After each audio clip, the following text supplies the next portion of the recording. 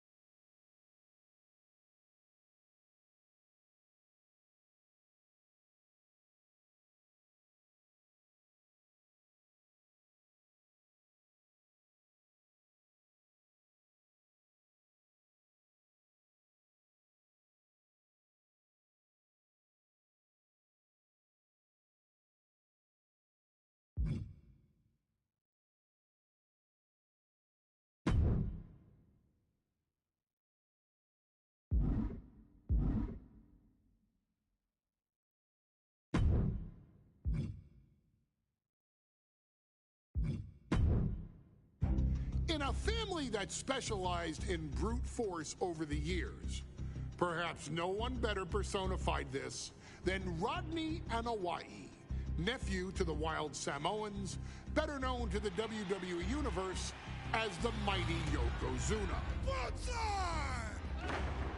The family's first world heavyweight champion, Yokozuna arrived to WWE in the fall of 1992. An imposing behemoth, to say the least, Yokozuna would make an immediate statement, winning the 1993 Royal Rumble just a few months after his debut. This victory would grant him a WWE Championship match at WrestleMania 9, where he took on Bret the Hitman Hart. This meteoric rise to the top was only a hint of the dominance Yokozuna would have on WWE for the next year. 2 WWE championships, a WWE Tag Team Championship, victory over the era's titans like Bret Hart, Undertaker, Lex Luger, and Hulk Hogan. Yokozuna is my middle name. I'm named after my uncle. I carry it with like so much pride and weight on my shoulders just because of like what he's done for this business and like who he is as a person too. It's a cool middle name to have, man. I represent it with the pride, man, that I have. Hopefully, man, I'm making him proud by doing that. The manner in which Yokozuna melded incredible size with unspeakable agility shocked the WWE Universe, who to that point were used to their monsters hitting hard but moving slow. Yokozuna broke the mold, punishing opponents with super kicks, uranagis, leg drops, and of course, his devastating banzai drop. A maneuver so effective that once it had connected, nobody kicked out of it. Nobody. Rodney was a very unique talent. I think the way he was able to handle all the pressure, it was kind of parallel to how he was in the ring. For someone to be so big and to be so nimble, you just don't see that very often.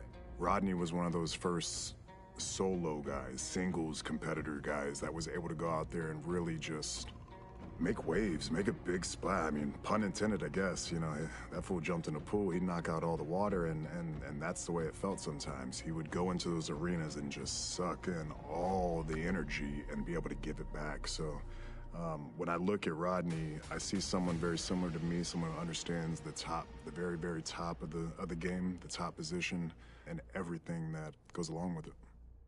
In a career filled with so many highlight reel moments, perhaps nothing stands out more than when Yokozuna faced and defeated the so-called immortal Hulk Hogan at the first King of the Ring event in 1993.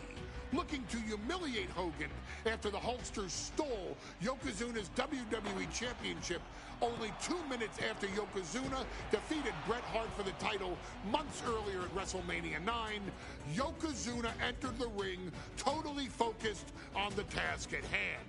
And on that night, he not only got revenge, but his victory would send Hogan packing from WWE for nearly 9 years. Hulk Hogan is finished. Many felt that Yokozuna had indeed killed Hulkamania. Now you get to possess the power of the mighty Yokozuna and deal out punishment to Hulk Hogan to walk out of the King of the Ring, a 2-time WWE champion. Showcase the ability and the agility that made Yokozuna a Hall of Fame performer and take Hulkamania down. Banzai.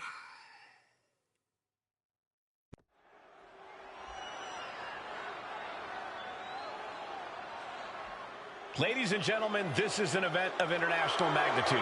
Photographers from around the world as they are documenting Yokozuna's every move. Coming down the aisle with Mr. Fuji is the setter from Polynesia Islands, weighing 550 pounds, Yokozuna! One thing, Corey, he's 550 pounds, bigger than he's ever been. And I understand Hulk Hogan trimmed down so he can have more speed, more endurance. But I'll tell you something, Hogan's got to take him out early. This is going to answer a lot of unanswered questions from WrestleMania 9. A lot of pressure on the president of WWE for what he did. But this is Yokozuna versus Hulk Hogan. Let the winner be the winner. One thing's for sure, Hogan will be quicker. He will be faster than he's ever been in any previous title defense. Well, this is going to be interesting because he's wrestling a fresh Yokozuna this time. Not a man who's already wrestled a 15-minute match with Bret the Hitman Hart. Well, Hogan and Yokozuna's last match lasted less than 30 seconds when Hogan won the title at WrestleMania. Well, I can tell you, this match will go much longer. Yokozuna will not be caught by surprise this time.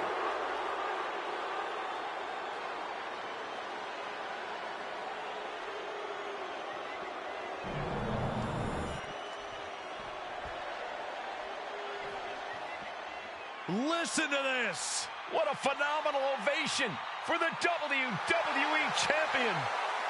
His opponent, coming down the aisle with his manager, the Mouth of the South, Jimmy Hart, from Venice Beach, California, weighing in 302 pounds, the WWE Champion, Hulk Hogan.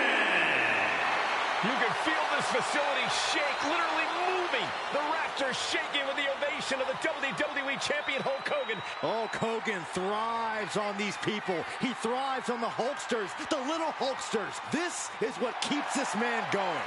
Hulk Hogan's relying on the fans. He wants to hear them cheer. He wants to draw strength from them. But Yokozuna's focused.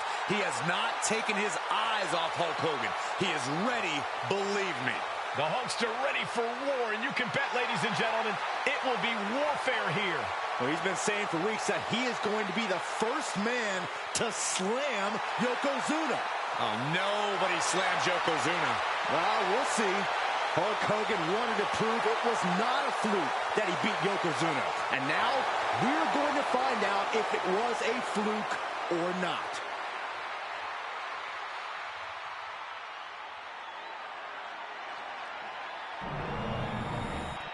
Undoubtedly the top title in this company.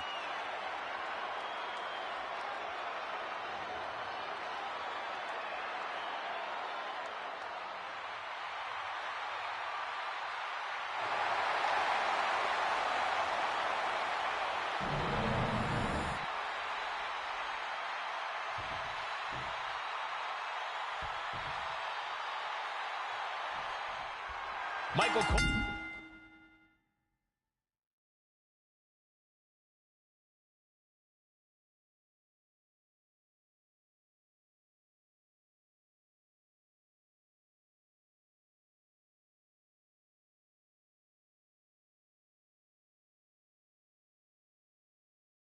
Alongside Byron Saxton and Corey Graves, emanating from King of the Ring, 1993.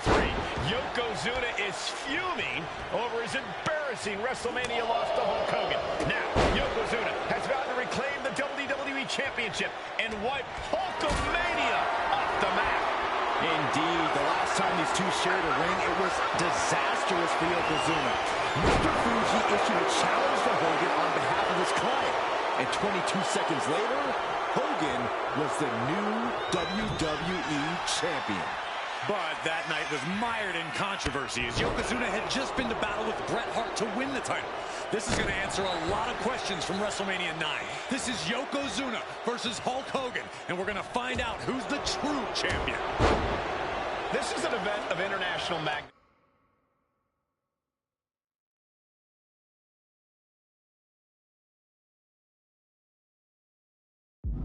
Byron, photographers from around the world, including a large contingent from Japan, are documenting Yokozuna's every move.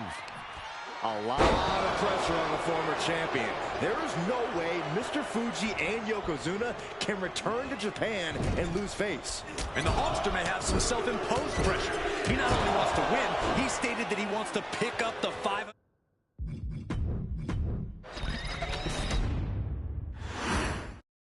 Michael Cole emanating from King of the Ring 1993 alongside Corey Graves and Byron Saxton, where Yokozuna hopes to regain the WWE Championship he lost in record time to Hulk Hogan. Both men coming in with so much to prove. Hogan wants to prove his controversial WrestleMania win was no fluke. And he's also promised to finally slam the 550-pound giant right through the ring. Yokozuna wants to erase the memory of his initial title reign that lasted mere seconds. He knows that a fresh Yokozuna can beat a fresh Hulk Hogan, and tonight is the chance to prove it.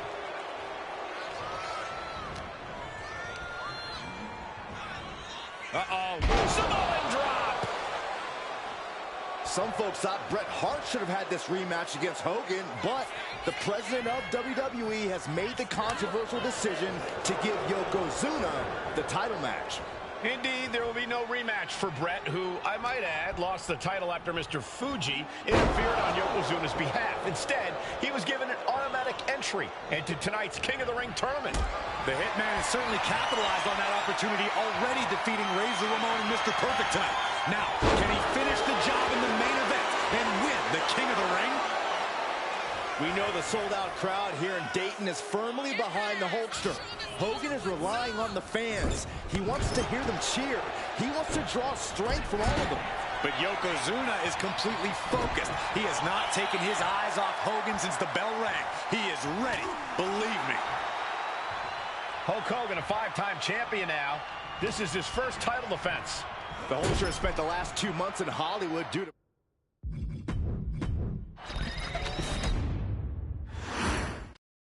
Michael Cole emanating from King of the Ring 1993 alongside Corey Graves and Byron Saxton, where Yokozuna wants to regain the WWE Championship he lost in record time to Hulk Hogan. Both men coming in with so much to prove. Hogan wants to prove his controversial WrestleMania win was no fluke. And he's also promised to finally slam the 550-pound giant right through the ring. Yokozuna wants to erase the memory of his initial title reign that lasted mere seconds. He knows that a fresh Yokozuna can beat a fresh Hulk Hogan, and tonight is the chance to prove it. Oh, what a clothesline. Some folks thought Bret Hart should have had this rematch against Hogan, but the president of WWE has made the controversial decision to give Yokozuna the title match. Indeed, there will be no rematch for Bret, who, I might add, lost the title after Mr. Fuji interfered on Yokozuna's behalf. Instead, he was given an automatic entry into tonight's King of the Ring tournament.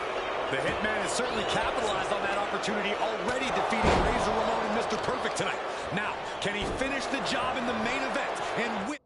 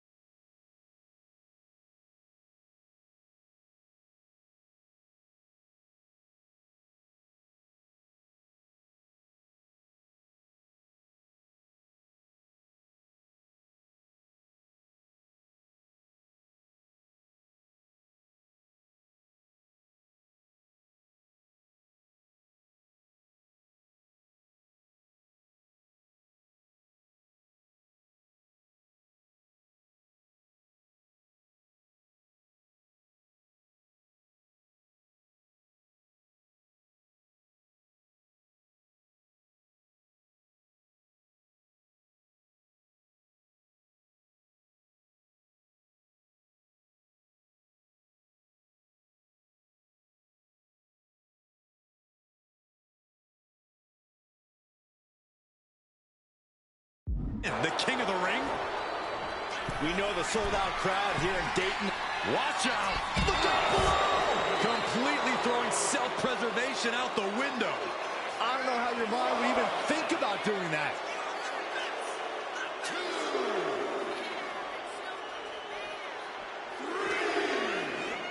And now gets tossed into the ring. Yokozuna saw it coming. Hulk Hogan, a 5-time champion now. This is his first title defense. The Hulkster spent the last 2 months in Hollywood due to prior commitments, but you've got to understand that Hulk never expected to be WWE champion coming out of WrestleMania. Well, now that Hogan has emerged from his paradise, the gravity of this situation with Yokozuna is going to hit him like thunder. What a clothesline. Forcefully delivered. Yokozuna engaged. Flying. Oh, time. No mercy being shown to Hogan here. Yokozuna taking the fight to Hulk Hogan. The Hulkster's rocked. And he tosses him back in now. Boom, right to the body. Back and forth we go. Slugging away with everything they've got. Looks like a hockey fight's just broken out. The willpower, the sheer guts of these two. Toe-to-toe, treating each other like teddy bears. You can feel the contact, and so does the WWE Universe. Oh, right to the throat. Oof. He has him lined right in his sights.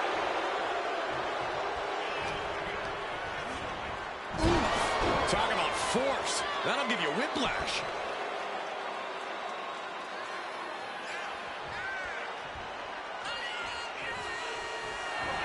Roll up here.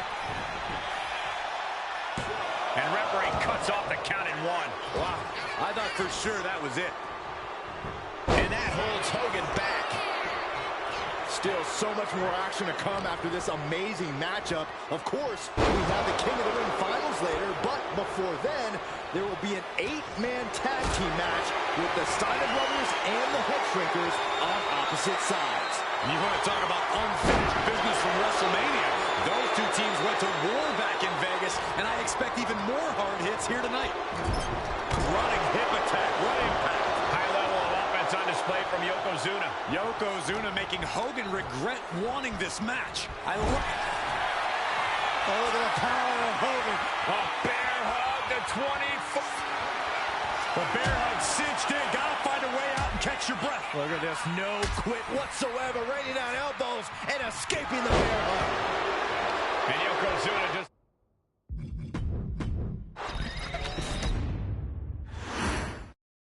Michael Cole alongside Byron Saxton and Corey Graves, emanating from King of the Ring, 1993. Yokozuna is fuming over his embarrassing WrestleMania loss to Hulk Hogan. Now, Yokozuna has vowed to reclaim the WWE Championship and wipe Hulkamania off the map. Indeed, the last time these two shared a ring, it was disastrous for Yokozuna. Mr. Fuji issued a challenge to Hogan on behalf of his client. And 22 seconds later, Hogan was the new WWE Champion. But that night was mired in controversy as Yokozuna had just been to battle with Bret Hart to win the title. This is going to answer a lot of questions from WrestleMania 9. This is Yokozuna versus Hulk Hogan, and we're going to find out who's the true champion. We know the sold-out crowd here in Dayton is firmly behind the Hulkster. Hogan is relying on the fans. He wants to hear them cheer. He wants to draw strength from all of them. But Yokozuna is completely focused. He has not taken his eyes off Hogan since the bell rang. He is ready, believe me. Hooked up.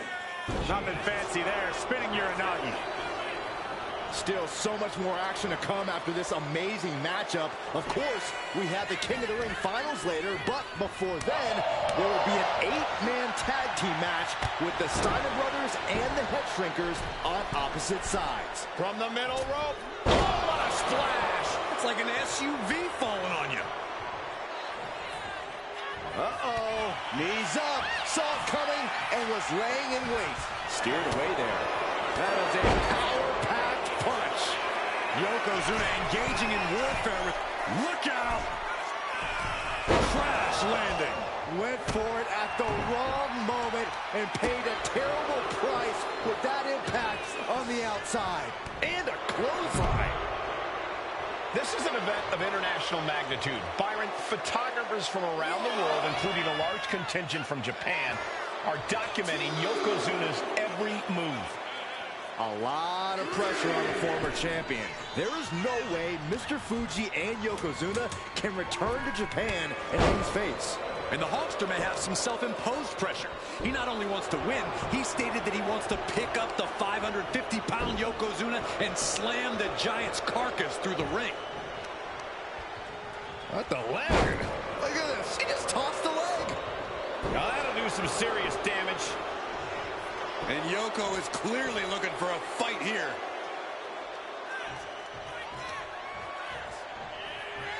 Oh, belly stop. Hulk Hogan, a 5-time champion now. This is his first title defense.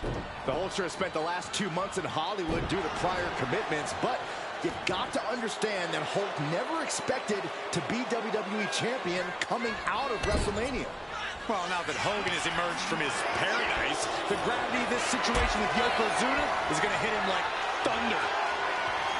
Lifted and completely helpless here. An overbearing assault on Hogan now. Yokozuna taking the fight to Hulk Hogan.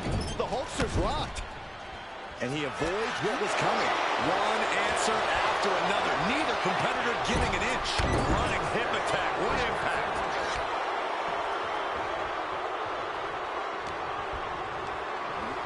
Getting him right into the corner. Rocked by the hip attack. Some folks thought Bret Hart should have had this rematch against Hogan, but the president of WWE has made the controversial decision to give Yokozuna the title match. Indeed, there will be no rematch for Bret, who, I might add, lost the title after Mr. Fuji interfered on Yokozuna's behalf. Instead, he was given an automatic entry into tonight's King of the Ring tournament. The Hitman has certainly capitalized on that opportunity, already defeating Razor Ramon and Mr. Perfect tonight. Now, can he finish the job in the main event and win the King of the Ring?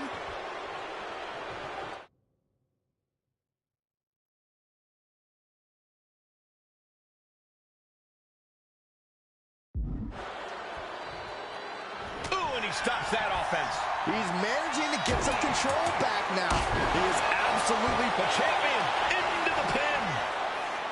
The challenger stays alive. If that won't beat him, I'm not sure anything will. Yokozuna dodges out of that. You know, Hogan slimming down may have an adverse side effect. Yokozuna can wrench those holds in around the Hulkster's waist now. Oh, the waist and chest may be a little bit smaller, Corey, but you better believe the 24-inch pythons have not changed shape whatsoever. And those pythons are primed to pick up. Neither superstar giving an inch here. Boom! So much pride, so much resiliency on display. Neither competitor is backing down. Two titans trading strikes and refusing to back down.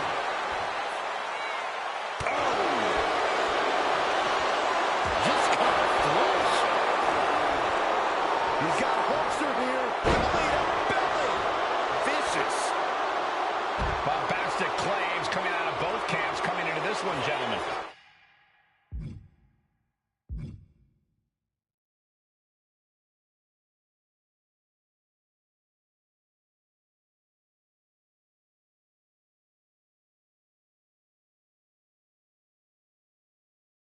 Hogan has claimed in interviews that he will slam Yokozuna's carcass straight through the ring so hard that it will cause a worldwide earthquake.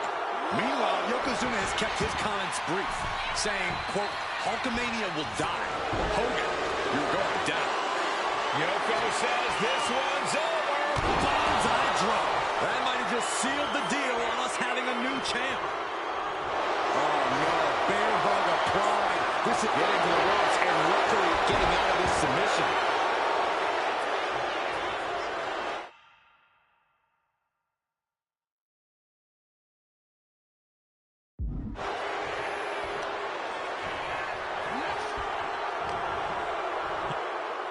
Yoko now, belly-to-belly slam.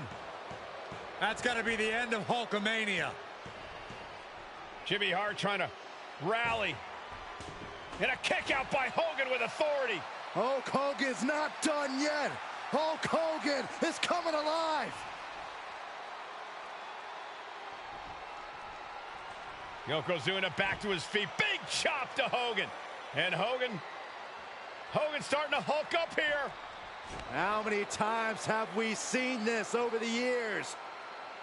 These massive strikes from Yokozuna having absolutely no effect on Hogan. Hogan fired up. Hogan's ready to go. Hogan feeding off the energy of all the Hulkamaniacs. And here comes Hulk. And Yokozuna being backed up to the ropes. count.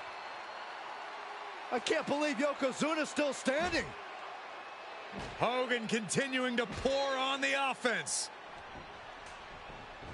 A second big boot, but Yoko still on his feet. Don't let up, Hulkster. Keep swinging, keep firing away.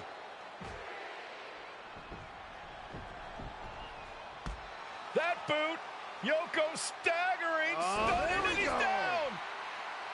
Drop the leg, Hogan. Drop the leg. Hogan, leg drop. Here's the cover on Yoko, who kicked out of the leg drop. What? Get Mr. Fuji out of there. Hogan feeding off the energy. Whoa, wait a minute. What is that photographer doing on the apron? There's a match going on. What the heck? What was that? What in the world just happened here?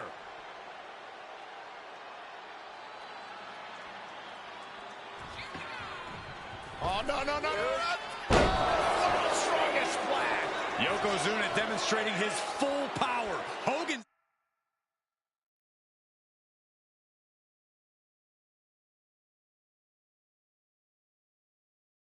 in trouble. Yokozuna on the move. Devastating leg drop. An attack of monstrous proportions by Yokozuna.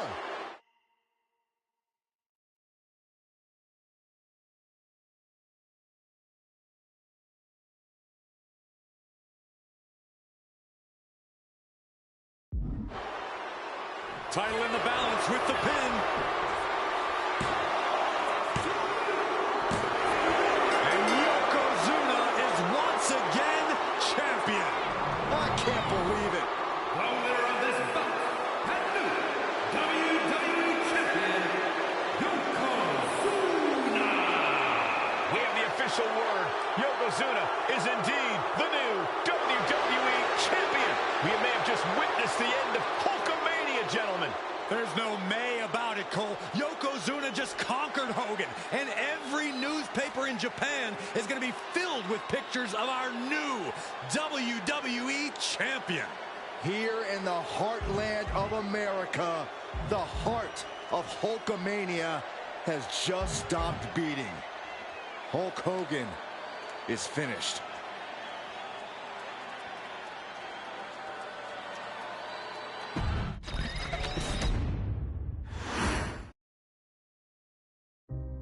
Our next chapter sees the showcase spotlight shine on an area in which the family built their legacy: tag team wrestling. Starting with the Wild Samoans, Afa and Sika, all the way through to more recent champions like the Usos or Tama Tonga and Tonga Loa. This dynasty has always excelled in tag team competition, consistently showing an ability to dominate the division with a wide variety of looks. And the first team that we will look at, accompanied to the ring by Afa himself. Fatu and Samu, the Head Shrinkers. They put the fear in people's hearts. That's what the Head Shrinkers did back in the day. Second to none in that ring. You know, hard-nosed, battle-tested. They went for it every single night. More astute fans may also know that early in their journeys, Samu and Fatu were managed by me, Paul Heyman, then known as Paul E. Dangerously. and the SST, the Samoan SWAT team. The Samoan SWAT team is here. Vengeance is mine. Already an imposing force that early on, their future greatness was obvious to so many industry experts. Afa, more than anybody, knew he had the team on his hands, with Samu being his son and Fatu his nephew. The tribal elder was able to mentor both, instilling in them the same unrelenting approach to competition that made the Wild Samoans world famous. The team toured through regional promotions before a quick stop with me in WCW, but WWE was always their goal.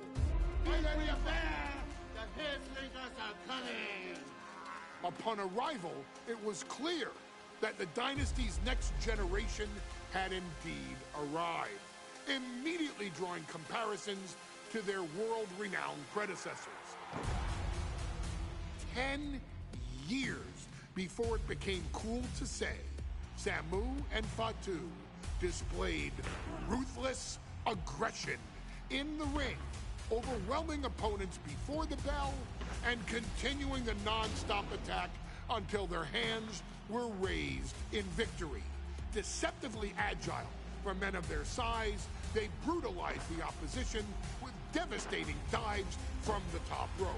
The duo would eventually go on to capture the WWE Tag Team Championships in the spring of 1994, fulfilling the promise and carrying the legacy to even greater heights. At WrestleMania 9, the Head Shrinkers' one and only in-ring WrestleMania appearance saw them taking on Rick and Scott, the Steiner brothers. Be prepared, Steiner brothers. We're gonna give you a pain that you have never felt before. While I'm not one to make excuses, I am one to give opportunities to you, our expert gaming member of the WWE Universe. And so, today, you have the opportunity to make things right. WrestleMania 9, Las Vegas, Nevada. The Steiners performed at a near-perfect level that day, able to find every reversal and in the chaos emerge victorious. We are asking you to fix that. Stop them in their tracks and get the Head Shrinkers that WrestleMania victory you and I both know they deserve. But if you're not careful, you're going to find yourself reliving the very same memories that have haunted Samu and Fatu for years. Steiner lines, suplexes, Frankensteiners that will all bring your evening to a vicious, miserable end.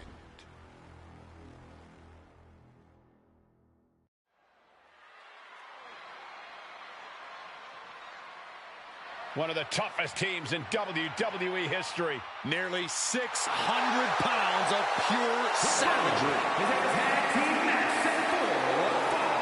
On the way to the ring, accompanied by Alpha at a combined weight of 565 pounds.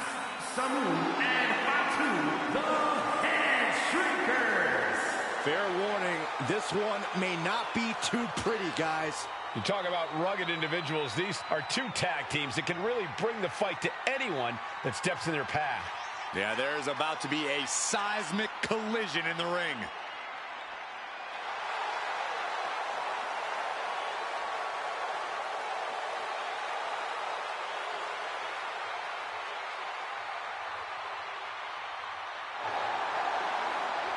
This match means so much to the Steiners and to the Head Shrinkers.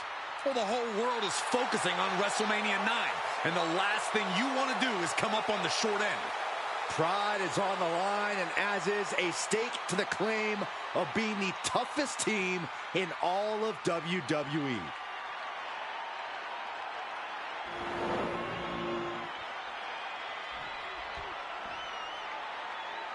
The Steiner brothers getting a tremendous ovation here in their first WrestleMania, and we'll see if they can carry on Michigan's winning ways. And their opponents, at a combined weight of 531 pounds, Rick and Scott, the Steiner brothers.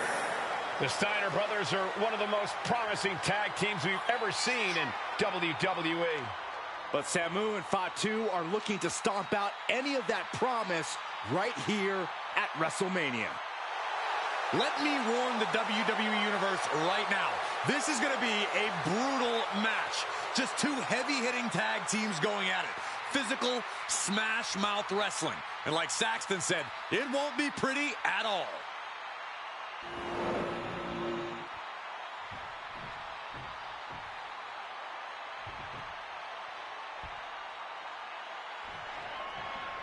WrestleMania 9 rolling on with a potential show-stealing match, guys. Two very hungry tag teams facing off. Indeed, Michael, the Head Shrinkers and Steiner brothers are both new to the tag division in WWE, but both teams are off to an amazing start so far. You have to imagine whichever team wins this high-profile fight becomes an instant top contender for the tag team championship. And with two teams this physical on such a big stage, it is indeed going to be a fight.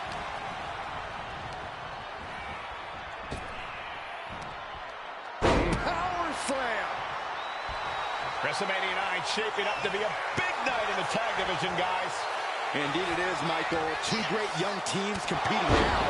And later tonight, none other than Hulk Hogan will lead the Mega Maniacs against Money Inc. for the tag team titles. Odds makers in Nevada have the smart money on Hulk Hogan leaving Vegas with the gold tonight. Just ruthless. The steady stream of moves taking out Steiner. The Head Shrinkers smartly keeping themselves out of the grasp of Rick and Scott Steiner. There is a method to the madness of the Head Shrinkers. Down in a hurry. That will slow Rick for the moment.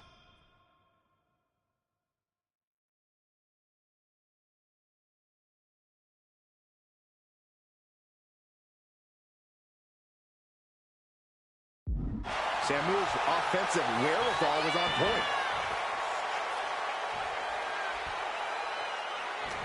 I've seen Samu and Fatu headbutt each other during matches. If they do that to their own flesh and blood, who knows what they'll do to the Steiners?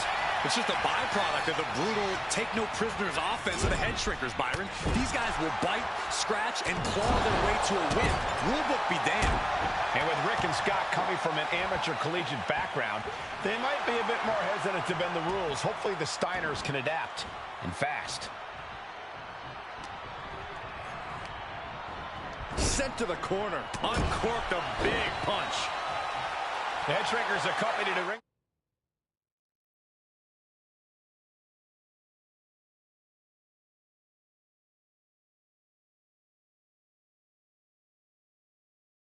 Side by Alpha, but he's not the only tag team legend serving in a managerial role tonight. That's right, Michael. Just like Alpha, Mr. Fuji earned many WWE tag titles as a wrestler, but now he's hoping to lead Yokozuna to the WWE Championship. And looking at all the top young talent in this ring, I see many other main event stars of the future that could follow the lineage of Yokozuna.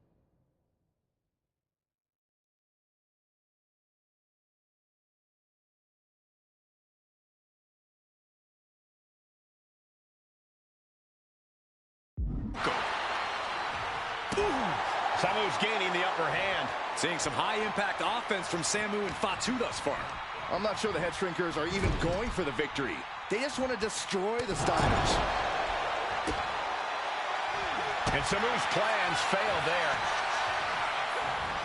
Closed fist punch to the jaw. That's one way to break up a move. The whole world is focused on WrestleMania 9 tonight. The last thing you want to do is come out on the wrong side of a match like this.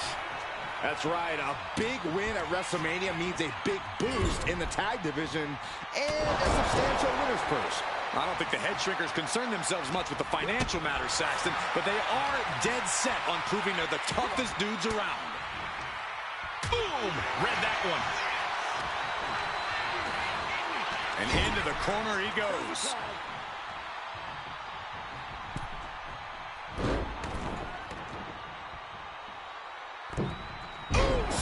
Splash! Steiner looking unable to get a leg up in this match. And I don't see Samu slowing down anytime soon. Oh, well scouted by Steiner. Samu and Fatu already some success in the tag division tonight. Could really be their coming out party. Well, they certainly have a tradition to uphold, Cole. The man in their corner, Alpha, has held the WWE tag titles on 3 occasions. And he's primed to bring the Head Shrinkers to the top as well.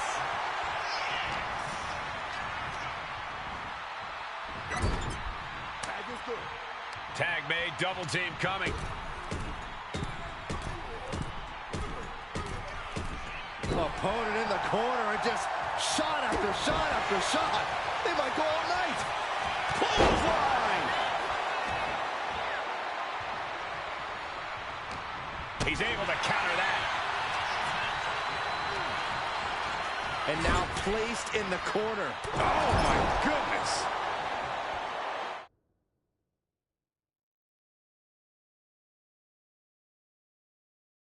The Head Shrinkers and Steiners are two of the brightest young teams in WWE.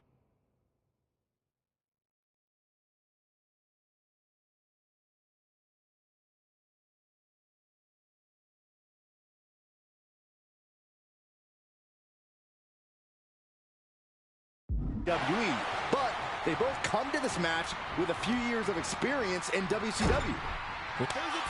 There's the tag. Tandem offense on the horizon here. They have their opponent driven down face first. And the Head Shrinkers just might have it. And there goes Steiner, sent outside the ring. Fatu like a one-man wrecking machine right now, cleaning house. Oh, look at this, the power by Scott Steiner. But the tag was made and Scott not aware. Big kick. Scott Steiner did not see the blind tag made by Samu. Oh, this is not looking good for Steiner. And this is what the Head Shrinkers do.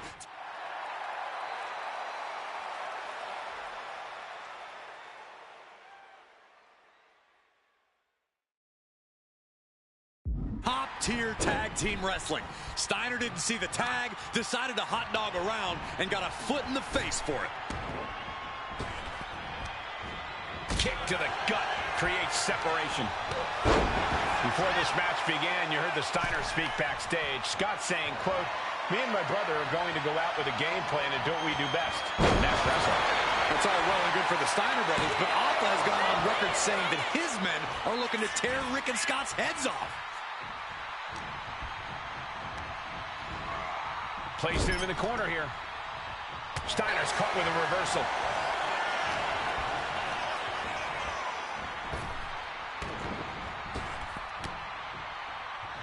Oh, God.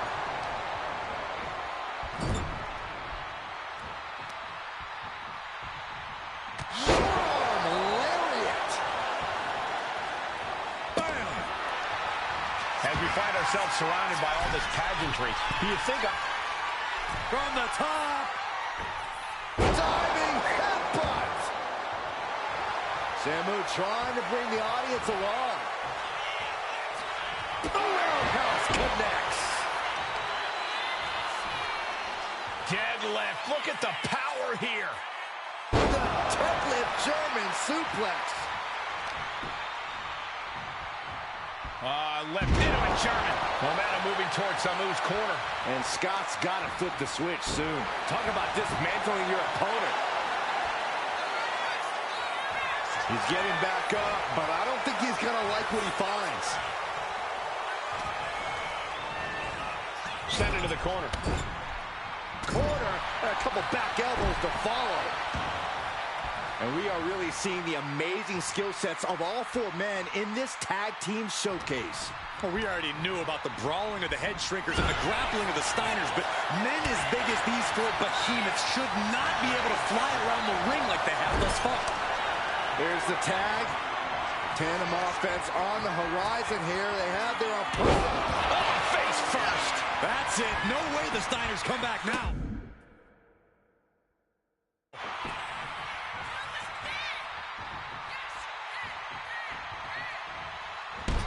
Bang!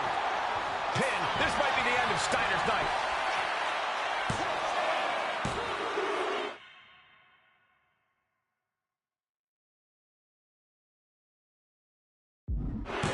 And the Head Shrinkers get the win. Here are your winners, Samu and Fatu, the Head Shrinkers. And what a huge win for the Head Shrinkers tonight. Samu and Fatu making their family proud and proving themselves as top contenders in the tag division.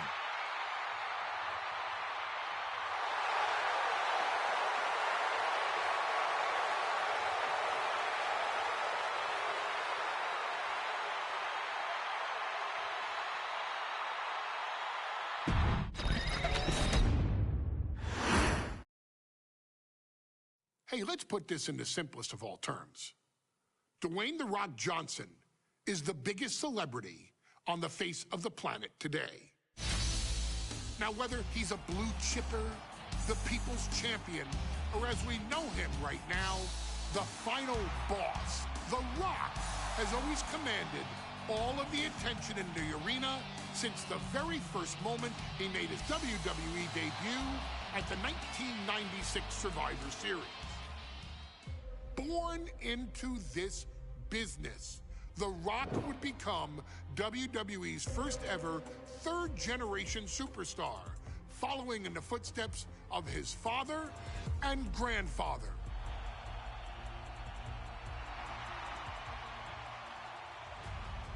Who had competed in WWE rings before him. Dwayne had the huge responsibility. There's a legacy, and you have to take it so seriously.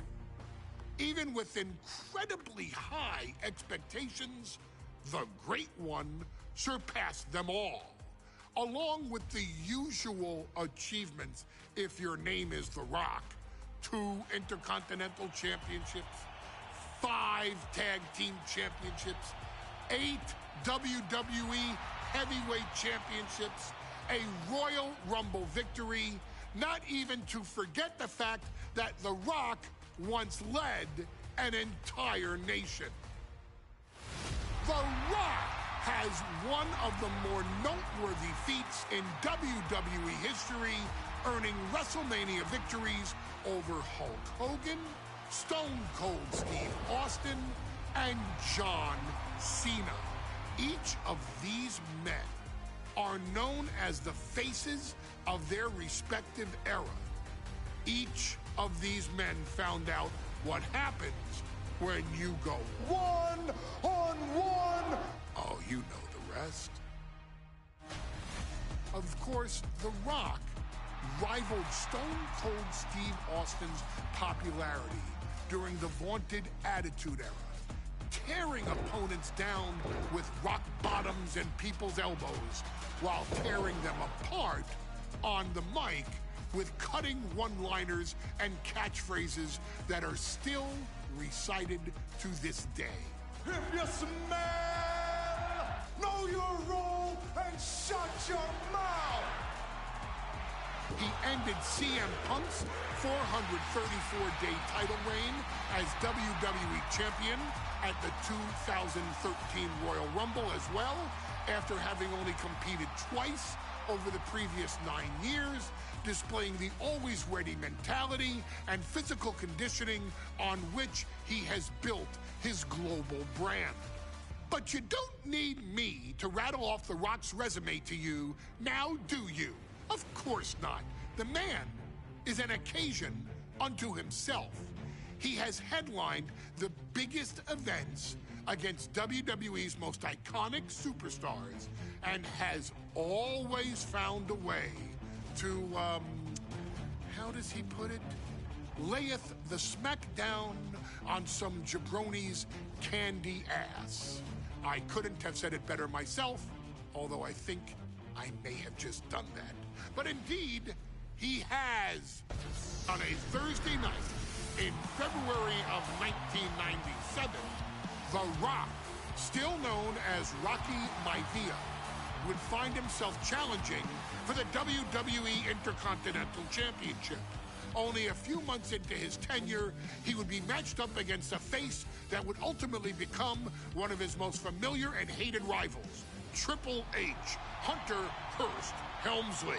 Seemingly overmatched by a more seasoned opponent, a youthful Rock would demonstrate all the traits that have come to define him in the years since. Tenacity, high IQ, and that legendary Samoan strength to ultimately surprise Helmsley and kick off the first championship reign for Rocky Maivia.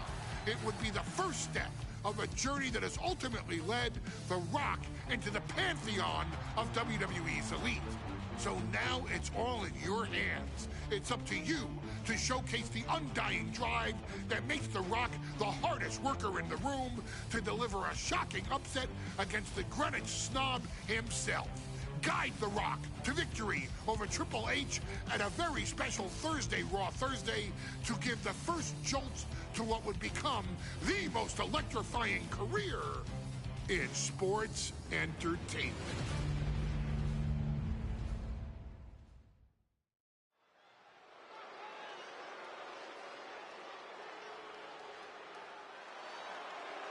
And here comes the #1 contender, at least for tonight, Rocky Maivia. The following contest, scheduled for one fall, is for the WWE Intercontinental Championship. Making his way to the ring is the challenger from the South Pacific, weighing in at 275 pounds, Rocky Maivia. A blue-chip talent with a bright future.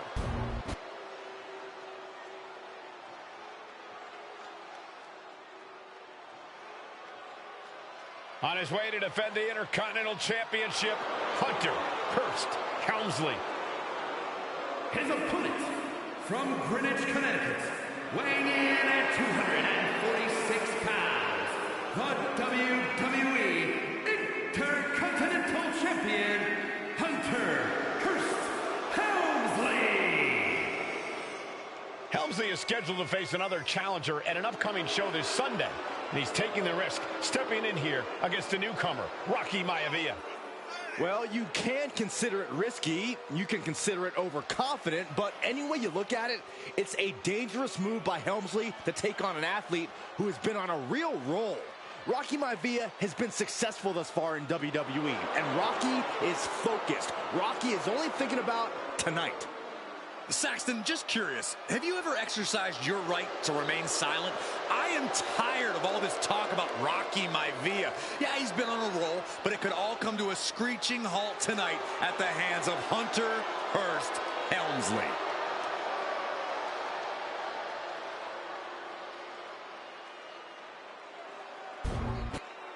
You win this title, you are primed for big things.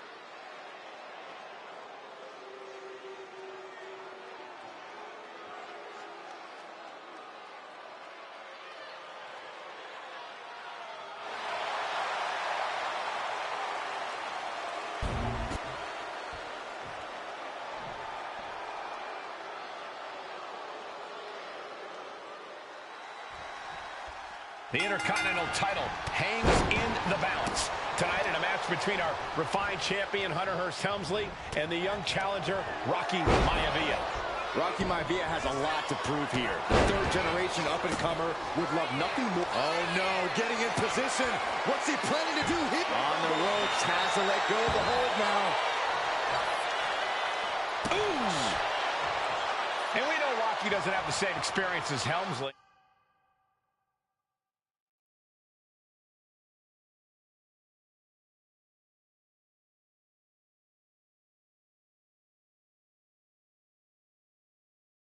And that could be a developing story as this match progresses. And this is where an experienced wrestler like Helmsley can take a young wrestler and pick him apart, take advantage, capitalize, and win.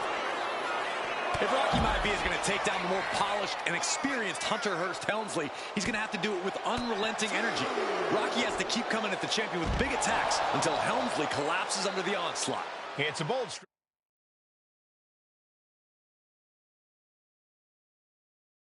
strategy that will take everything the young Maivia's got, but you're right. It could be his best path to his first championship win. And he counters. Into the hammerlock. Oh, boy. Back suplex. Oh, strong impact. And watching from home is Rocky Johnson, the father of Rocky Maivia, former WWE Tag Team Champion. I must admit, I do see a bright future for Maivia. Those that have been privileged enough to see Rocky Johnson in action will appreciate Rocky Maivia because he's a chip off the old block. Notwithstanding as well, the genes of his grandfather, the incomparable Peter Maivia, Chief Maivia. Oh boy, they don't come any tougher than Peter Maivia.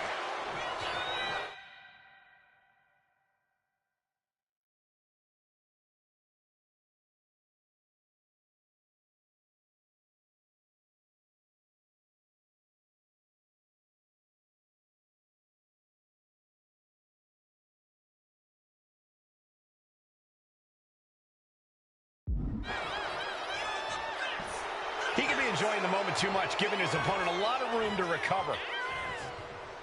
Climbing the turnbuckles to the top.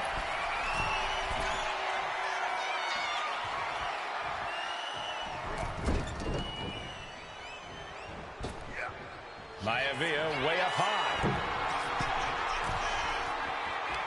Hunter on the receiving end.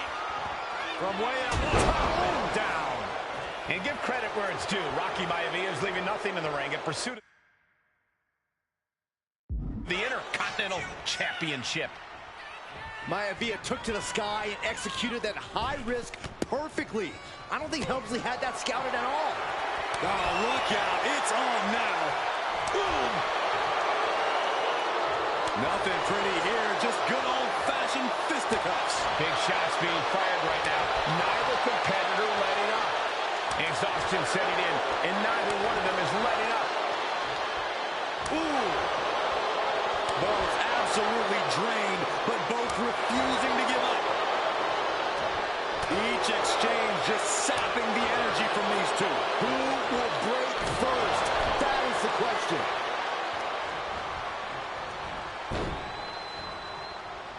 Oh, not pretty.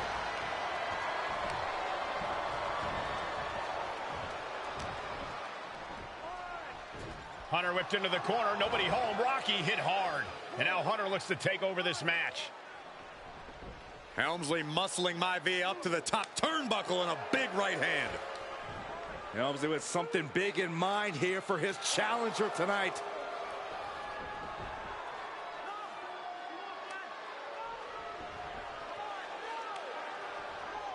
Well, this is just blatant disrespect from the arrogant champion. Almost daring Rocky. Hey, you really want my title? You really think you're going to be Intercontinental Champion? Up to the top. Hooking Rocky into a superplex. This could be it. Can Hunter capitalize? This could be it. Hook of the leg and a cover. And Rocky stays in it, getting his shoulder up. Still not enough to put out the flame of Rocky Maivia.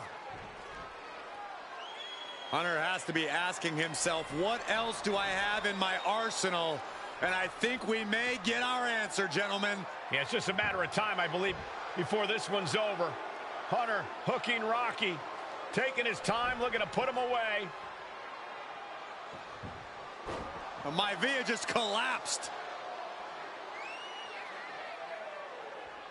This just shows you how much damage Hunter Hearst Helmsley has inflicted on the challenger in this matchup. I think Maivia's done. Official might want to step in, call this one. The official checking on Rocky. Hunter Hearst Helmsley believes this is close to being over. Lifting him back up again. Rocky rolls through. Shoulders down. Rocky wins the title. Rocky Maivia has shocked Hunter Hearst Helmsley. Here is your winner and the new Intercontinental Champion, Rocky Maivia. We have a new Intercontinental Champion.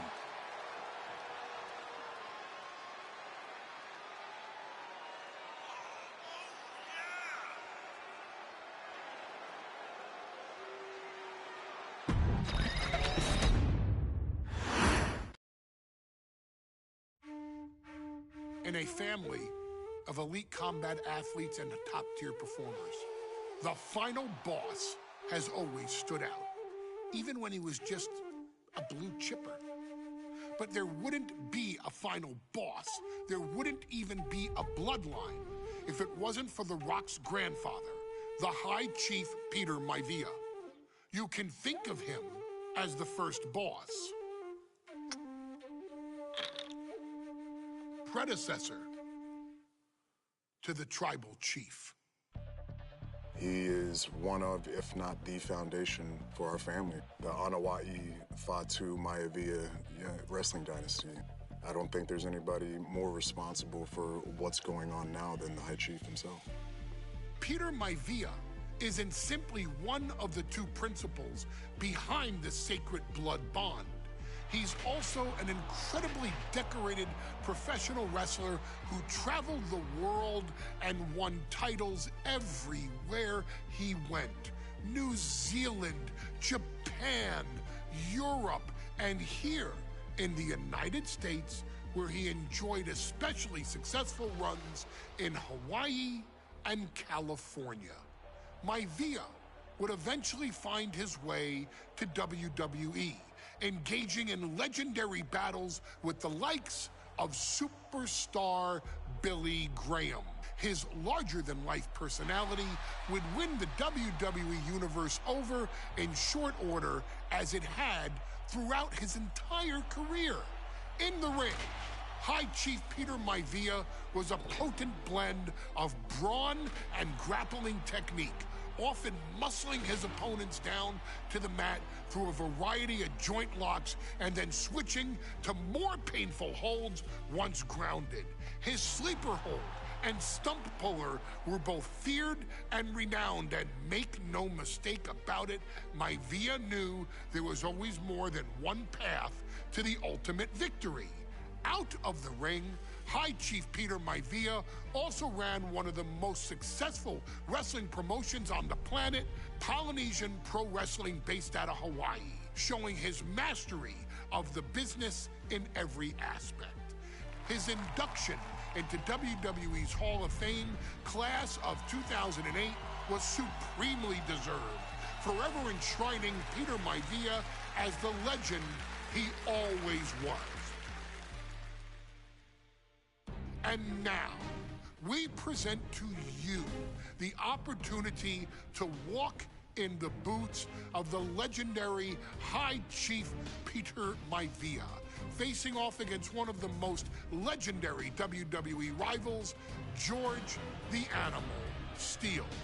You will settle this score once and forever, and showcase the overwhelming strength of Peter Maivia, which has ever since remained as a hallmark for every single solitary member of this bloodline. Steele is no easy battle, though. He thrives in the chaos, one of pro wrestling's true madmen. He'll even try to eat part of the ring if he thinks it'll help him break you down. So do your best and honor High Chief Peter Maivia properly with a resounding victory.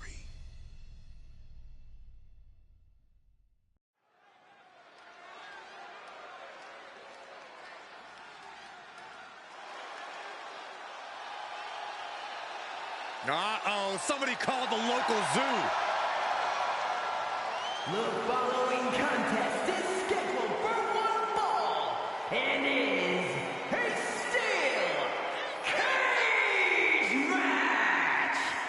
Introducing first, from Detroit, Michigan, weighing in at 275 pounds, George the Animal Steele. I'm not even sure the cage can contain this man.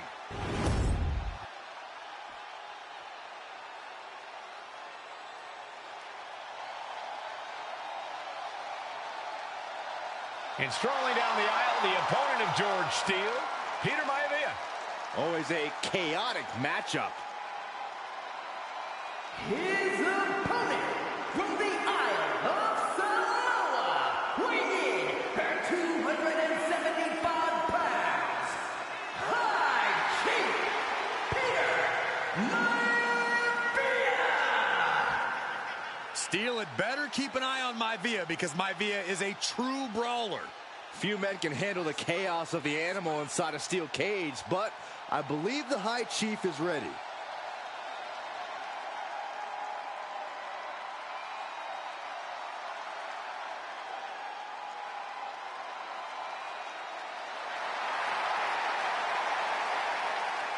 Maivia carrying such pride into the ring. Very stark contrast to Steele. We'll see which prevails tonight.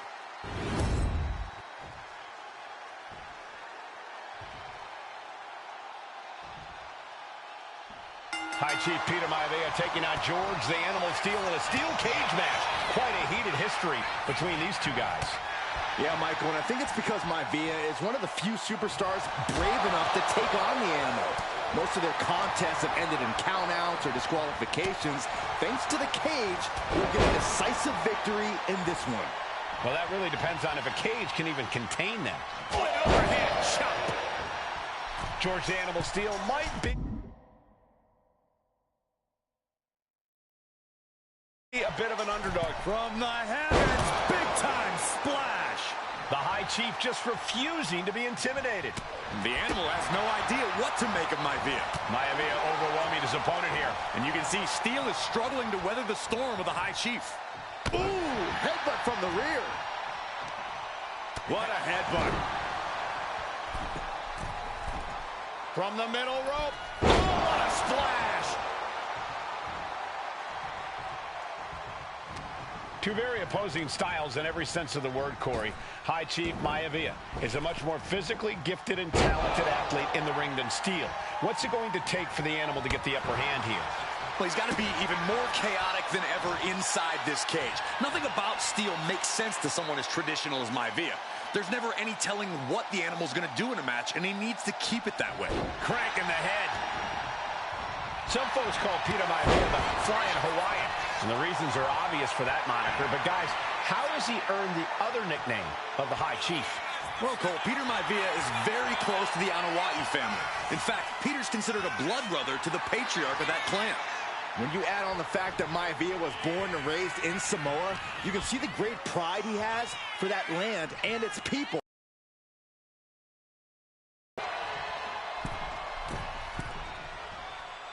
Peter Maivia turns that around. Dueling reversals.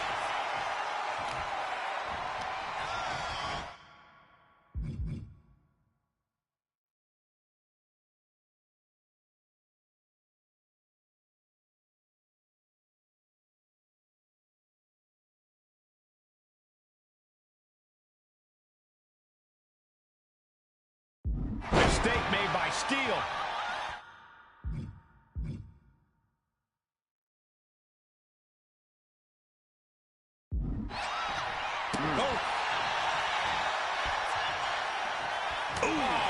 What a punch. That's slugging it out, toe-to-toe now. Ooh! Just teeing off with that fight forever vibe. Back and forth, neither one giving up any ground. What impressive determination from both competitors, keeping at each other no matter what. This is a war of attrition with neither superstar wanting to be the one who surrenders. Ooh! Toe-to-toe, treating each other like heavy bags. Headbutt. Nothing fancy there.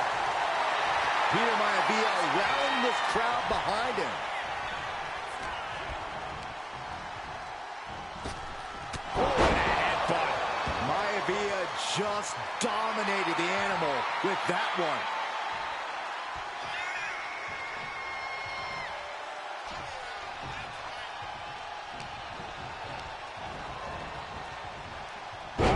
Into the hip toss. The High Chief Peter Maivia really making a name for himself at WWE, but he's had plenty of experience on the way up. Plenty of championships on the West Coast, but he's made the biggest splash in Hawaii, where he earned multiple tag team titles. Oh yeah, Maivia is a huge celebrity on the islands. In fact, I've heard some consider him the personification of Maui. Oh!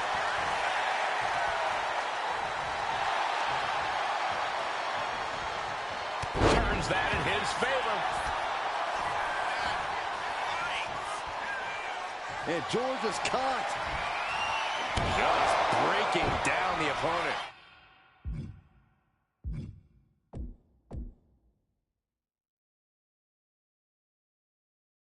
Is it enough? Is it enough for Peter Maivia? Oof. When a man like Peter Maivia signs up for a match with the Animal, he doesn't know what to expect, just to expect anything in the world. Peter Maivia knows full well that he's in for some unusual treatment tonight. In fact, Steel often has trouble finding opponents. From the heavens, splash from the top. Peter Maivia now with the upper hand. Yeah, and Maivia has really figured the Animal out here. Stop right to the gut. Ooh! Man. And here we go. Single leg crab. Single leg crab. He lets go of the hold, but I don't see any reason for it. No telling what's going on in his mind right now, Michael. Boom!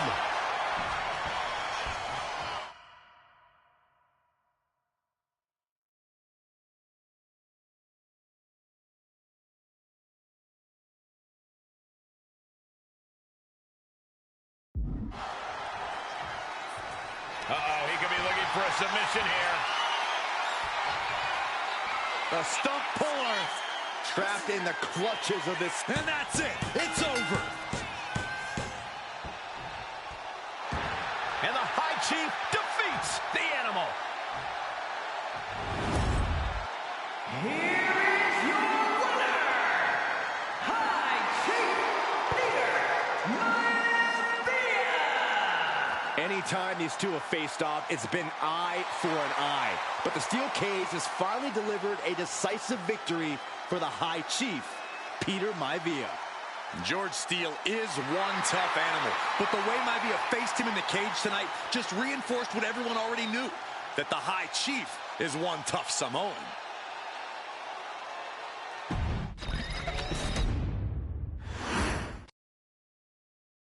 She's not like most girls. She's also not like most WWE superstars. Nia Jax, the reigning queen of the ring, is a reckoning, a force of nature that blitzes right through her competition. A cousin of The Rock, Nia Jax arrived in NXT almost 10 years ago with astronomical expectations. Undaunted, Nia Jax would dominate early opponents, finding herself competing for the NXT Women's Championship mere months after her debut. It did not take long for those running Raw and SmackDown to take notice. Well, our next pick, Nia Jax. And Nia Jax would join the Raw roster as part of the 2016 draft lottery. And since joining the main roster, absolutely no one has been safe from Nia Jax. She is a two-time women's champion. She is a two-time women's tag team champion. She competed in the men's Royal Rumble match in 2019, even getting an elimination while in the ring. Nia Jax looking to eliminate. She does. She's battled standouts like Charlotte, Bayley, and Becky Lynch.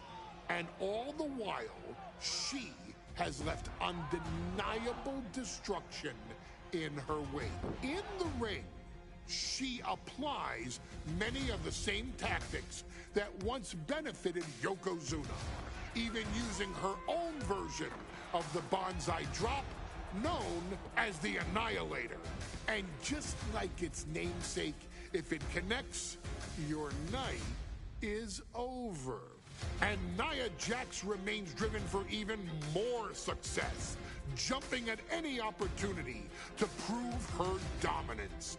This last year, that included entering into the 2024 Queen of the Ring tournament after earning victories over Naomi, Jade Cargill, and Bianca Belair.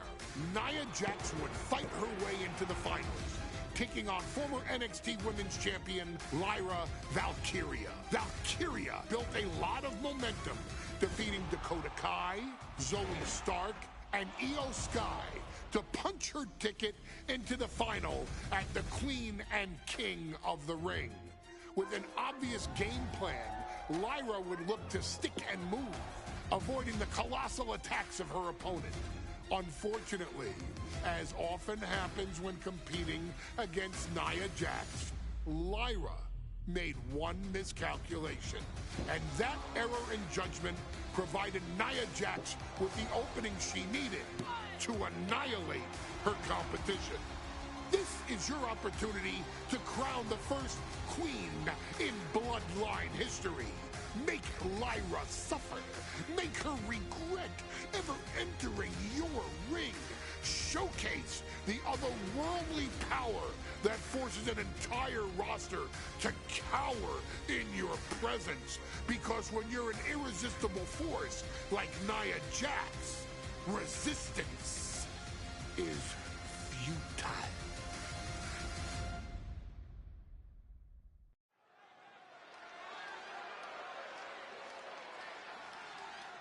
And now a dark horse will face an unforgiving titan in hopes to don the crown.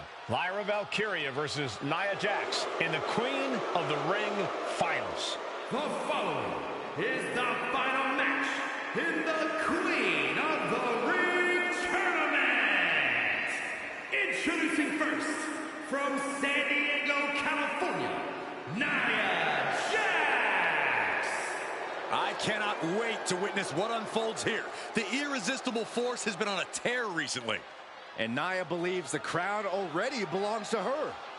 Will Jax's menacing presence and sheer power be too much for Valkyria to overcome? Or can Lyra write a happy ever after ending to her Cinderella story?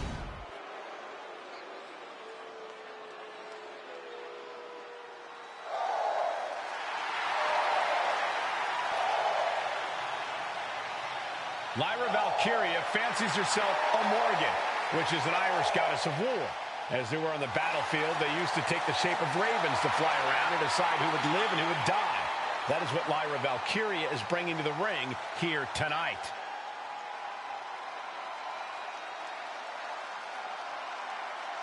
And her opponent, from Dublin, Ireland, Lyra Valkyria. Lyra Valkyria may have read a little too much fantasy in her day, and now is reality. Lyra Valkyria is about to go toe-to-toe with a real-life, fire-breathing dragon in the form of Nia Jax. Nia Jax, who's in the best physical condition of her career, tonight will make someone. Will it be Lyra? Will it be Nia? We'll find out in a matter of moments. And guys, you win the crown. Guess what waits for you in August? A date with the champion of your respective brand at SummerSlam.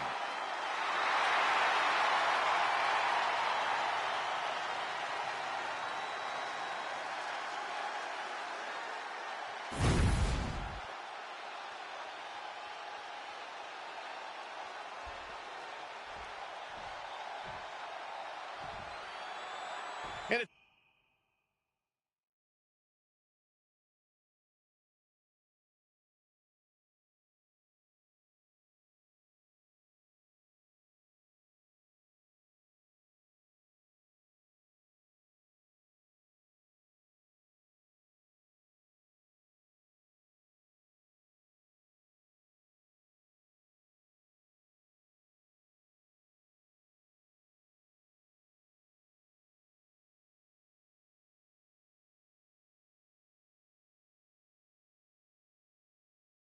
all come down to this.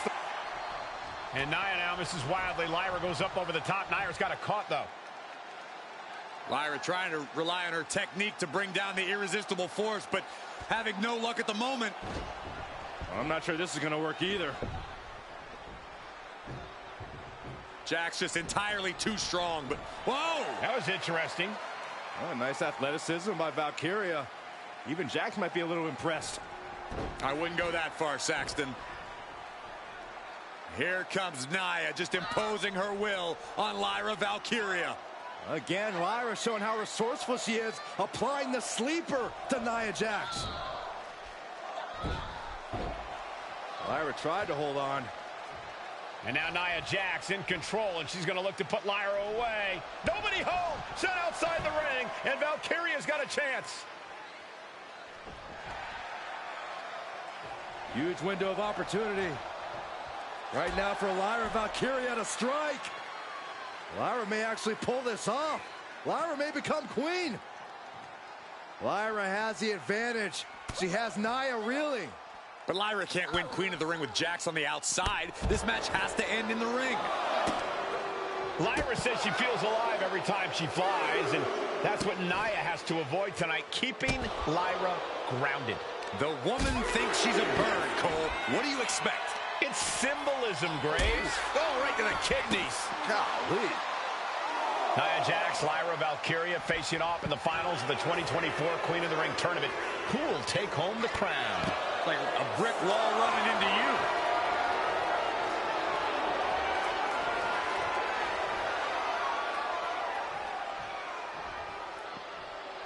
And face first they go. Well, they say everyone has a plan until they get punched in the mouth. Well, someone just threw their plan out the window. Oh, just sickening. Lyra Valkyria, one of the best technical wrestlers in NXT Women's Division history. But the game is about so much more than technique. It's about experience and timing, knowing when to tap into certain parts of your psyche. Nia knows this, and we've seen it for years. The big question is, does Lyra?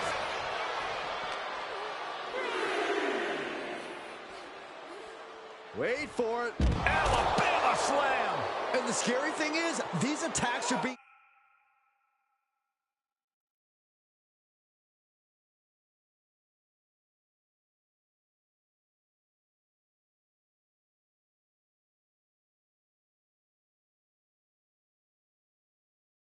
done with great ease. Whip back into the ring.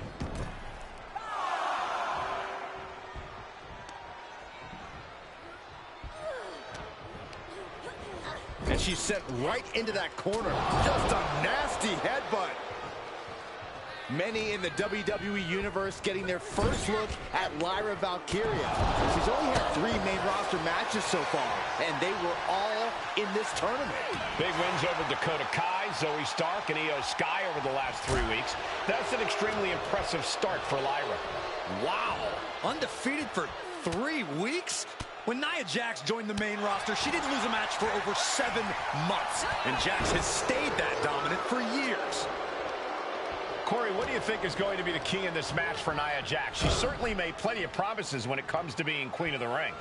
What Nia brings to the dance, Cole, is raw power, the likes of which you rarely see from most men, let alone women. Nia has absolutely no problem using that power, and the same goes for her throwing her weight around in the ring.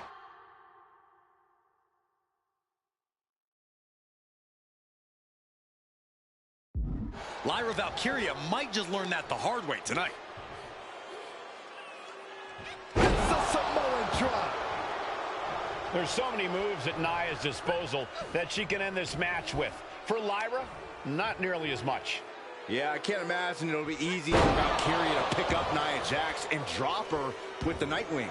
Please, let's call the move by its real name. It's a Samoan driver. You think Nia Jax doesn't have the Samoan driver? Valkyria crushed in the corner by Jax. Squashing Lyra in the corner, and the beginning of the end may be near. And Nia now, with Lyra on her back, going to climb up to the second rope. This is a scary situation for Lyra. Oh, look at this. Maybe not. No way. There's no way. Oh, my. Oh, no. Good night. Annihilator.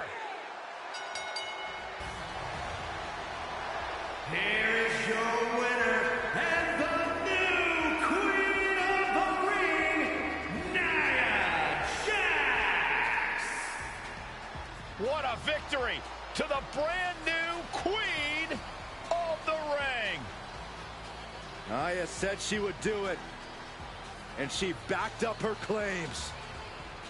And now the Chief Content Officer of WWE, Triple H, going to come in to congratulate Nia Jax and officially crown her the Queen of the Ring.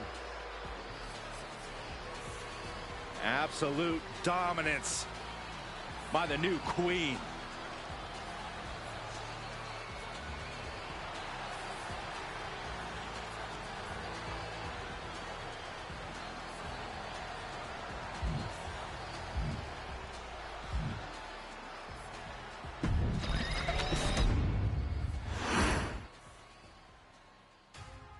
I'm sure you will agree with your wise man. Many WWE superstars say they will do whatever it takes in order to achieve success. Quite often, it's a bunch of BS. But if you're lucky, you may run into someone who is willing to look out for the group. Someone willing to make sacrifices. And for this family, there was no one better than Rikishi. After the Head Shrinkers run in WWE came to an end, Rikishi, then known as Fatu, would go on a journey of self-discovery. This journey would lead to him taking on the name Rikishi, a subtle nod to his cousin Yokozuna, as well as an opportunity to start fresh with a global audience. Well, my dad, you know, when he became the Rikishi character, when you think about Samoan wrestlers, right, or mean, or aggressive, he made it like his own flavor.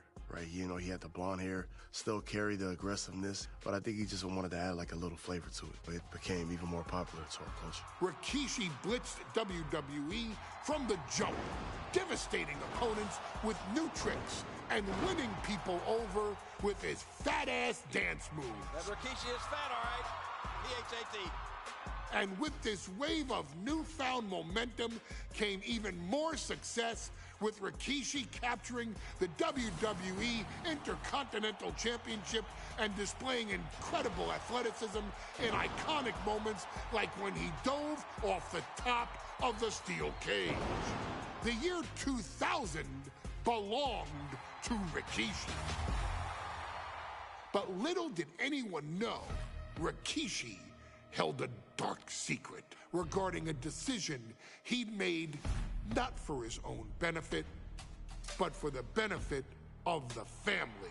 It was at the 1999 Survivor Series that Stone Cold Steve Austin was hit by a car in the arena parking lot, forcing him from the main event later that night for the WWE Championship. For nearly a year, all of WWE was consumed with figuring out who was driving that damn car and why Austin was targeted in the first place.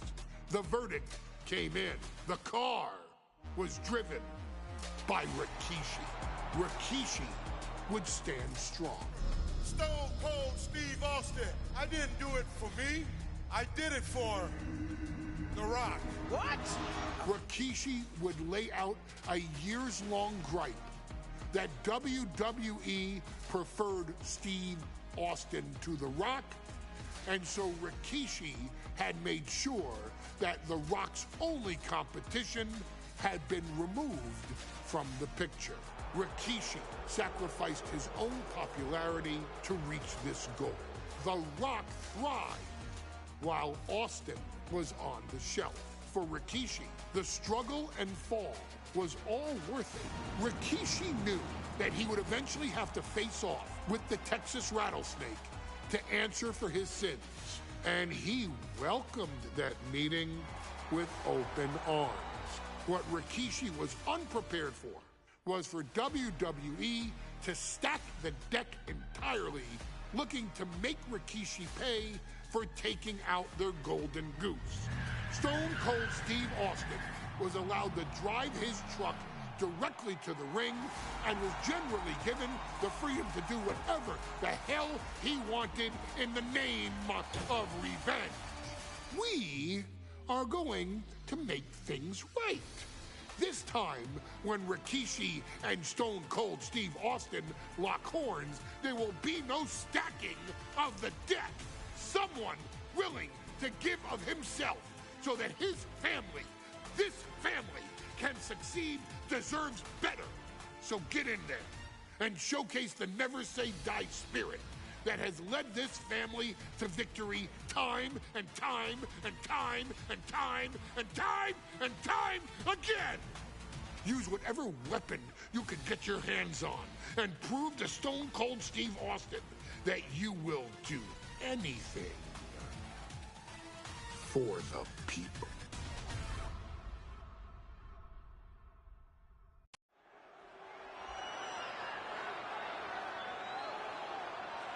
Is it legal to not show up?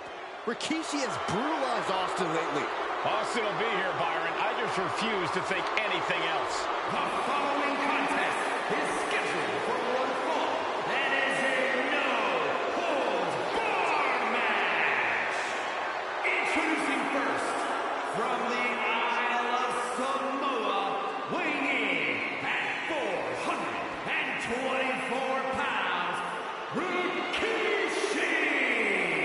We have learned more about Rikishi in the last couple of weeks than we knew about him his entire career here in WWE. He said he ran over Austin not for himself, but for The Rock. Right, and now he's coming out here, and I guess if Austin doesn't show up, the general manager is going to have to come out here and declare this is a forfeit, and Rikishi's going to win it. This man makes me sick.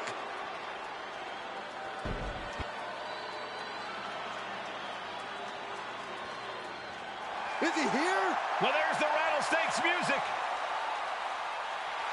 He's here. Austin's here. Stone Cold Steve Austin came here with no fear, no hesitation, just revenge. His opponent from Victoria, Texas, weighing in at 252 pounds, Stone Cold Steve Austin! Austin fought for his life to make it back here, to make Rikishi pay. Now there is no way Rikishi can escape the Texas Rattlesnake. It's been almost a year since Austin competed in the ring. Austin is a man possessed. Rikishi feels good about running over Austin and said he'd do it again. That man is sick. Oh, Rikishi made two mistakes. One, trying to end Austin's life. And two, not being man enough to finish the job. Austin's going to absolutely tee off on Rikishi. This one is going to get ugly in a hurry.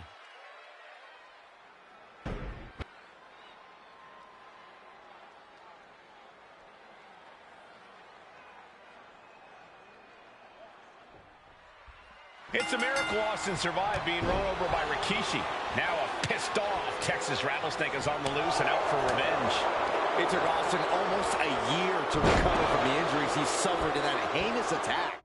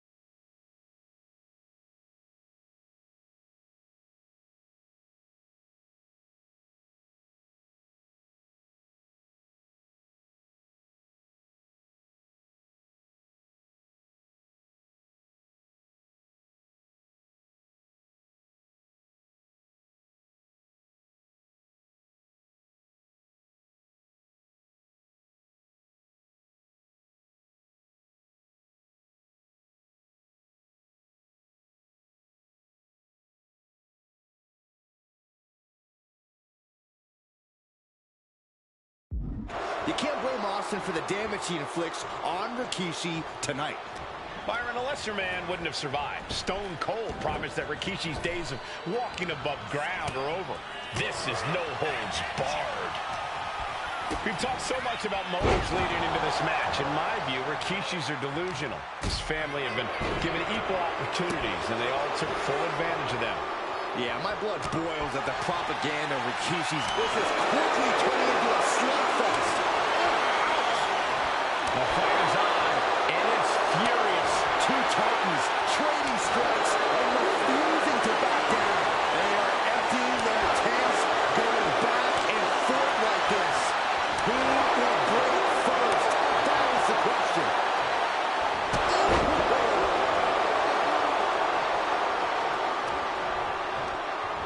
Oh, tossed to ringside. And Rikishi channeling his energy here. Taking flight. Senton from the apron. Completely flattened, and that should do it. That has to do it. Oh, no, guys. We better get out of here. Get out of my way, Corey. Spoken like a true man of bravery, Saxton. And Byron, I just cannot see any legitimate reason to run over Stone Cold like Rikishi did last Survivor Series. I mean, Austin does ruffle the feathers of a lot of people, Michael, but I don't think any of his rivals would go to those disgusting lengths that Rikishi has gone to. This conflict is beyond disturbing. Corey, what's going through Rikishi's mind when it comes to defeating Stone Cold? Rikishi has to be prepared to endure an emotional storm like he's never felt before. The big man must recover from that and use his weight to immobilize the Rattlesnake, because we know Austin will not stay down. Well,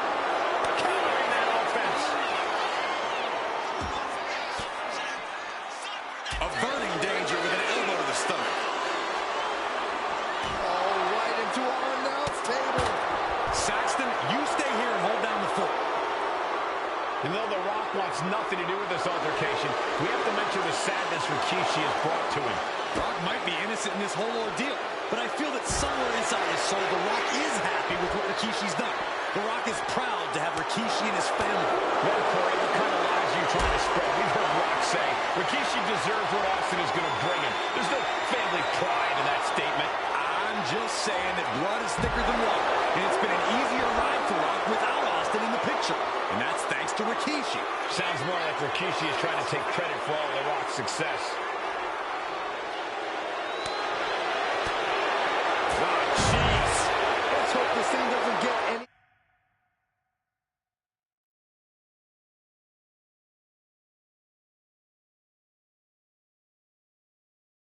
closer to us. Hoping's a good start, but we might be better off just backing up now.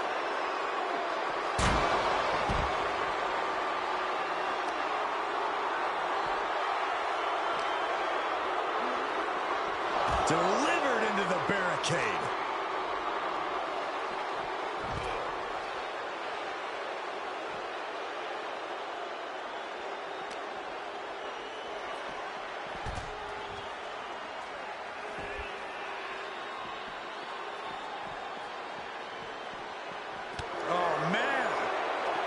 And looking at my monitor, it just makes me sick to my stomach watching Rikishi. This is a man who has no remorse and feels justified for running Austin down like a dog. Look, to be devil's advocate, you've got to look at Rikishi's perspective. He's proud of his Samoan lineage and saw an opportunity to give his people a leg up in the Shark Tank.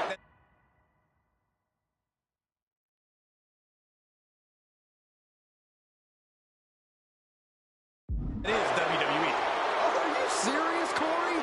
Rikishi ran over another human being. We're fortunate that it only put Austin on the shelf for 10 months instead of his whole life. It's sick that you would even condone what Rikishi did. Don't twist my words, Saxton. I'm not saying I condone Rikishi's actions. I'm just saying I understand them. Austin reminding him that Stone Cold is not someone to take lightly.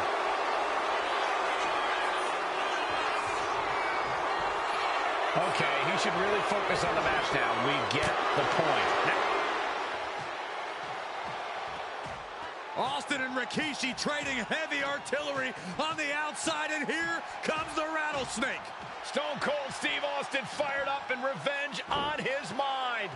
You got to think about how bad Austin has wanted this ever since Survivor Series last year. Been dying to get his hands on Rikishi.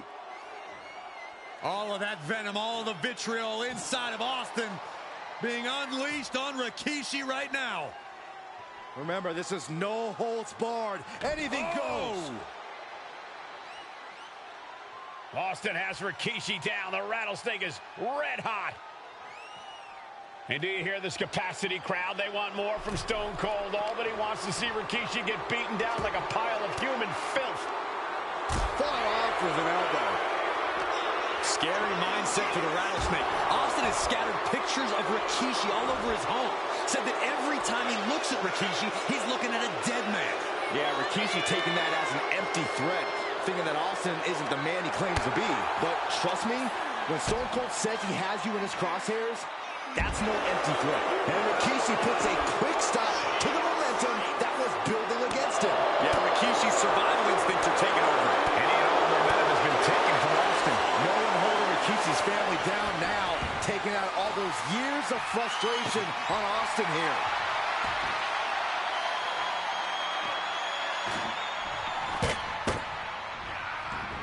Rikishi able to dodge that. And we know how despicable Rikishi has been. But to throw vinegar on the rattlesnake's nest, Rikishi goes and destroys Austin's truck with a sledgehammer. Oh, hell hath no fury like a man who has his car tampered with. It's just extra motivation for every fist Austin lands in this fight. And his stamina's going to drain fast taking shots to the torso like this. And that's a well-targeted attack to the body.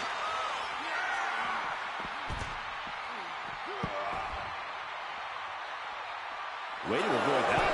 Here he comes, sliding back into the ring. Oh, yeah, Rikishi is feeling the energy right now. Heads outside the ring. And no countouts means he can take his time. There's been a lot of vitriol coming from fans towards Rikishi these past few weeks, and this Albany crowd is continuing that pattern of disdain. You think Rikishi cares about the fans, though? No, not at all. He truly believes he's done something for his family, for his people.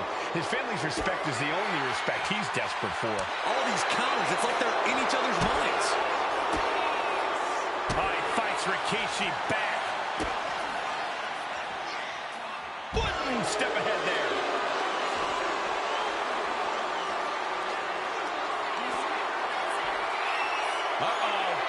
Rikishi driver. Rikishi may have put the exclamation on this one. What a headbutt. Vicious. And that one busted up Austin.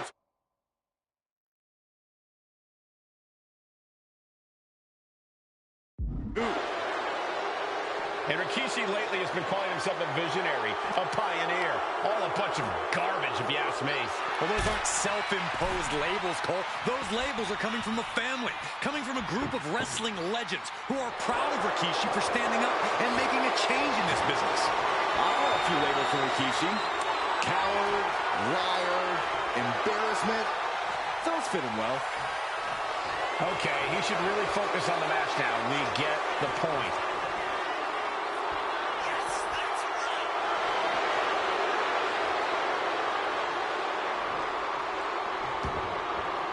He's making his way to ringside now. Whoa, look out! From ring post to ringside. And Rikishi slows Austin down with a thunderous right. Austin's in trouble. And now steel chair. Oh, and Austin, he just averted disaster there. And now Austin gonna deliver the punishment with the steel chair.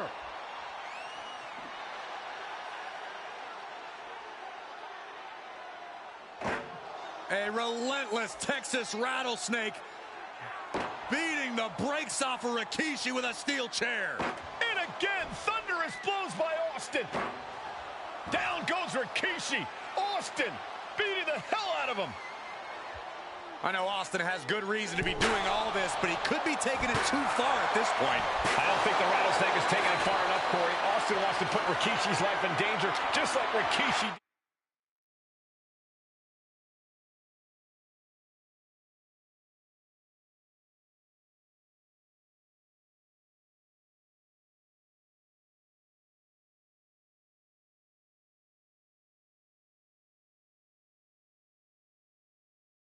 To him. There's press and the piston-like right hands.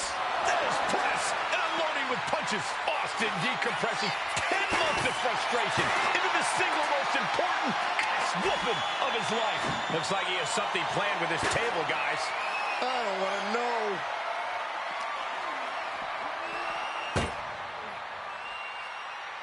And Rikishi with a counter. Scooped up, here it comes, Rikishi, driver. Will that keep the rattlesnake down?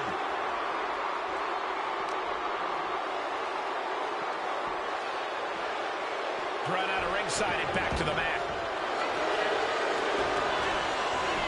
Cover! Rikishi somehow defangs the rattlesnake. Damn it.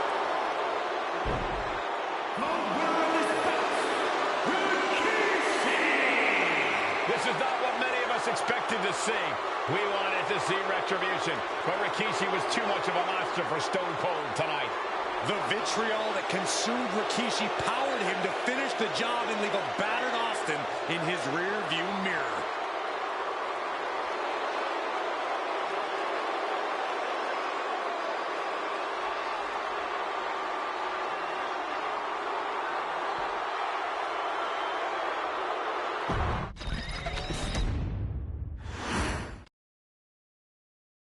His arrival signaled impending doom. His very presence was enough to intimidate even the bravest WWE competitor. His name itself simply meant the end. And if you found yourself standing across the ring from Umaga, you were most certainly coming to the end of your own road. The younger brother of Rikishi, Umaga, was every bit the Samoan bulldozer that his nickname would suggest, mauling opponents with ease, relishing the chaos that he created. A menace to the entire roster, an unrepentant badass, Umaga tortured his prey with high-impact collisions before ultimately sealing their fate with his vaunted Samoan spike, a vicious move used today by Solo Sikoa. Inside the ring, man, he was just a complete monster. Anybody that stood in front of him, he was going to wreck him no matter what he had to do. He was just a crazy, wild Samoan. Outside of the ring, man, just a loving guy to be around. A fun uncle, always joking, always barbecuing at his house. I always looked up to him. He was just so cool. Perhaps an unheralded aspect of Umaga's game was his mastery of mental warfare. Umaga loved to present a wild, out-of-control savage, one who needed manager Armando Alejandro Estrada to handle all the details while he destroyed opponents. Umaga was the perfect definition of the word aura. A two-time intercontinental heavyweight champion, Umaga established himself as one of the purest forms of dominance to ever set foot in a WWE ring. His intense clashes with Batista, the Heartbreak Kid Shawn Michaels, and Triple H, along with WWE Championship battles against John Cena, still live on in the memories of those who were fortunate enough to watch Umaga perform.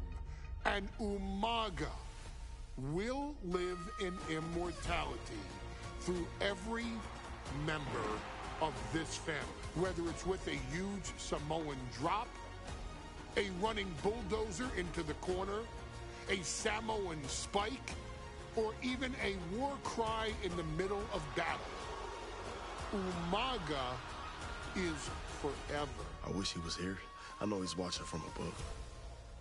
So you, our beloved Us in training, are asked one simple thing here in the WWE 2K25 showcase: to defeat John Cena. You've done that in this mode before, right? Simple. It was at New Year's Revolution in 2007 that Umaga and John Cena first collided for the WWE title. Umaga appeared to be too much for Cena in the minds of many pundits. Undefeated in WWE some 9 months after his debut, and things were going very well for Umaga. Until they weren't. Umaga would see his undefeated streak end by, of all things, a damn roll-up after rushing directly into the outstretched shoes of John Cena. 1 second of luck allowed John Cena to escape the inevitable, and now it's on you to fix it. Head into that ring. Showcase Umaga's cruel brutality and get Umaga the WWE Heavyweight Championship victory that he should have gotten in the first place. I assure you, my dear friend, Armando Alejandro Estrada will make sure nothing else goes wrong if you take care of business inside the ring.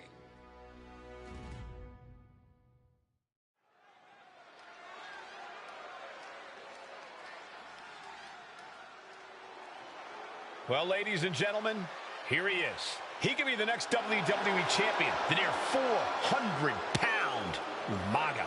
A man that since debuting right after WrestleMania 9 months ago has remained undefeated. And Umaga has been in the ring, Byron, with the best of WWE. This man looks, moves, and sounds like a movie monster. Except Umaga is for real. He is a Samoan bulldozer, an 18-wheel version with a mean streak. Big, athletic, strong, and probably going to outweigh John Cena by well over 100 pounds. Since 1963, the WWE title has only changed hands twice here in Kansas City. That's twice in the last 47 years. But Umaga is a scary human being, and he can easily change that trend right here tonight.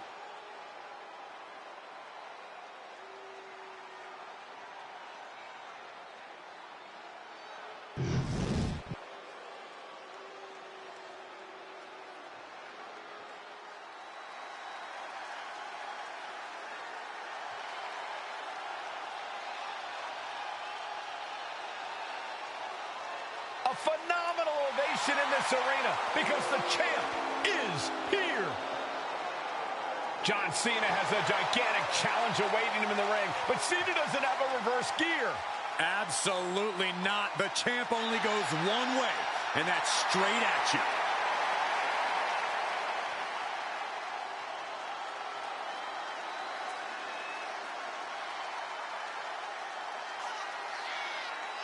John Cena, a three-time WWE champion, the handler of Umaga, Armando Estrada, trying to control this undefeated challenger. Once the bell rings, these two are going to go at each other full force.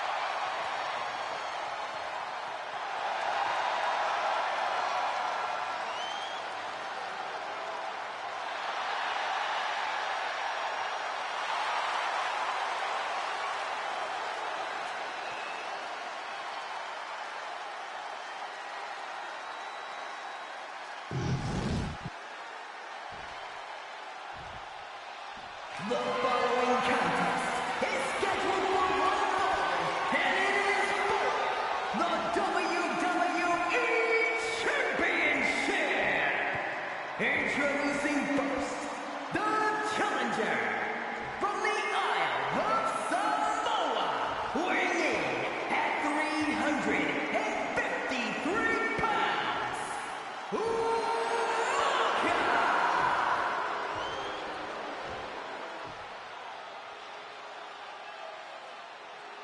and from West Newbury, Massachusetts, weighing in at 248 pounds, he is the WWE Champion, John Cena! You can see it in the eyes of each individual. Only razor-sharp focus when this much is on the line.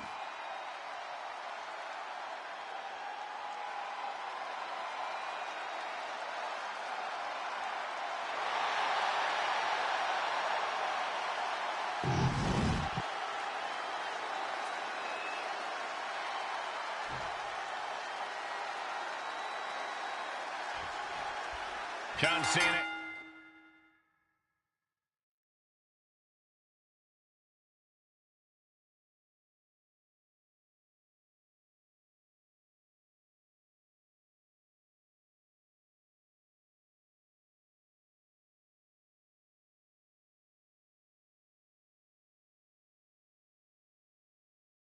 And Umaga battling here for the WWE Championship.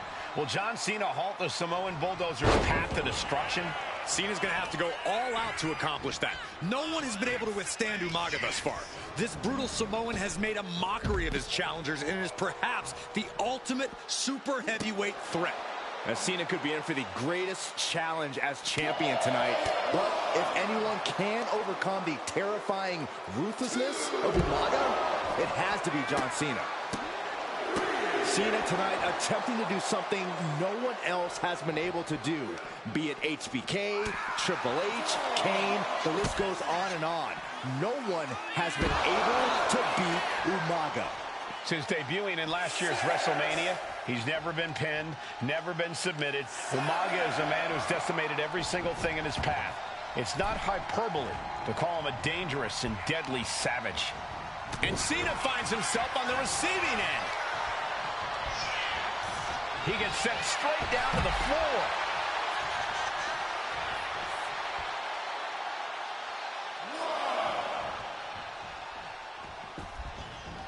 Caught square by the haymaker. And they're going shot for shot, blow for blow. Ooh. Back and forth, neither one giving up any ground. It looks like we've got ourselves a brawl here. This is a war of attrition with neither superstar wanting to be the one who surrenders. Oh, man. What impressive determination from both competitors, keeping at each other no matter what. And Umaga signaling to the WWE Universe, but he's giving his opponent a lot of time to recover.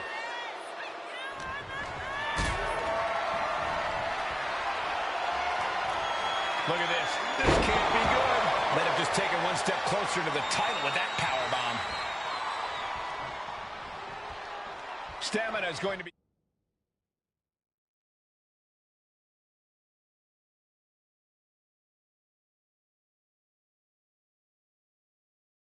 a key factor in this match tonight.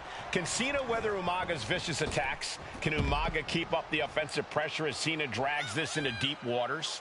I think you're right, Cole. This might just come down to who has more gas in the tank.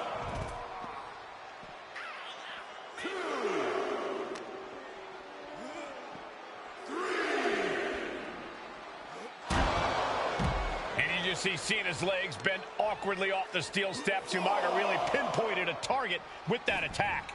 I don't know if it was strategic on the part.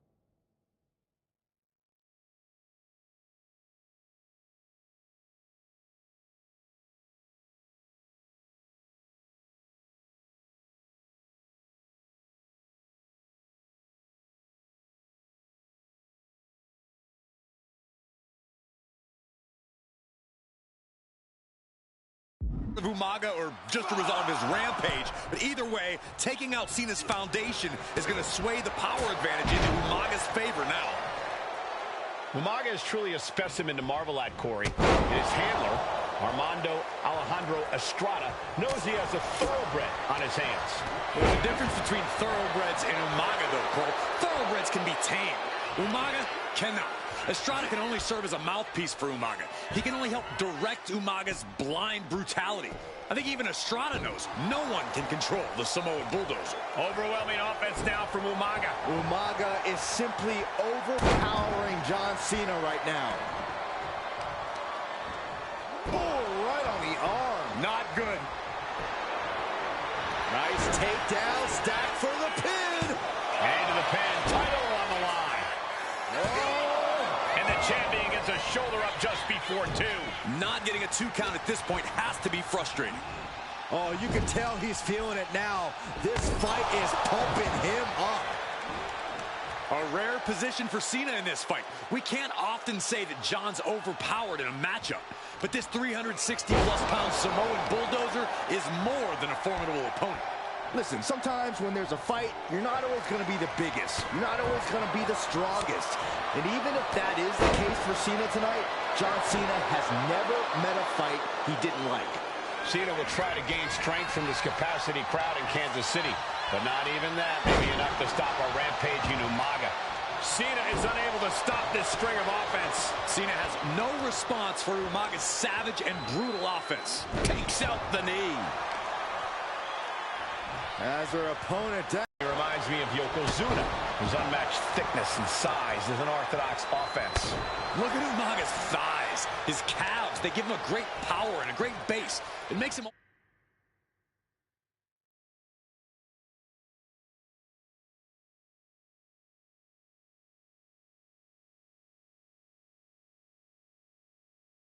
almost impossible to knock off his feet.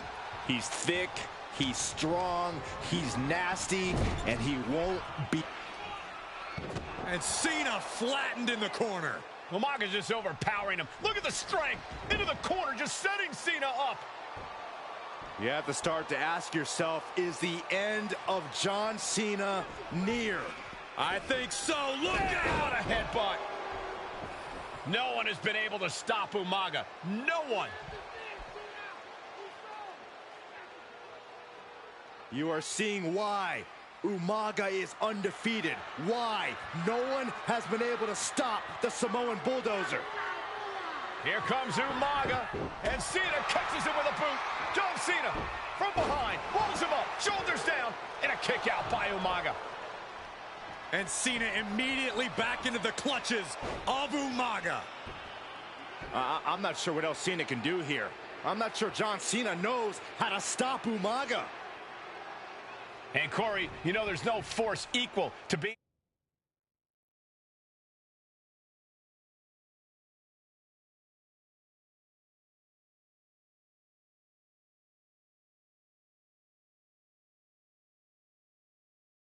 on the receiving end of a headbutt from Umaga. It's in Umaga's DNA. Generations have perfected the art of using their own skull as a weapon that could stop an elephant. He's already done so much damage. What else could he want to do?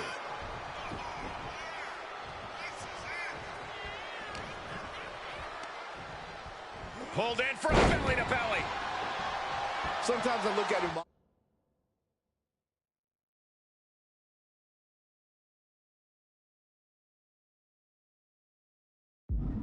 And it just scares me. I think he forgets that he's even in a champ. This'll do it. Umaga. Oh, a Samoan spike. The challenger is undefeated. The champ isn't going down easy. The title still hanging in the balance. Resilience of a champion on display. And now the Samoan Bulldozer are going to have to dig a little deeper to close this one out. And I like it. Momentum fully shifted to Umaga. Umaga continues to maintain the advantage. Oh, backing it up there. Oh, you know that hurt. This'll do it. Umaga. Samoan spike. The challenger clearing a path to the title. New champion. An undefeated champion. Here is your winner, and the new WWE Champion, Umaga! This proves it. Truly no one can withstand Umaga. The Samoan Bulldozer has wrecked his way straight to the WWE Championship. Cena's title reign is over. An incredibly impressive showing from Umaga tonight, absolutely leveling John Cena in a savage display of dominance. Will Cena come looking for a rematch? Only time will tell. But for now, this is Umaga's moment. He is your WWE Champion.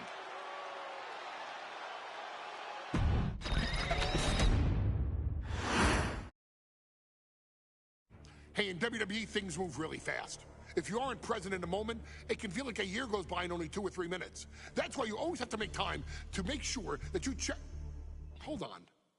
Did I just hear myself say 3 minutes? Stop. Can you believe I'm actually doing Eric Bischoff's shtick? In the early 2000s, few words sent a shudder through the roster like the words 3 minutes, summoning the fearsome duo of Rosie and Jamal, collectively known as the 3-minute warning. Initially hired by the aforementioned Raw general manager Eric Bischoff to interrupt anything he didn't find to be entertaining. You're just not entertaining me. 3 minutes are just about up. The two instantly made their mark in WWE with their complete and total decimation of anyone that was targeted. Their formula was really simple. 2 bruisers with surprising quickness who took pleasure in throwing opponents all around the ring with reckless abandon. And the trail of bodies left in their wake remains a testament to their devastation. Rosie, older brother of your tribal chief Roman Reigns, and Jamal, who would in time develop his skills further and take the name of Umaga, were about instant gratification. They treated matches like a race, seeing how much damage they could fit into the shortest time possible. The 3-minute warning with my brother and my cousin, it was just one of the coolest gimmicks of all time to me. It was catchy, you know what I mean? Like, you kind of knew what was happening. And I feel like we all remember when the 3-minute warning hit for the first time. You know, the whole Den TV area just lit up. Every match was a train wreck, as the two would use their size to overwhelm most opponents, coupling that with incredible tag team maneuvers to increase the carnage to its maximum levels. That approach, maximizing damage while minimizing time, was a 3-minute warning signature. The team itself saw its run in WWE last for a little over a year, but in that time managed to make such an impression with the WWE Universe that it still resonates today. They are proof of the impact anyone can make if they capitalize on their opportunities, as 3-minute warning did every single time. It was a short-lived gimmick, but it was a really cool gimmick, and I just think it shows the versatility of, hey, if you need us to go out there and tell you a Broadway story, I'll cover 2 hours if you like. But if you need us to come out in 3 minutes to make an impact, we can do that too. But you gotta be really good to be thrown in there with the very, very best in the industry. I'm getting all pumped and proud, you know, for my brother and my cousin right now, just thinking about it. Here in the WWE 2K25 showcase, we have selected another team that embodies the same mindset in Akam and Razor, the AOP. Similar to Jamal and Rosie, these two look to inflict the most pain in the most efficient manner. Like 3-minute warning, AOP happily dispatches when summoned. Like 3-minute warning, AOP features 2 Goliaths who will hurl your body from pillar to post before finally bringing it all to a most painful conclusion. It's up to you in this Extreme Rules contest to beat the AOP to the punch and showcase the Wrecking Crew approach that made 3-minute warning the premier bruiser squad in all of WWE. And don't worry, we will give you more than 3 minutes to make that fact perfectly clear. As a matter of fact, take your time and enjoy dishing out the punishment.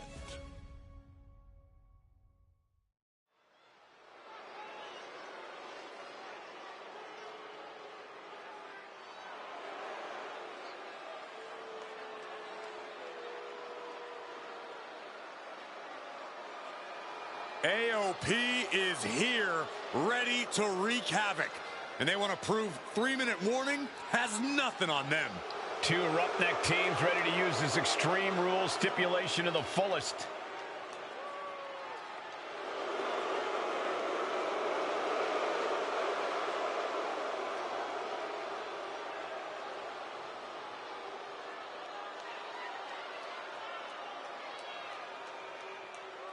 The following contest is a tag team Extreme Rules match, and accompanied by Paul Ellering at a combined weight of 620 pounds. Akam and Razor, the authors of pain. AOP look unintimidated by the task at hand. They are totally prepared for the merciless tandem of 3-minute warning. You know, there's actually a lot in common between these two teams in terms of tactics and physicality.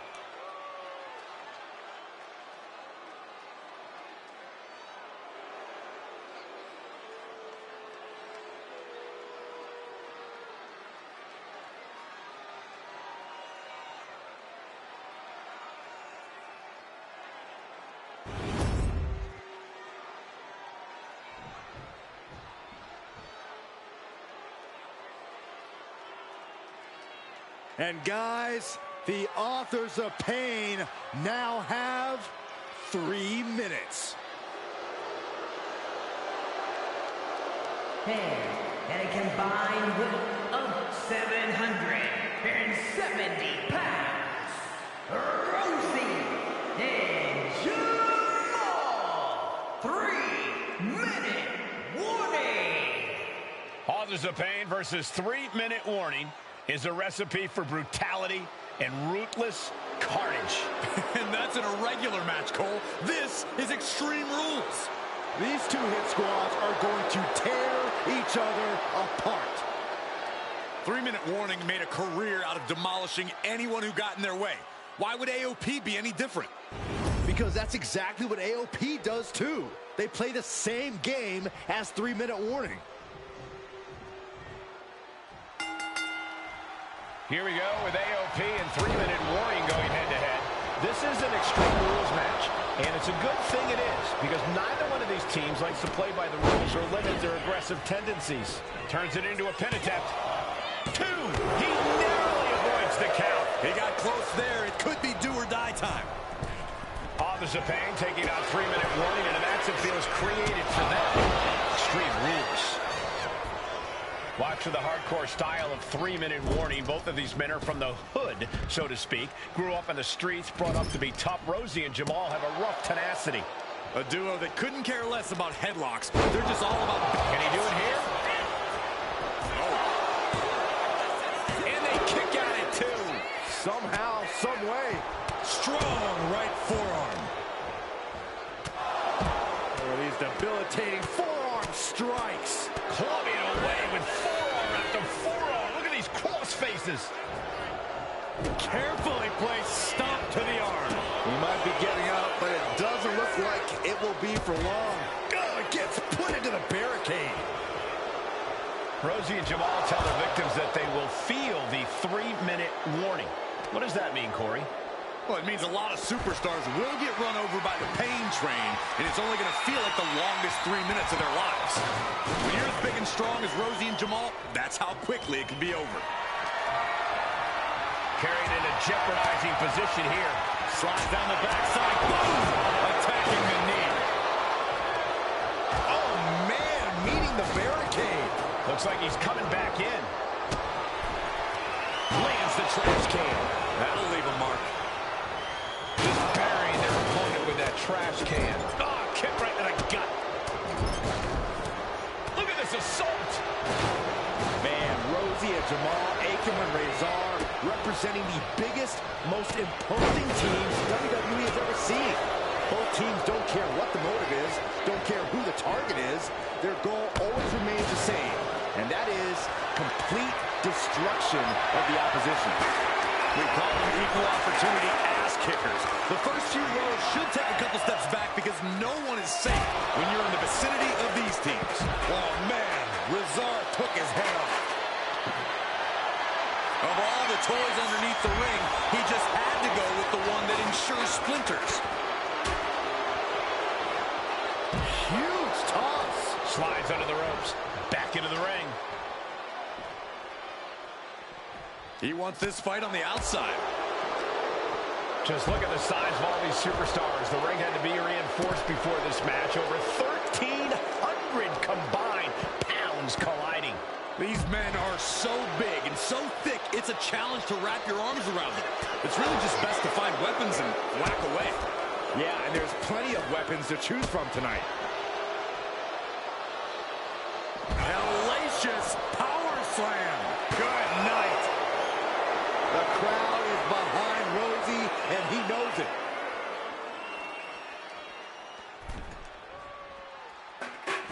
Looking for something, anything under the ring. And the announce table get a makeover. That's not very feng shui. That definitely says more chaos to me. Got out of the way that time. Wicked kick to the face. Forget it. AOP just fell to their demise.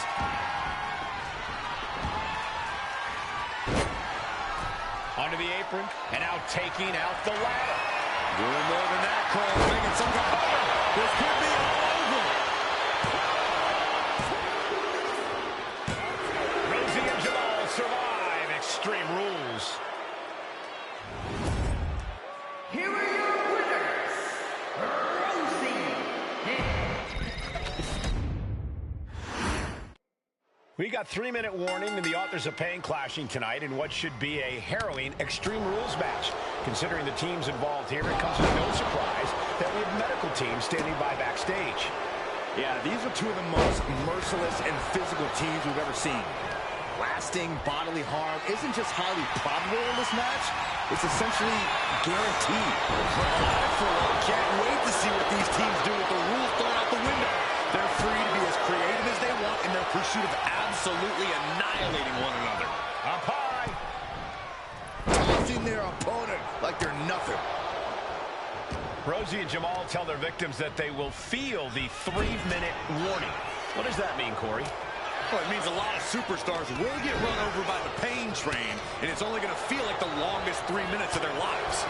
When you're as big and strong as Rosie and Jamal, that's how quickly it can be over. AOP and 3-minute warning both love to bring the pain to their opponents, but I'm not sure AOP's ready for the pure chaos that is 3-minute warning. That ability to be totally unpredictable could play in 3 minutes. First up top.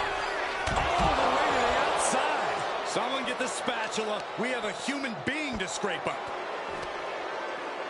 Great athleticism. Boom.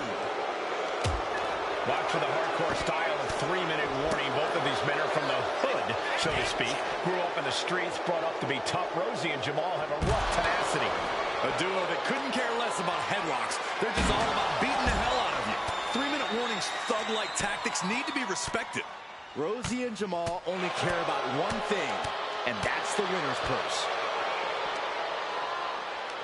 Oh, sent crashing right into the ring post. Oh, my goodness. Ah, what a smash. That is just insulting. Both to the face. Forget it. AOP just fell to their demise. Pay special attention to Rosie in this matchup. 6'5", 375 pounds. The man can run a 40-yard dash in 4.8 seconds. This guy is a pure athlete. Rosie played high school football with a legendary running back before playing college ball in Hawaii. Imagine being pancaked by the force Rosie brings. And down for the count. He cuts the pin attempt short. Goes under the ropes and into the ring.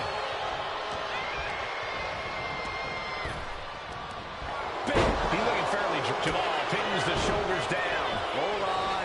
He stops the count. He's headed out to the ringside area. We all know what is going through their head here. Yep, destruction, carnage, annihilation.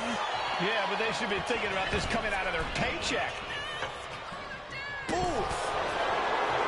Man, Rosie and Jamal, Akam and Razor.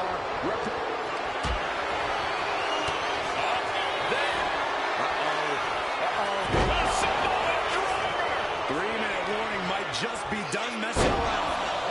More damage can be done now. Taking on so much offense. You got to worry about the lingering effects. Oh.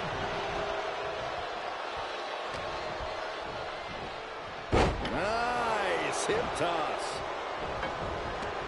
This one's heading to the outside. Oh, did you hear that? Oh, man, inverted backbreaker. Ow.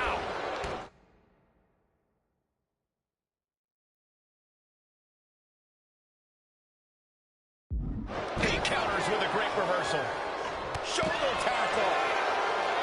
Just look at the size of all these super... Oh, a kick to the face. Tough. Shoulders down the ring.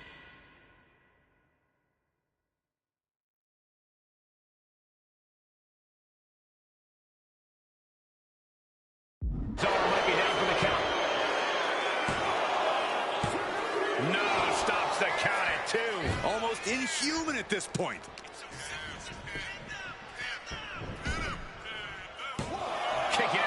He wants to end this for the win.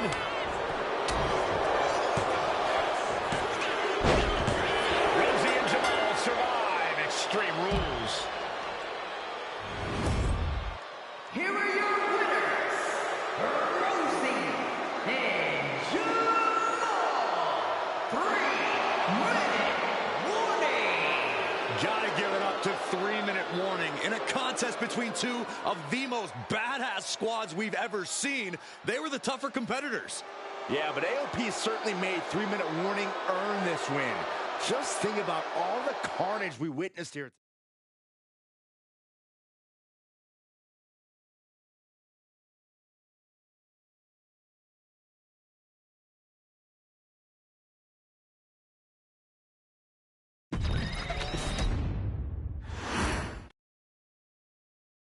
We've come to the part of the showcase where we get to talk about Tamina.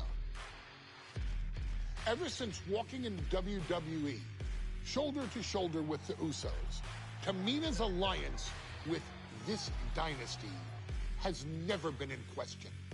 I remember watching Monday Night Raw and I seen Tamina debut with my brothers. It was a pretty cool, dynamic, right? Two of my brothers and Tamina. Together, Tamina and the Usos helped each other navigate through a trial-filled first year in WWE, making sure they all survived together. In later years, Tamina has formed alliances with both Naomi and Nia Jax, honoring this family's connection. While Tamina has looked to create her own name in the industry, she has never missed a chance to acknowledge her place in this family either. Trained by Afa and Sika, the wild Samoans, Tamina was instilled with the same instincts that have carried each member of this family to wrestling glory. Her in-ring approach is similar to many in the bloodline, quick striking, high-impact attacks, and smothering holds. As capable with a super kick or a big splash as anyone else, Tamina has maintained a remarkable level of success in her WWE career. A constant contender, Tamina has competed for the Women's Championship on many occasions. She's also held the Women's Tag Team Championships along with 9 separate reigns as the 24/7 champion. Tamina has proven capable in any environment against any opponent. Tamina is always the perfect test for a rising contender.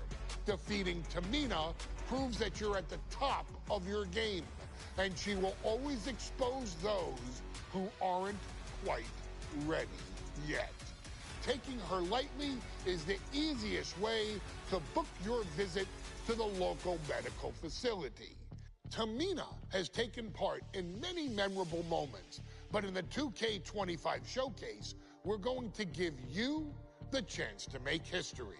In the first ever women's Money in the Bank match, Carmella, of all people, would walk out victorious after letting someone else do all the work.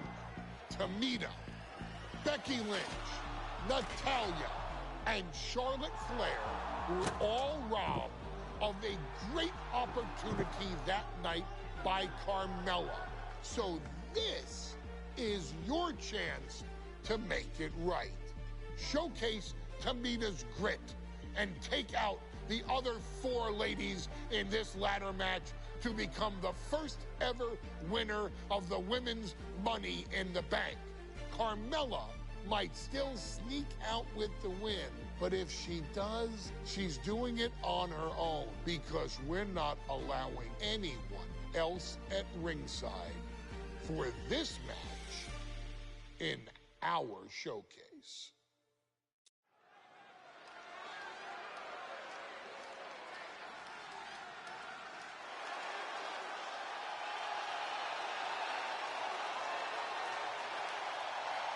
We are making history tonight here in St. Louis, the first ever Women's Money in the Bank ladder match. The following is the first ever Women's Money in the Bank ladder match. Introducing first, from the Queen City, Charlotte Flair. Charlotte Flair looking to become a Triple Crown champion. Every title, every opportunity she has put in front of herself, she has seized. This is a night where careers change forever. You're right, Cole. You can feel it. Legends are going to be made.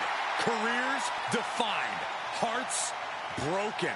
This is Money in the Bank.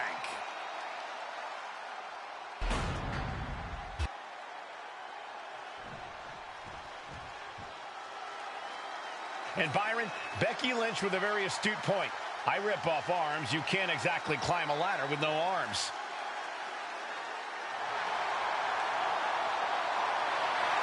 Next, from Dublin, Ireland, Becky Lynch. To add to that, Michael, I talked to Becky earlier and I asked, are you nervous about this? She said, yeah, I'm a little nervous, but I'm more excited than anything because I get to be part of history. Becky Lynch, the first woman drafted to SmackDown. First SmackDown Women's Champion. Can she become the first Miss Money in the Bank? Well, you can feel the excitement the moment they brought out the ladders before this show started. There is a big fight feel right here in St. Louis.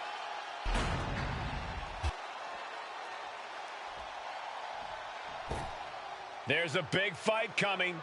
Tamina, perhaps the most dominant superstar in this match. And I guarantee she is not fazed by taking on 4 different opponents in a ladder match.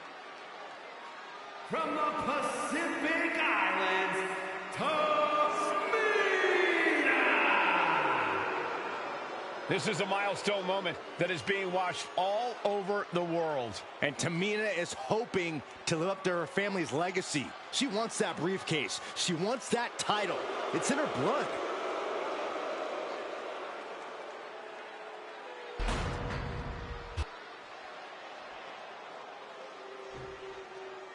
Mela is money, and she is as confident as ever.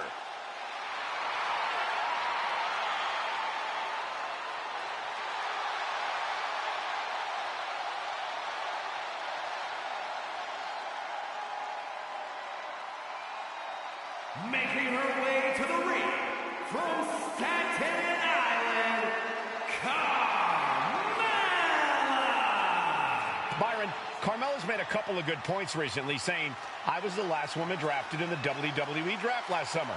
How big of a chip is on her shoulder?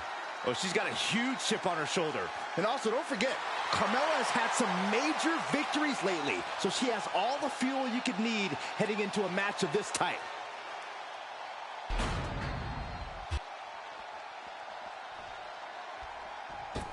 Natalya, another superstar who walks into this match thinking she has legacy on her side tonight.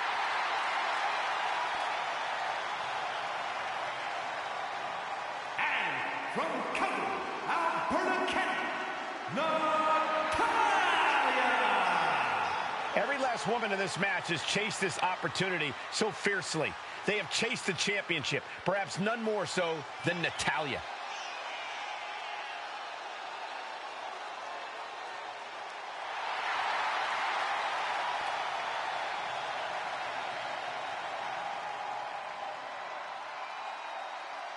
Winning Money in the Bank would certainly go a long way to helping Natalya prove she too is the best there is, the best there was, and the best there ever will be. Winning that briefcase is like taking the proverbial express lane to success. This new generation of female superstars are providing yet another milestone moment here. Tamina, Charlotte, Carmella, Natalya, and Becky Lynch looking to climb the ladder and retrieve the briefcase. Become the first ever Miss Money in the Bank. We're at the announce table. This isn't going to end well. Is there anyone more intimidating in this group than Tamina?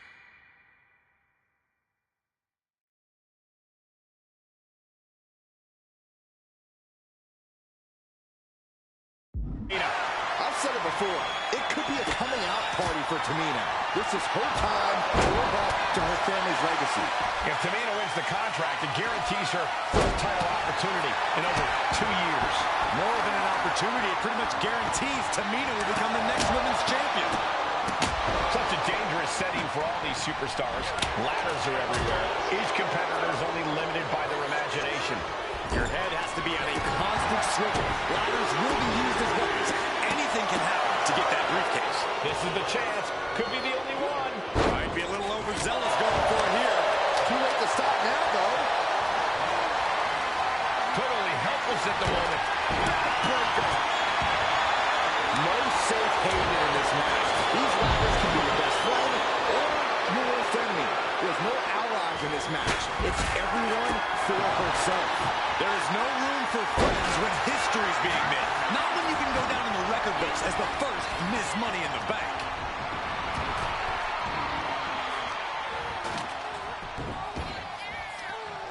Right across the knee. Heel hook locked in.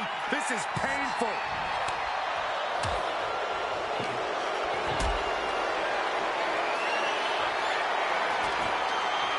She's bringing the table into play here. She is done playing around. High-risk territory for it. Taking flight. What a splash. A contract that can change lives hanging above the ring. And look at this now. Yes, applying the submission hold. Remarkable power being... Great escape from the armbar. Ooh, pinpointing the trachea. Being set up in the corner for something. Mudhole stomp. The proverbial mudhole has been stomped, and now it's time to walk it dry. Well, Carmella is certainly being tested now. Yeah, Tamina displaying a higher level of aggression. Ladders in position, gonna make the climb. She's stretching, but can she get a break? Any opening could be the opening. You just have to go for it. Caught that and reversed it. Three second-generation superstars competing in this match. Carmella, Charlotte, and Tamina. And Natalia, of course, a third-generation superstar. Women bred for these kind of moments. Nice reversal by Charlotte Flair. Charlotte driving Tamina, and both tumble to the floor. Both women crashing down hard. The Queen, Charlotte Flair, the first to her feet, surveying the situation. Oh, my driving Tamina into the steps. Well, you are seeing a heightened level of aggression, heightened level of intensity from all these competitors because of the stakes involved. Guys, where's Charlotte going? Flair looking to up the ante now from the top. Oh, my goodness, taking out everybody. The Queen rising to the occasion. What you just saw is why we say Charlotte is genetically superior. Yeah, undeniable athleticism from the Queen.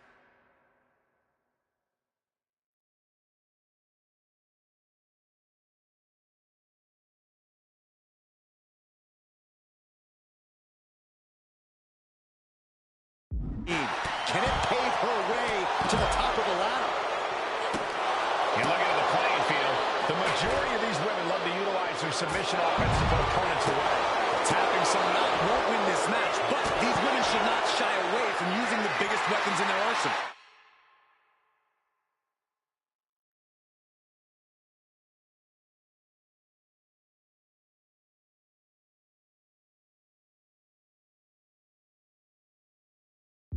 We've heard Becky say she was going to rip arms off tonight. You can't exactly climb a ladder with no arms. Back into the ring she goes. Gets out of the ring. What's going to happen now? Tamina is fired up and wants this crowd to know it. Oh, yeah. She is really getting fired up. The top. Elbow drop. Good Lord. Uh-oh. Some agility gets her out of dodge. Power slam. She's beginning to look a little weary. And you have to admit, all that training Charlotte puts in paid dividends there.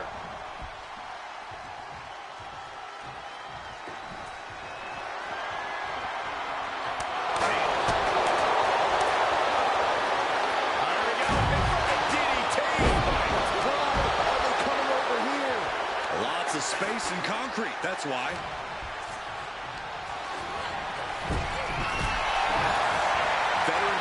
offense and mind games on display from Natalya.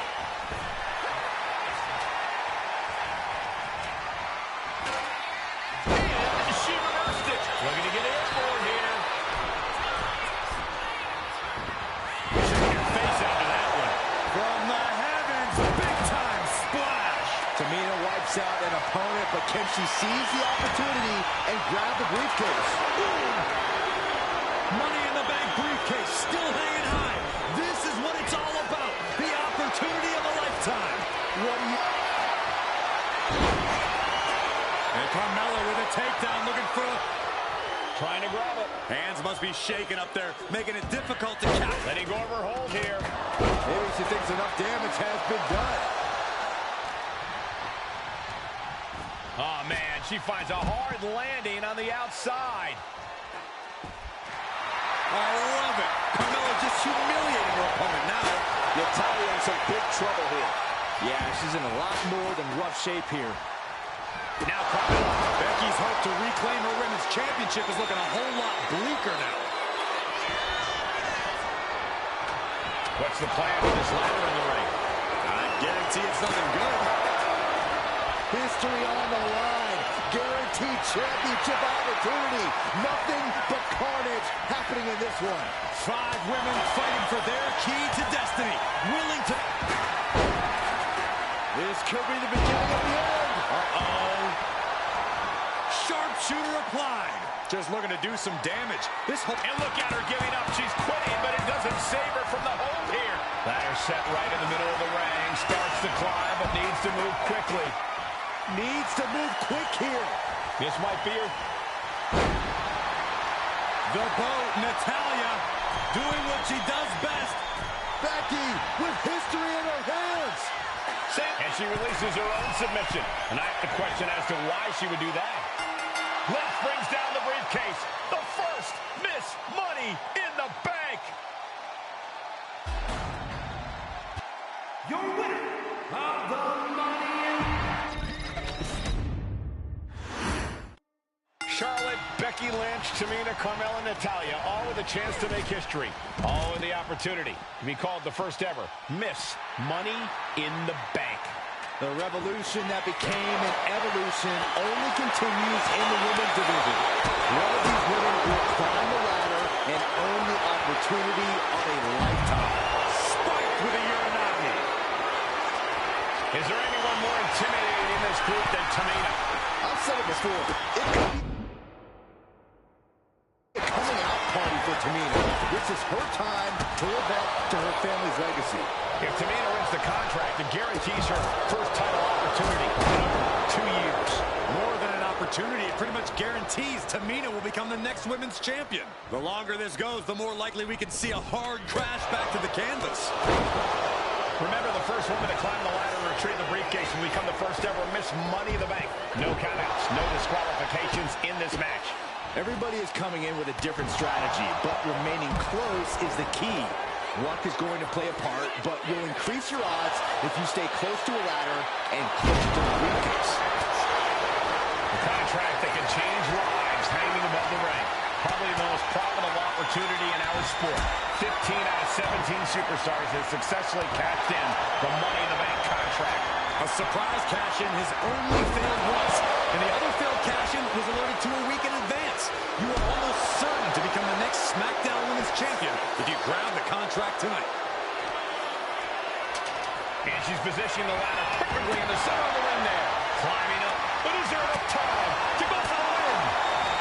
Oh my gosh, what impact! Headed up that ladder, center of the ring. Oh, man. Hands on, but can't quite grab it. The whole match is literally in the palm of their hands. She's headed out of the ring. Countouts are not a factor for her. Targeting a body part, working the arm. No safe haven in this match. These ladders can be your best friend or your worst enemy. There's no allies in this match. It's everyone for herself.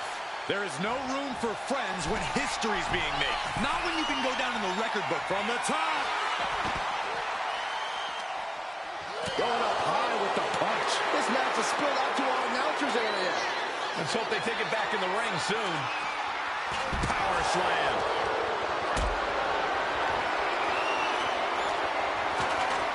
Setting the ladder up in the center of the ring.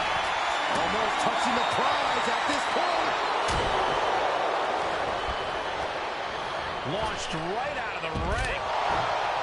3 second-generation superstars competing in this match. Carmella, Charlotte, and Tamina. And Natalya, of course, a third-generation superstar. Women bred for these kind of moments. Any of these women will add a significant chapter to her legacy if she can become the first Miss Money in the Bank. Placing her in the corner. Kicks right to the midsection. Opponent dropped in the corner. Mudhole stomping. Putting the boots to an opponent will take the fight out of them in a hurry. Tamina not caring that Becky's a fan favorite. The crowd's adulation is meaningless. All that matters is the contract suspended above the ring. Tamina's been showing so much dominance in this match. That attack might have diminished Charlotte's sense of superiority. And Becky did more than just raise the bar there. And looking at the playing field, the majority of these women love to utilize their submission offense to put opponents away. Tapping someone out won't win this match, but these women should not shy away from using the biggest weapons in their arsenal. We've heard Becky say she was going to rip arms off tonight. You can't exactly climb a ladder with no arms. Timely reversal on Lynch. Up the ladder now. Let's see if this is right for the picking. The prize is in sight, but is it in reach? Time is your enemy here. I just don't know if there's enough of it to get it down. She's looking to end her right now. Heading back to the ring. Up high. Crossbody from the top. Took a gamble once, took a gamble again, and hit the jackpot twice.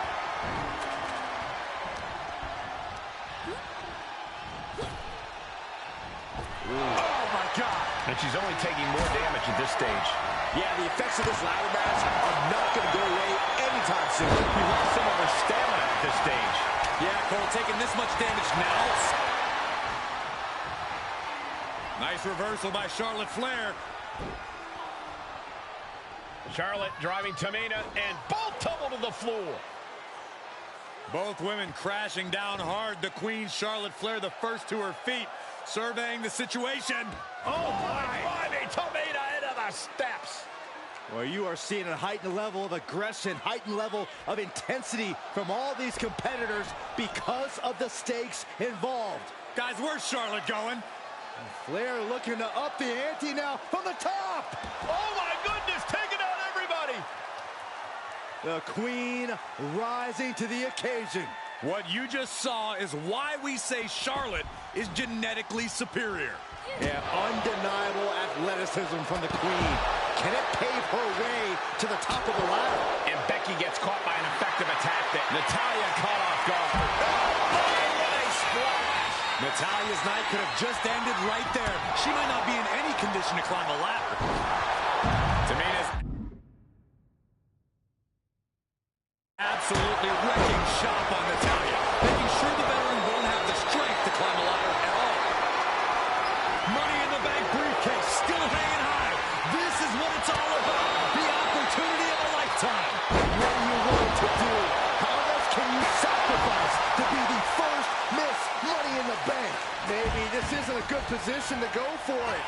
That certainly seems to be having trouble up there. Have to finish the job now. You have to get it totally on the hook. Reaching for the prize. Every second up there is allowing the opposition to recover. Better hurry. She's getting that ladder exactly where she wants it. A crucial step. She's tossed right out of the ring. Ladder's in position. Gonna make the climb. She's got it in her hands. Can she end it here? Heart has to be pumping right now. Needs to focus and pull it together. Tamina is so close to victory now. Could this be her moment? It's within arm's reach. Just needs to capitalize. Buster. A helpless Charlotte doesn't mean the end is near. Carmella with a super kick. Carmella's eyes are growing wider now. Is this her chance to climb the ladder and become Ms. Money in the Bank? History on the line. Guaranteed championship opportunity. Nothing but carnage happening in this one. 5 women fighting for their key to destiny. Willing to struggling a bit up there. Yeah, sweaty palms making this difficult. Center of the ring. Perfect ladder positioning and placement here. Trying to reach it, trying to win. Looks like scaling the ladder was the easy part of the job. Unhooking the prize is a big challenge. She's come too far to come up short now. Getting your hands on the prize isn't enough. You got to yank this opportunity down. She's starting to wear down here. Yeah, but when ladders are part of the match, you really can't expect anything less. Just multiple kicks right to the face. Mella able to defend against them. Not looking good in this position. Wow, landed. High-risk territory for Natalya. She is trying to shake the cobwebs, but she can barely stand. Steel chair to the temple. Becky Lynch hits the ropes, connects with a leg drop, and more to come. A second leg drop with a twist. This is a war of wills at this point. Yeah, she's really in trouble now. I don't know if she can turn it around. Samoan drop. Incredible.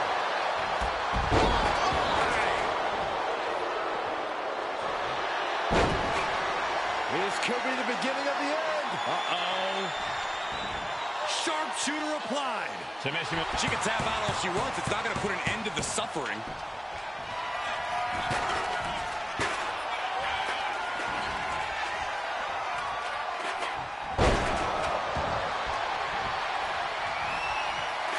Double underhook applied. Butterfly suplex. Ooh, treading all over their opponent.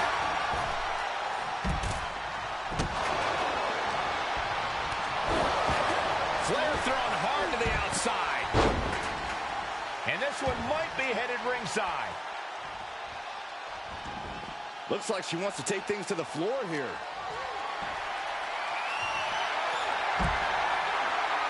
The boat, Natalya, doing what she does best. Sharpshooter applied. Interesting place to lock it. She decides to just let go, but why let go of the submission? Not a strategy we often expect to see. She's going for it. She certainly is. She can do it. It's just a matter of time now. No room for error on top of the ladder. Struggling a bit here to get it down. Danger growing with every second. Uh-oh. Has to find a way out of this.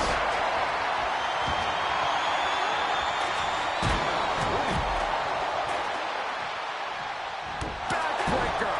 And the damage to the torso is just piling up. Each blow to the midsection just compounding that pain. Look at this. She's going for her destiny, guys. But she better hurry. She doesn't have much time. Full focus on obtaining the prize. Slow and steady won't win the race in this.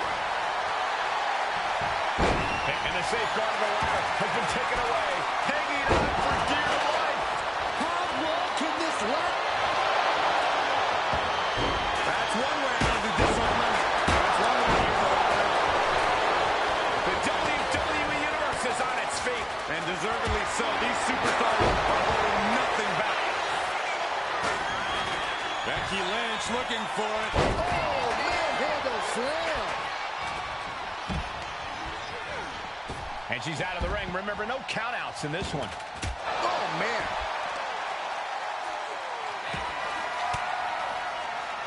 Lands a timely reversal. Oh. Becky Lynch.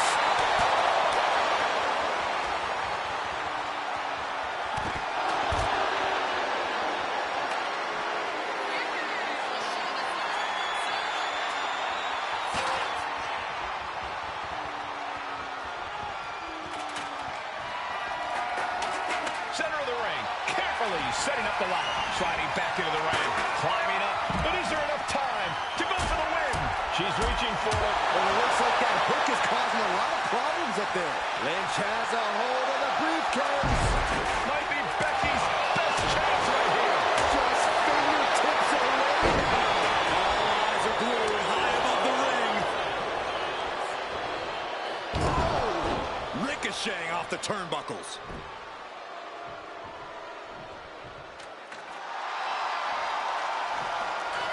Look at this. She's going for her destiny, guys. But she better hurry. She doesn't have much time. Gonna try and unhook it now.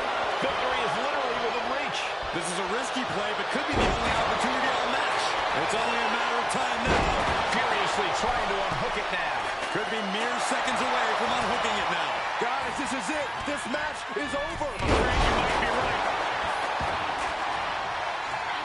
Flair delivering the chop. Followed by natural selection. The Queen has put an opponent in the dirt, and now the ladder to her throne awaits. Charlotte Flair with a trademark chop and natural selection. Bye-bye, Carmella. I don't think she'll be climbing a ladder after that. The admiration for these superstars is echoing throughout this arena right now. Put into the corner. What could be next? Reversal.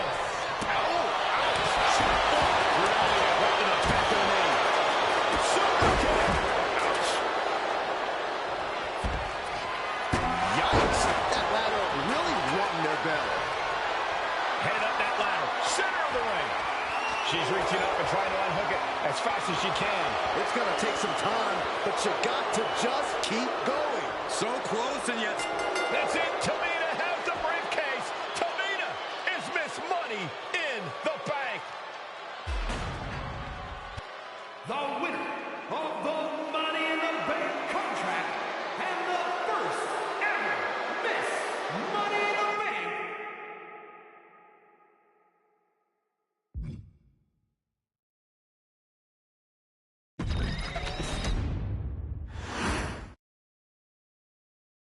Any member of this family that enters the professional wrestling business knows about the expectations that are going to be on their back. They know about the prestige that their very name carries. They know that those who came before them have accomplished so much. Bearing the weight of those legacies can prove to be way too much for almost anyone. But that was never the case for Jimmy and Jey Uso. Jimmy and Jey Uso looked to be stars from the very start, constantly evolving their look, style, and offense as they progressed in their careers. Face paint and war dances would fade away, and the two would embrace the day one-ish mentality, looking to punish opponents and send them to the Uso Penitentiary. The Usos are 8-time WWE Tag Team Champions. The Usos have main evented WrestleMania after initially fighting for a mere spot on the card. The Usos were the premier team of the 2010s. The Usos are the greatest team of all time. Jimmy and Jey are poetry in motion, each knowing what the other is looking to do next, each using every bit of savvy they gained growing up in professional wrestling to keep their edge. And sure, in recent years, it's been difficult between the two. Jimmy did cost Jey his match at SummerSlam against your tribal chief, Roman Reigns. After months of the anger building between the two, Jimmy and Jey ended up as the first two entrants in the 2024 Royal Rumble match, bringing things to a head. But even that moment wasn't enough to settle the issue, and so they would fight again at WrestleMania 40. Jey Uso truly became main event and found his inner yeet, even adding another tag team championship with Cody Rhodes as his partner. As your wise man eventually would suffer as well, Jimmy found himself betrayed by Solo Sikoa and unceremoniously dumped out of Solo's version of the Bloodline. When Jimmy and Jey are a tag team, they are pure art. They are the reason for the resurgence of tag team wrestling's popularity over the last 15 years.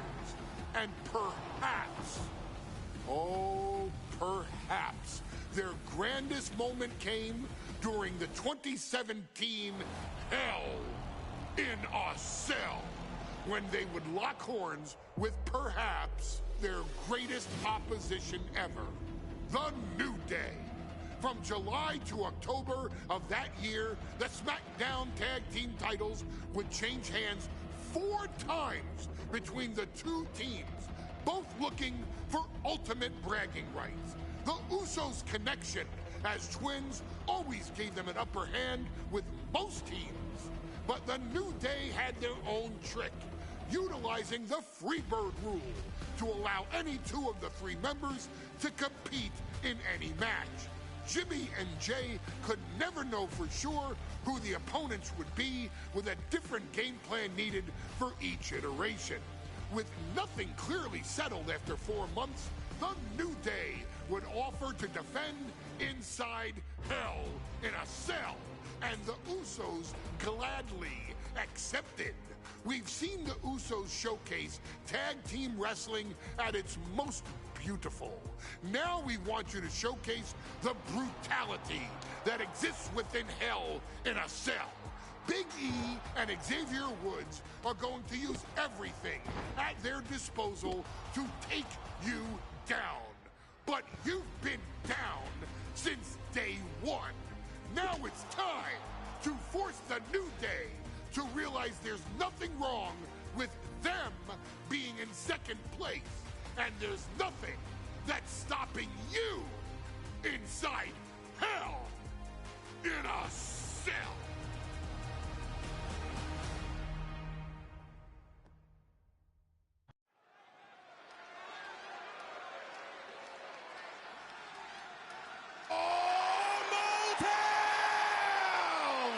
Don't you dare be sour! Clap for your world-famous 4-time champs and feel the power! Are you prepared to kick off Hell in a Cell with the 4-time tag team champions?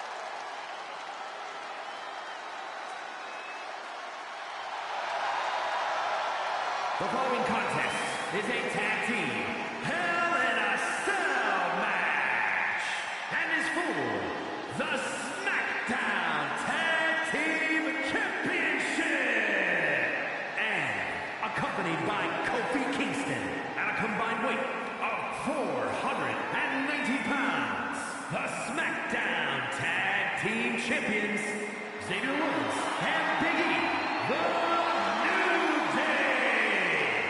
Well, I can't say that I'm ever prepared for a man swiveling his hips and playing the trombone on the way to the biggest fight of his life. This is our first Hell in a Cell match of the night. The New Day actually requested this match to defend their tag titles. Who would have thought 4 months ago when this rivalry began that it would end once and for all inside Hell in a Cell? New Day about to make it evident that the time for fun and games is over.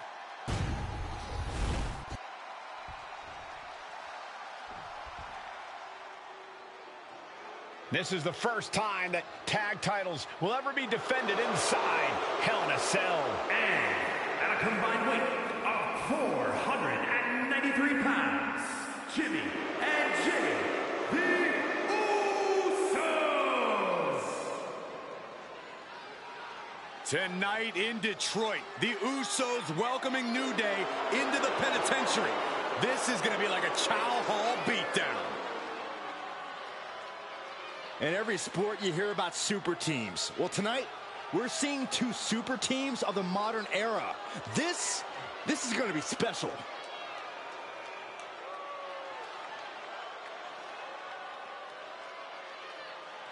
Tornado tag rules here, gentlemen. 2-on-2 as Kofi is going to be locked outside the structure. Pinfall or submission needs to happen in the ring, but we all know this fight's going to go everywhere before that happens.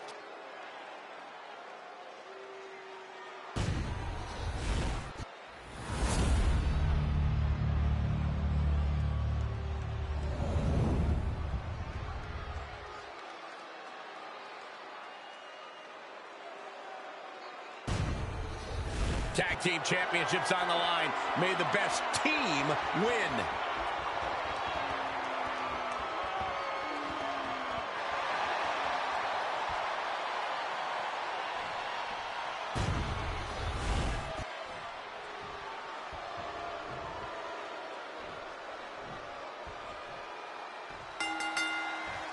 The cell door is locked. First of two Hell in a Cell matches tonight in Detroit. This is the 20th anniversary of this barbaric match. The Usos and the New Day must be prepared for pain and punishment. Two of the greatest tag teams ever. One of the best rivalries going today. It all comes to a head right now for the SmackDown Tag Team Championship. New Day refer to this as their power lineup, but having Big E involved in there with Xavier Woods. Big E, the obvious powerhouse of the group. Woods has that blend of speed.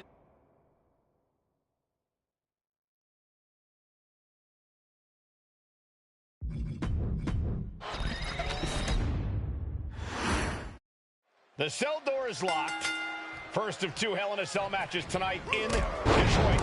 This is the 20th anniversary of this barbaric match. The Usos and the New Day must be prepared for pain and punishment. Two of the greatest tag teams ever. One of the best rivalries going today. It all comes to a head right now for the SmackDown Tag Team Championship. All the talking we've heard leading into this match, we've heard the Usos call the New Day, quote, three clowns on a tricycle. Look, the Usos love the trash talk, but they deliver. And don't act like the New Day don't throw verbal jabs either. We had Big E earlier saying how he's going to drop some gloom and doom. Oh, shocking inside cradle. Small packages could be it. The challenger stays in the match with a kick out. Looking for a speedy pinfall there. Just ejected from the ring. Oh, that got turned around on Woods. Fire pulled into the corner. It crashes to the mat. Back into the ring here. Big power slam. Oh, he timed that counter well. So many amazing matches between these two teams. They said it this past week on SmackDown. No matter where we are, we put on a show. The Usos, we got to cover, guys, for the championship. And what's this? Why did he do that? What's going on? Possibly testing just how tenacious Woods can be there. Yeah, as Jimmy was staking his claim with that. Oh, no. Now that he has the kendo stick, I definitely do not want to be in his path of destruction. Oh, man. Looking to explore every inch of hell here now. Into the ring again now. Ooh, Jimmy manages to counter. A nice shot by Big E! Man, that's gonna hurt. The Usos following in the footsteps of many great family tag teams. The Steiner brothers, the Head Shrinkers, who of course Jay and Jimmy's own father was a member of. It would be a very proud moment for the Anwani family if the Usos can capture their 5th tag team championship here. Yeah, it doesn't fall far from the Stepped it up. The challenger unable to compete for the championship. We're going to shut this down. For the title, new champ. Oh, he makes the biggest save of the night. And now he gets back into the ring. Boom, right across the small of the back. Oh, fighting nasty there. The Usos and the New Day have had such a back-and-forth competition within the tag team division. You can just look at these teams' title reigns, their dominance. It tells you these are the two best teams the WWE has had in a long time. And while I do believe there's an underlying mutual respect, we won't be seeing it tonight because these are two very proud teams who feel incomplete without the championships around their waist. I have a feeling the Usos' objective is to send the New Day to the hospital. The two teams so familiar with each other. Something to come to be crowned champion. That stops the count. What a save. Oh, that hurt right in the kidney. Golly. The champ.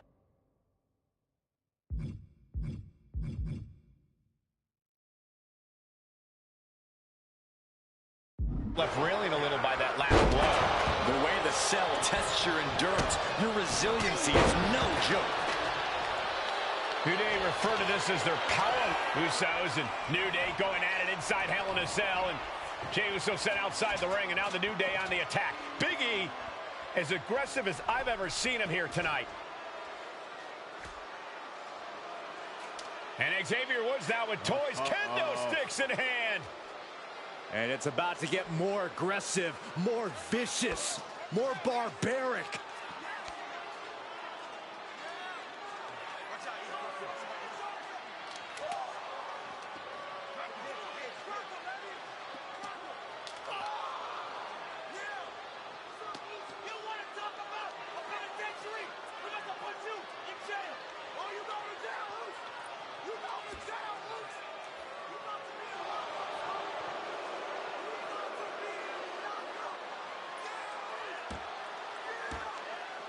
I've never seen this vicious of a side from the New Day. It's what Hell in a Cell does to you.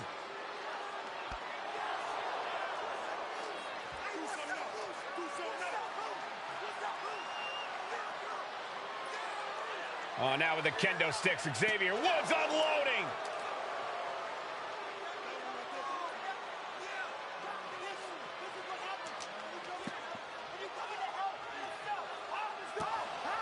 Well, you're saying it, Byron. Hell in a Cell makes you do some awful things. Just attempting to survive, attempting to win. Do whatever you want, punish however you want. Right now, that seems to be the mission statement of the New Day in order to retain the SmackDown Tag Team titles. And that's what it's about, proving you're the best in one of the most insane environments in WWE today. The New Day have just changed the whole complexion of this match. I don't know if I've seen New Day go to these lengths before. Well, no time to be a jovial bunch when you're in a cell, Michael. Tonight, it's not about entertaining. It's about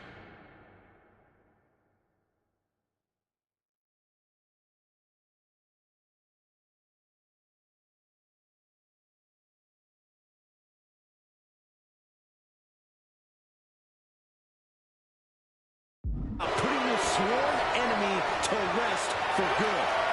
Face! Shoulders down to retain. He comes to the rescue for his team. Belly-to-back super covers For the title.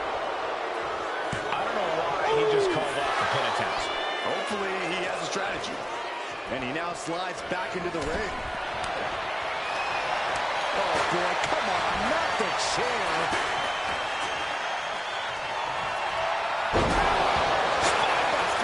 Wasting no time.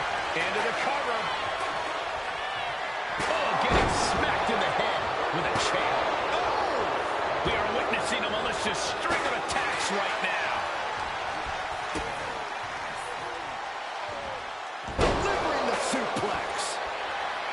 Talking to Xavier, he told me the one thing the Usos have taught us is that we have to embrace a more lawless culture here in WWE. We got the new champ here. Oh, man, this could really come back to bite him in the end.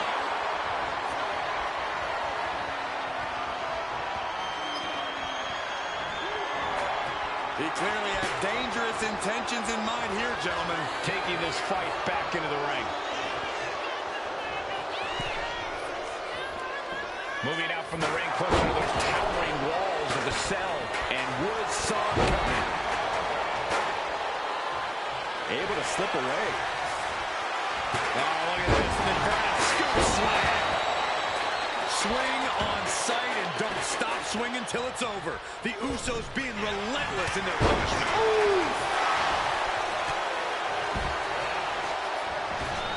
No idea where this one's heading.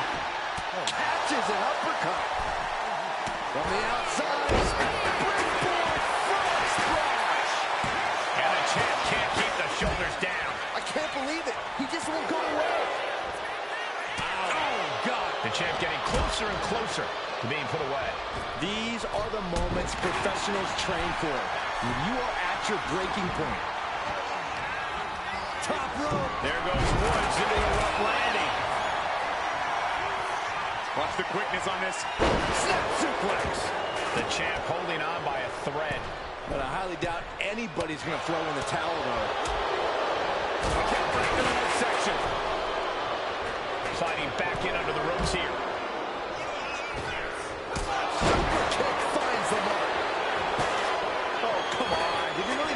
the pin like this? Out of the ring, still surrounded by the hell that is the steel. Top rope. Uso splash. Will that be enough to win the titles? And the cover.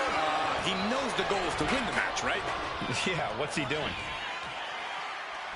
And Jimmy and Big E slugging it out middle of the ring. This has been a vicious, brutal match between two of the great tag teams today. Here comes Jey Uso into the fray alongside of his brother. Bang! Double super kick.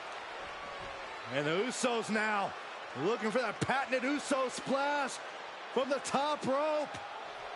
Uso splash! The cover to win the tag team titles, and Woods handcuffs it all, breaks it up. At the last possible second, Xavier Woods saving this match for his team. Credit to Woods for his never say die attitude, but Xavier Woods is outgunned right now. And look at Woods still fighting back. Yeah, with the handcuffs. Using the handcuffs as a weapon. That's smart.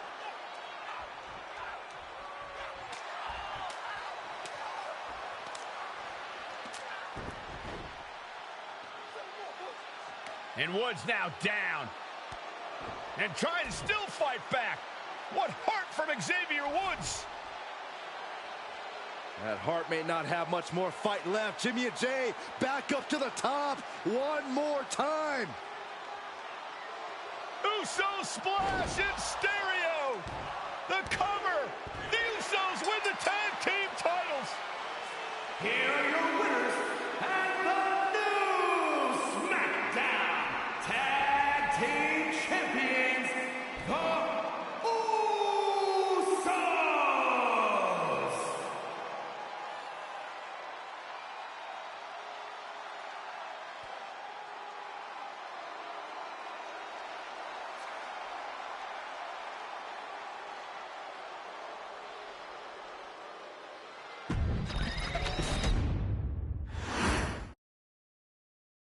Next on our showcase is someone who wasn't born into this family, but has put in the time and more than earned her spot. She's always happy to leave haters in the rear view, and when she enters the room, you will undoubtedly feel the glow.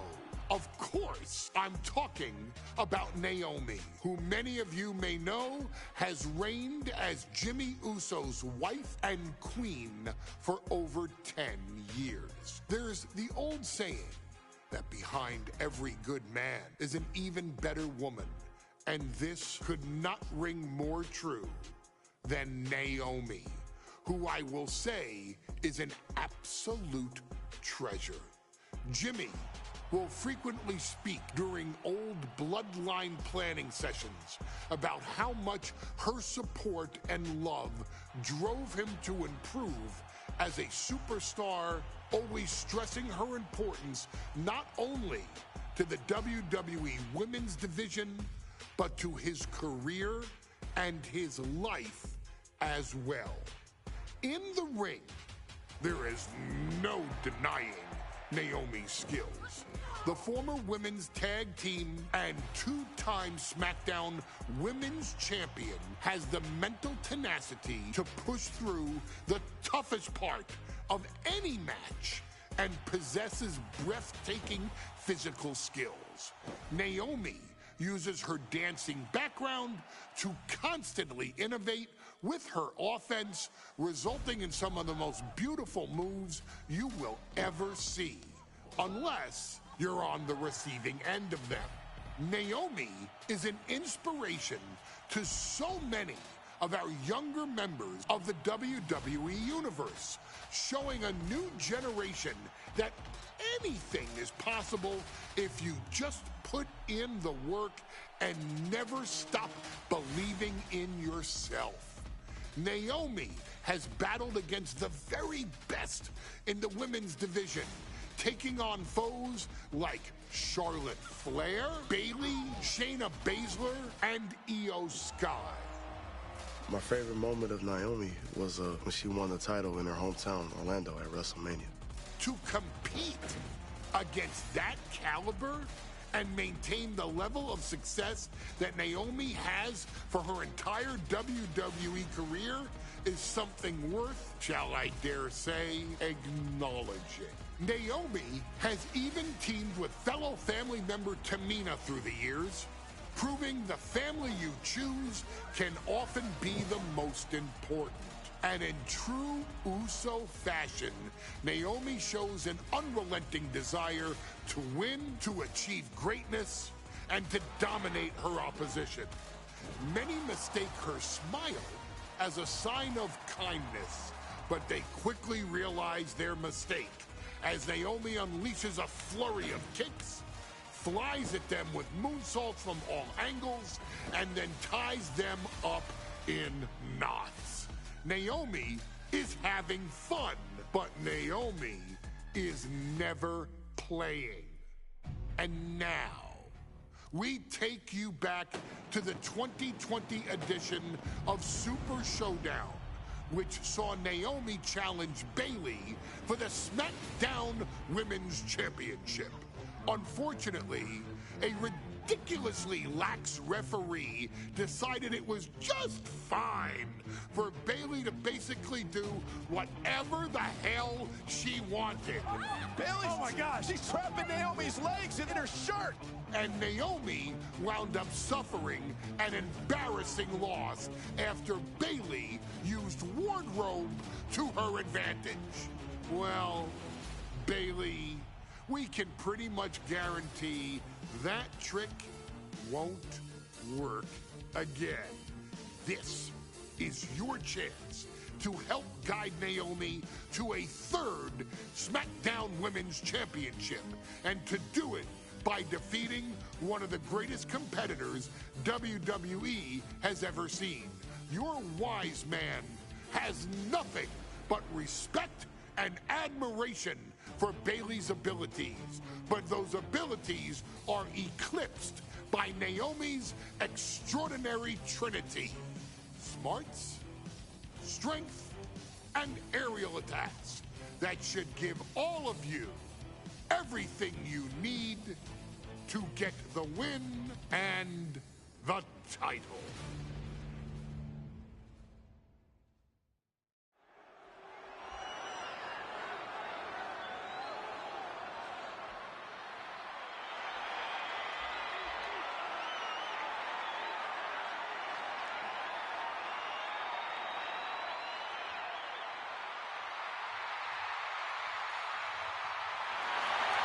Gentlemen, it's glow time!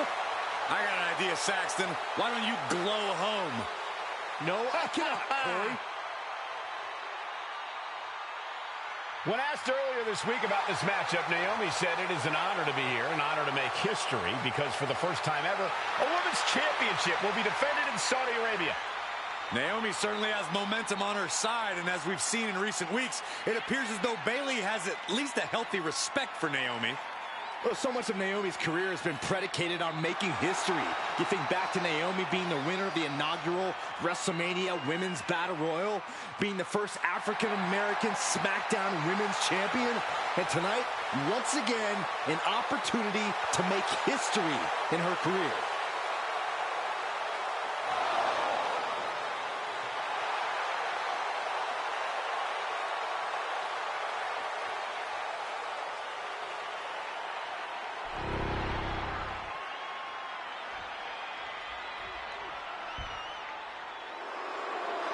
And gentlemen, when Bayley was asked about this history-making match tonight, she said, of course I'm part of this, because history is made by winners. And I'm going to become a role model for everyone here tonight in Saudi Arabia and for everyone around the entire world.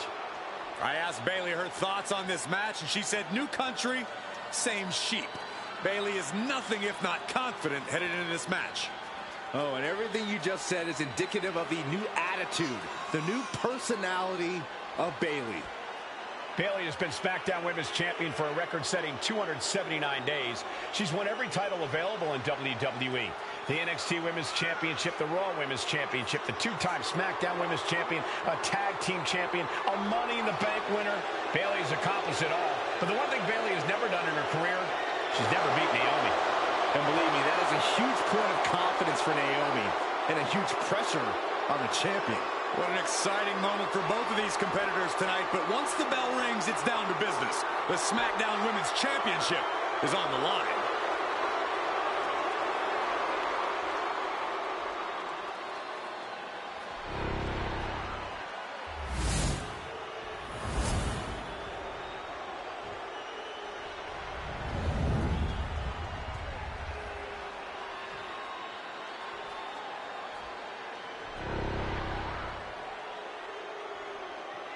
The following contest, scheduled for one fall, is for the SmackDown Women's Championship.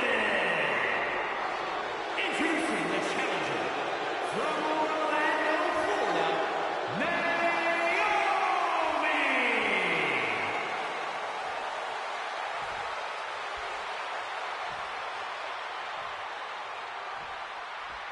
And her opponent, from San Jose, California, she is the SmackDown Women's Champion, Bayley!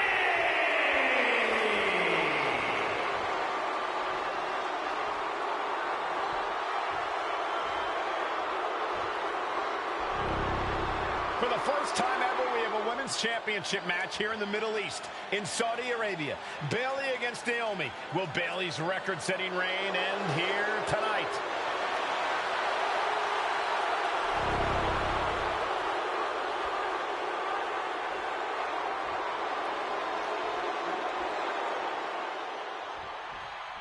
Bayley versus Naomi, SmackDown Women's Championship on the line.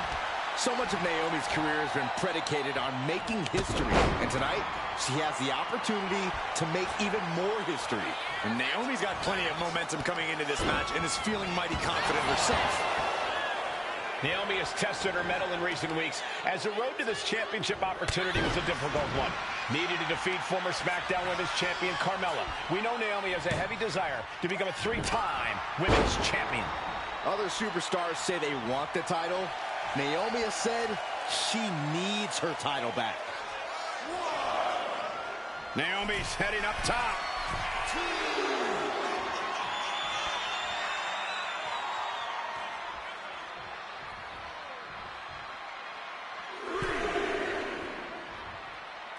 From way up, double axe handle connects.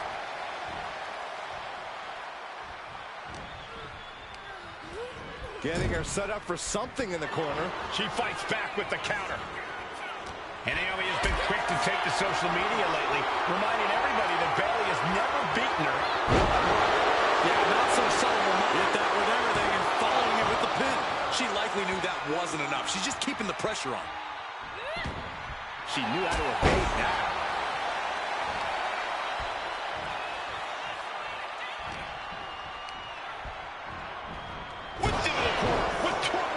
Force.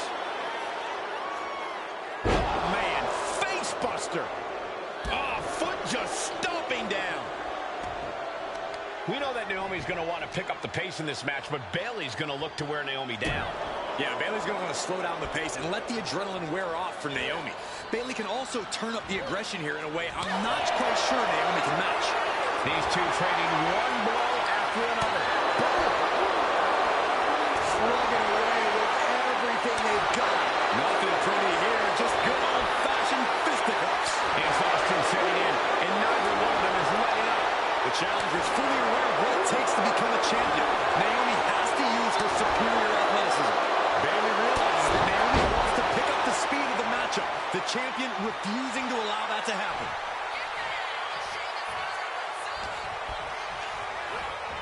Ooh, up into the turnbuckle.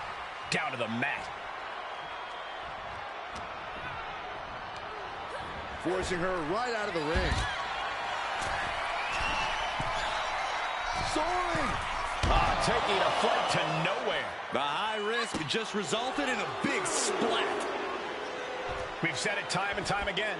Naomi may be the most athletic woman we've ever seen compete here in WWE. Yeah, Naomi wants to depend on athletic. Perched up top. You gotta be kidding me. I can't believe what we just saw. I can't believe that didn't miss. Naomi going for broke. And this high-risk offense from the challenger might be catching the champion by surprise. The challenger being the aggressor here, but remember, the title can only be won by pinfall or submission inside the ring.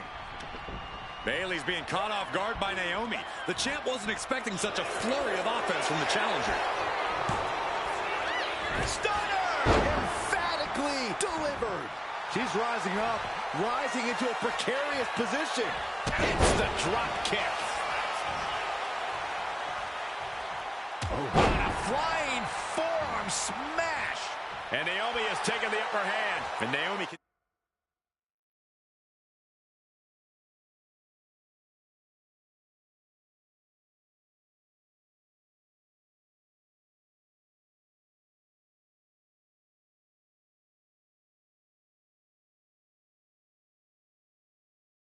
continues to somehow have Bayley's number here. Lands the crossbody.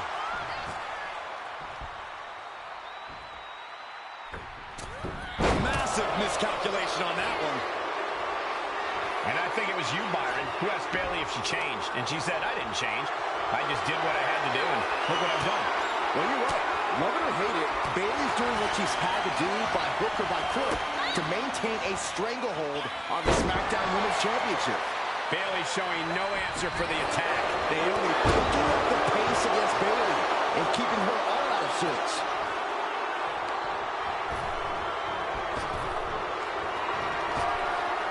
Haymaker connects. Waistlock. And right into the pin. Uh-oh. She still has enough energy for a simple kick out. Bayley has Naomi right where she wants her. We're going to dim the glow. Able to slip out of that one. Byron, you've talked a lot about this change in Bayley and how people can't believe that this is the type of person she's turned into. Well, it comes down to career frustration. Bayley is frustrated with her career progression. The way things were when she was hugging and smiling. It's not about frustration, Saxton. It's about realization. Bayley realized she never got the respect that she deserves from the WWE Universe. Foot in the corner now. Big offense could be coming. And here we go. Championship's on the line. Naomi's got Bayley in trouble up on the top rope. This could be Naomi's moment. Smart move by Bayley, protecting her title and going to the eyes. Oh, what a kick. Bayley is down and in trouble. Quick thinking by Naomi, looking to close this one out. Nobody home. Bayley wisely moves out of harm's way. What's Bayley trying to do here? What the? I think Bayley's trying to trap Naomi's legs in Naomi's own shirt. A great counter by Naomi. Naomi ducks underneath, and we got a standoff. Great match so far. Well, Bayley thought she had Naomi, but the challenger was ready. Well, the champion has to find a new strategy in a hurry. Powerbomb position. Fighting out. Hammering away with... Poor view by Naomi. It just got as bad as it could for the champ. Boom! Rear view. Connecting. Are we headed toward the title change? Naomi did it. We have a new champion.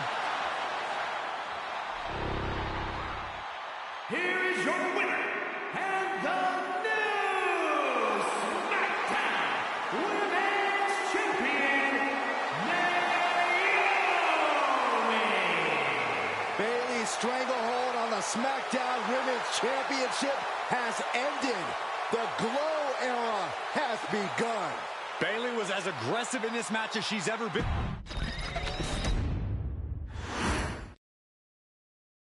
Ladies and gentlemen, if it weren't for the next two superstars in our showcase, none of this would be possible. Because without Atha and Sika, without the wild Samoans, there truly is no dynasty. While it was their father who made the blood oath with High Chief Peter Maivia, it was Afa and Sika who built the family up, training generations of relatives, all with the single goal of becoming the best professional wrestler on the face of the planet. And while the two would together be WWE Hall of Famers, based solely on their work as trainers and cultivators of the next generation, their in-ring successes only add to their immortality. Afa and Sika formed WWE's most dominant tag team of the early 1980s, fighting their way to the WWE Tag Team Championship on 3 separate occasions. Opponents were often defeated before the bell even rang to start the match, falling victim to the aura and the intimidation factor of having to step into the ring with the Wild Samoans, accompanied by Captain Lou Albano. The trio formed a masterful group that was able to take all opponents off their game, be it through Albano's devious schemes or the overpowering nature of the Wild Samoans. WWE had never dealt with a team so primal, turning each match into a battle of survival. Most feared, the deadly Samoan drop, a move that has been imitated by many, but duplicated only by a chosen few. There they are, the Wild Samoans. These are immigrants coming from the island, trying to figure it out, trying to find a way. I couldn't imagine being these men. I couldn't imagine taking on these responsibilities of setting the tone in a whole new country, and then trying to break into entertainment on top of that. But they made it work. And that's what we are. We're workers. We make it work. These tribal elders set the standard for all of their descendants to not only follow, but they also taught their descendants how to surpass it. So beloved were the two that perhaps no moment holds more significance to your tribal chief, Roman Reigns, than when he was presented the Ula Fala by his father Sika and Uncle Afa after the 2020 Hell in a Cell event. You see, it was their acknowledgement that gave Roman Reigns the unshakable confidence to continue his journey to becoming the greatest of all time. The utmost respect, love, and gratitude for those men. Because if my father and uncle don't do what they do, we're not here. We now humbly present to you the honor of walking in the famed footsteps of the Wild Samoans, finding a tag team in WWE's long and storied history that we felt would test the Wild Samoans was not an easy task. But then a thought came to your wise man. Why not give the audience exactly what they want? Why not put the Wild Samoans against one of the greatest tag teams of all time? Why not present Afa, Sika, the Wild Samoans versus Bubba Ray and Devon, the Dudley Boys? And if we're going to go that far, let's do it in a tables match. Showcase that savage brutality that made both teams the eternal legends we know them to be. No pinfalls, no submissions, no rules. Just be the team that avoids being put through the table, and you will emerge victorious. And with these four men, you better believe that things are going to get extreme.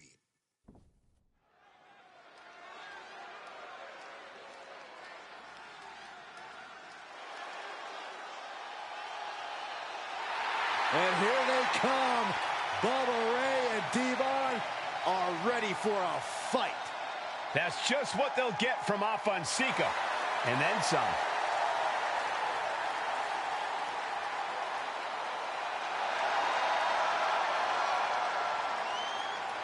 The following contest is a tag team tables match. And a combined weight of 603 pounds. Bubba Ray and Devon, the Dudley Boys.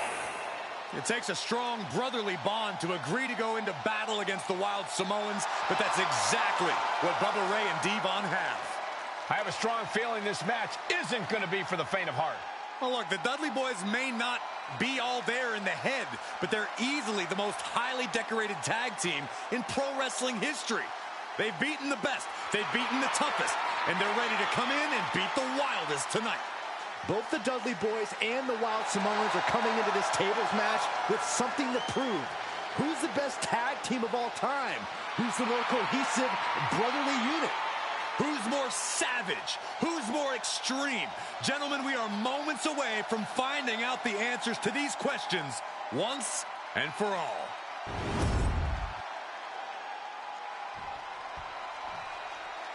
Guys, this is going to be a great one. You can feel the electricity already. I feel the excitement and some fear, too. Accompanied by Captain Lou Albano.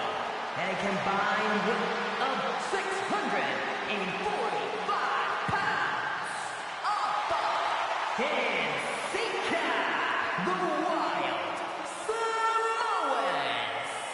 And this tables match might be a dream match for many, but for both the Wild Samoans and the Dudley Boys, this is about to be one team's greatest nightmare. Afa and Sika clearly not looking to back down here.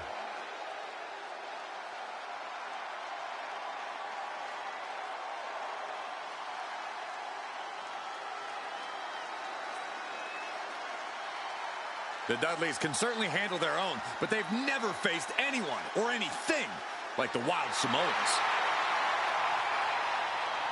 Those mean looks on both Afa and Sika's faces, I'll tell you, they're out for blood. And the Dudleys are about to walk right into the lion's den.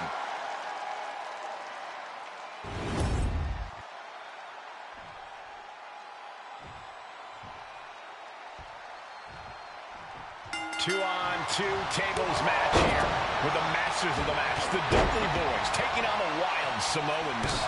There's always those thoughts in the back of your mind. My brother can beat up your brother. My brother can put your brother through a table faster. Finally, we get to see those thoughts become a reality. Saxton, I never want to hear about the inner workings of your mind ever again. I second that, but the Dudley Boys and the Wild Samoans are two teams who also clearly have a few screws loose. This should be intense. And the Wild Samoans always have that gaze in their eyes, that look that makes you question their understanding of their surroundings. Yeah, and I have to wonder if Afa and Sika are even aware of what the tables are for. I'm afraid they'll just blast off. Crash and burn. Backbreaker and backbreaker. Now these are obviously two juggernaut tag teams. Take them. Ooh. On the top, big forearm. Oh my God, what a move. Devon's toughness being called into question by that offense. He is looking to do some serious harm. Such a peculiar look coming from the Wild Samoans, as if they have no control of their animalistic behavior. What a counter! And we can tell by how this match was something almost tailor-built by the Dudley Boys. With a famous series of TLC matches they've had, the Dudleys have become synonymous with the T in TLC. And that didn't stand for tender, Cole. It means tables, and it means lots of them. Yeah, and if Bubba Ray and Devon can get the Wild Samoans to their table tonight, it will really add to the Dudley Boys' legacy even further. He's heading back to the ring. Clearing off our desk. What could be the thought process here? I don't think it's anything good. I don't know if there's anything I can watch. He's climbing the turnbuckles to the top. Looking for something big here. Corey, the Wild Samoans from way up.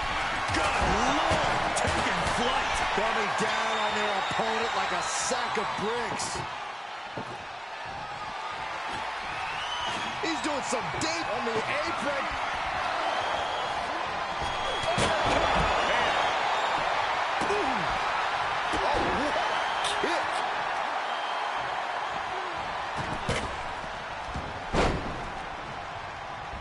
Bubba Ray was ready for that.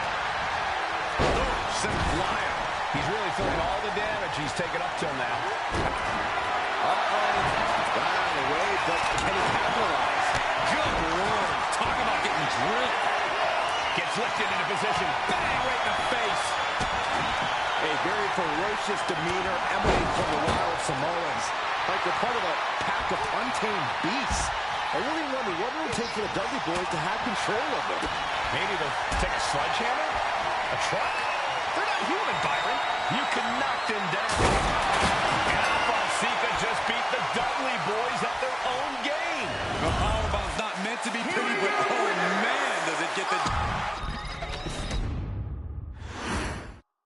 Here's the bell, and it's the Wild Samoans. Alpha and Sika taking out Devon and Bubba Ray Dudley.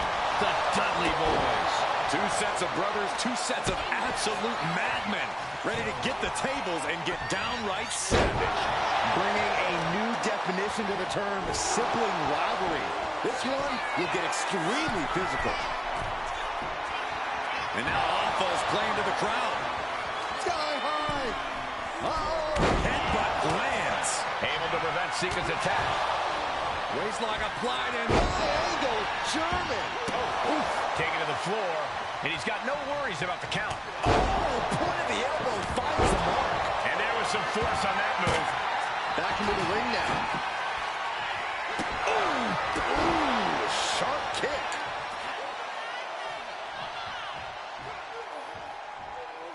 Heading to ringside now.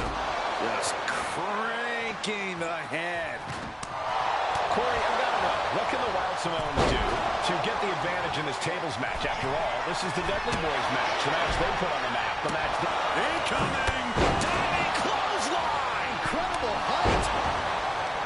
And we can harp on how this match was something almost tailor-built by the Dudley Boys. With a famous series of TLC matches they've had, the Dudleys have become synonymous with the team. TLC. And that didn't stand for tender, Cole. It means tables, and it means lots of them. Yeah, and if Bubba Ray and Devon can get the Wild Samoans to their table tonight, it will really add to the Dudley Boys' legacy even further. Such a peculiar look coming from the Wild Samoans, as if they have no control of their animalistic behavior. Just launched. Not the prettiest thing you'll ever see, but it sure looks effective from here. Oh, there's a headbutt. Oof, that can knock you out. A very ferocious demeanor emanates from the Wild Samoans. Like they're part of a pack of untamed beasts. I really wonder what it would take for the Dudley Boys to have control of them. Maybe they'll take a sledgehammer? A truck? They're not human, Byron.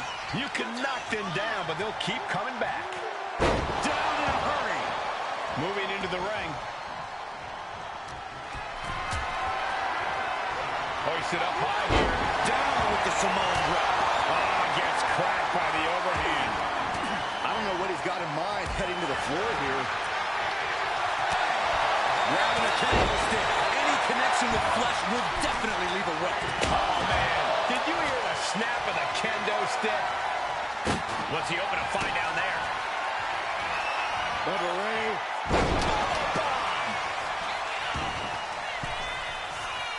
He's leaving the ring now. No countouts to worry about. And the Wild Samoans always have that gaze in their eyes, that look that makes you question their understanding of their surroundings. Yeah, and I have to wonder if Afa and Sika are even aware of what the table before. I'm afraid they'll just keep on dishing out punishment, expecting a bell to eventually ring. He connects with a counter. Countered into a power slam. Lands a haymaker.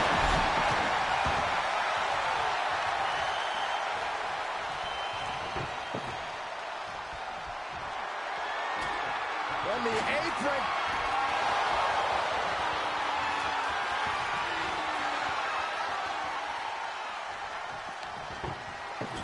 Now heading outside.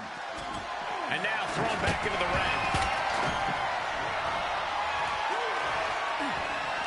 Sika evades the attack.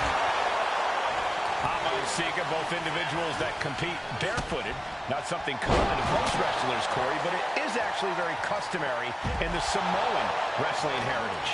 It's how they train. It's how they live in the Isle of Samoa. And no one delays a fight just to put some boots on.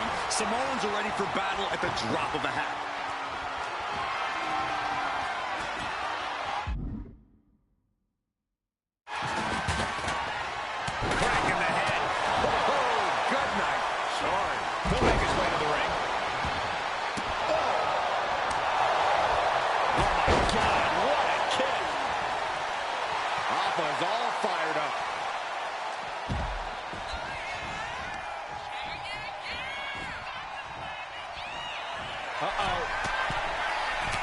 Blast off! Elbow throw, saying not today. From up top, right onto the target, outside. That is kicking things into a hole. Popped up, into the Samoan drop. Incredible. The Wild Samoans just completely wrecking the Dudley Boys in there. Fishing for something beneath the ring. He's got the table, and I can only imagine what he's thinking of doing with it. And slides back into the ring. And avoids taking any damage. Clearing off the announce table. This can't be good. Nothing but bad intentions in mind, I'm sure. Oh, he got him. Is he going to let this in? Targeting the shoulder with the escape and a takedown.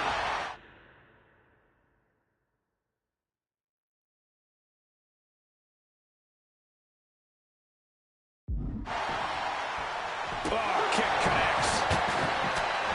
The Dudley Boys came in tonight knowing they had to turn up the dial. Had to match Afa and Sika's level of aggression. Bubba Ray and Devon know they have to be extreme as they can be. Yeah, but what the Dudleys call extreme, the Wild Samoans just call regular old Tuesday. Afa and Sika are just a different breed of wrestler. Look, I don't care who you are. You could be King Kong or a kaiju. It's going to be curtains for you if you're on the receiving side of the Wild Samoan headbutt from the top. Popped up into the Samoan drop. Incredible. Afa and Sika might have just shown us the prelude to the Dudley's demise. I don't think this table's going to last much longer. And Afa and Sika just beat the Dudley Boys at their own game. Here are your winners, Afa and Sika, the Wild Samoans. And it's the Wild Samoans standing tall, having beat the Dudley Boys at their own game. Devon and Bubba pushed Afa and Sika to their limits, but in the end, there was only one way this match could end.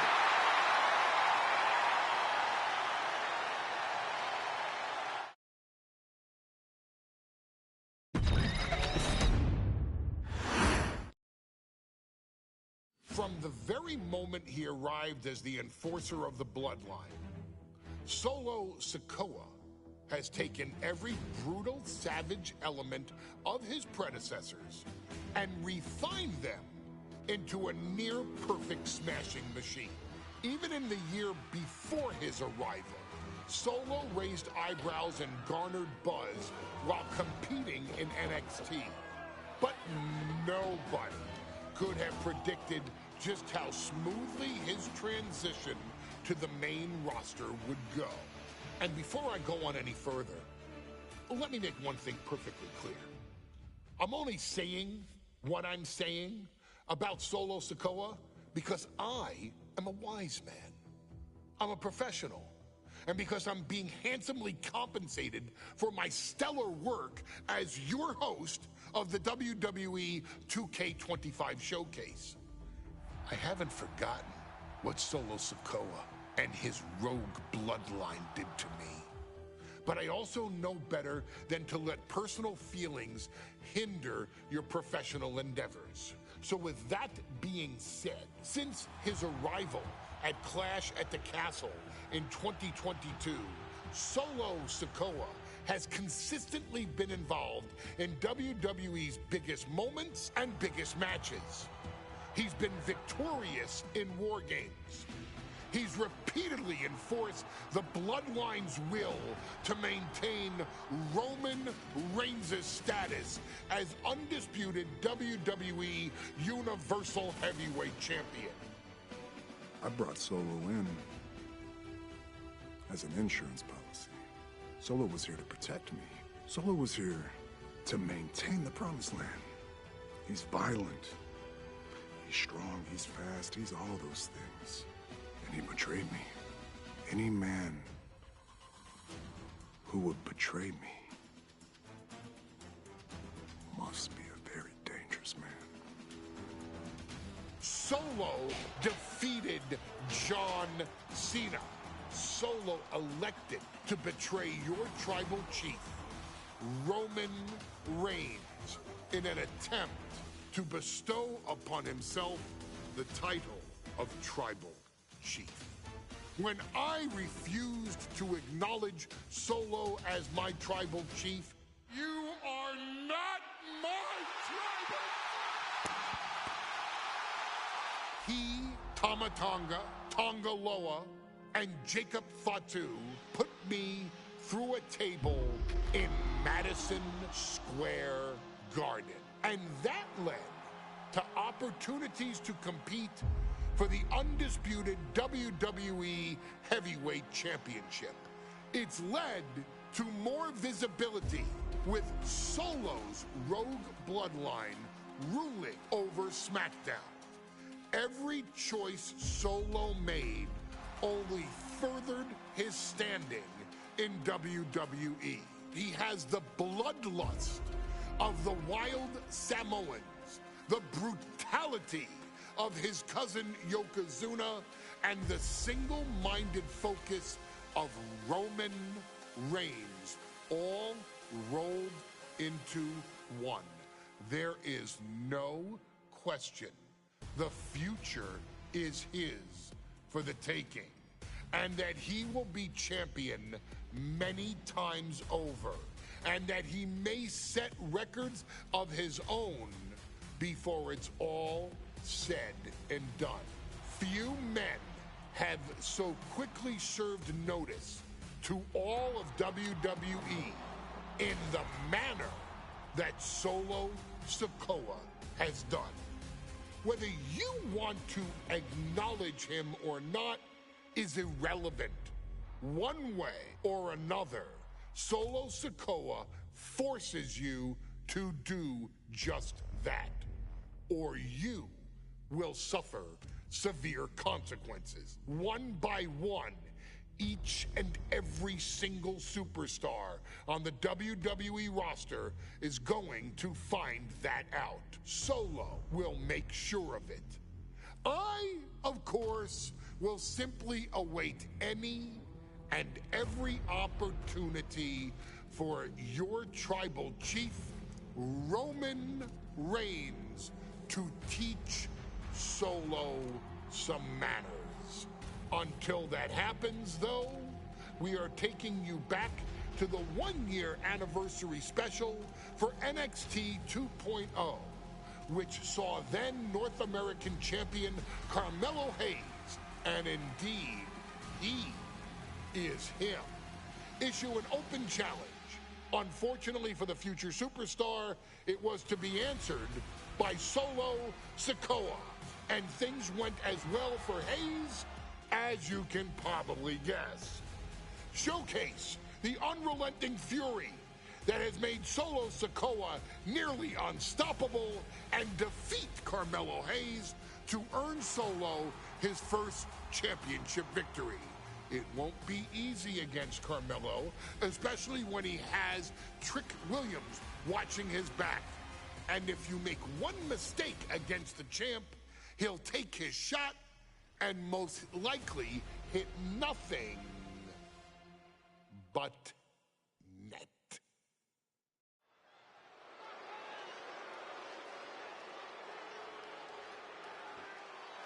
Here comes the A-Champ.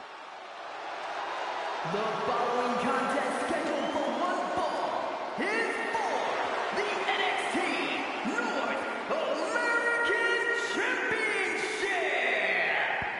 Accompanied by Trick Williams, he is the NXT North American Champion, Carmelo Hayes. Mello and Trick looking so pleased with themselves after attacking Wes Lee.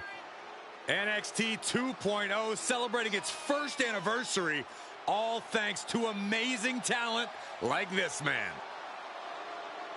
Hayes has a look right now. He probably thinks he's getting the night off and another day on his North American title reign. Well, after what Mello and Trick just did to Wes Lee, who's going to have the guts to step up and take Lee's place?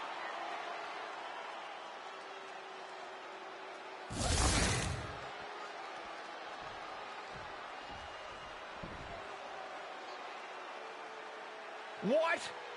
This place is shaking! We never thought we'd see Sikoa again. His opponent from Las Vegas, Nevada, weighing in at 250 pounds, Solo Sikoa! And Solo is dressed to fight, too. I really didn't think we'd see him again. We saw him at Clash at the Castle 10 days ago where he cost Drew McIntyre the WWE Universal Championship. Well, as far as I'm personally concerned, Sikoa isn't welcome around here. Mello needs the night off. Well, Mello talks about wearing the biggest crown in the WWE, but it's Sikoa who sits at the biggest table in WWE. Well, he wasn't exactly invited to sit at this table now, was he? We said to expect the unexpected. Is this title match going to happen?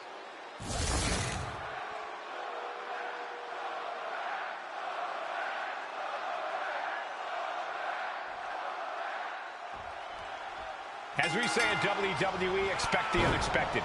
We expected Wes Lee to be Carmelo Hayes' opponent here, but instead, we have the surprise return of Solo Sikoa as he's claimed his title opportunity. Solo Sikoa, fresh off joining the Bloodline, is here. He has answered the call, and we indeed have an NXT North American title defense tonight for NXT 2.0's one-year celebration. Oh, the knee directly into the face.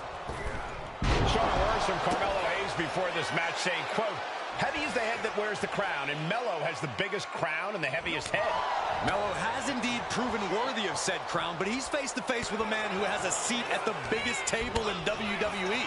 And both men have earned their status thus far, that's for sure. Got to be a tough situation for Carmelo Hayes here.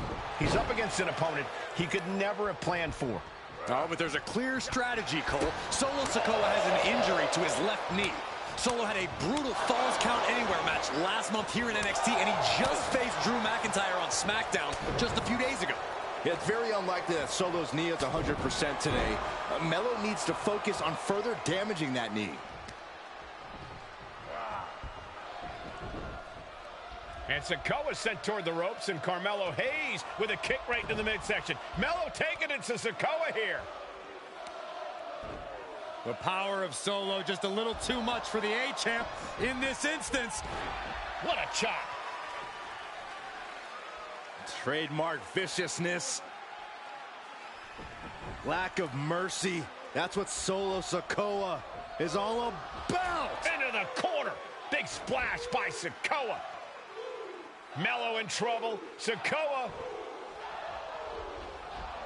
Trick Williams making sure Mello got out of harm's way. Well, at least momentarily.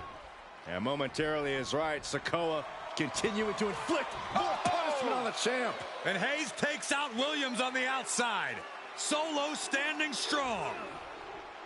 Solo not allowing the presence of Trick Williams to distract him whatsoever.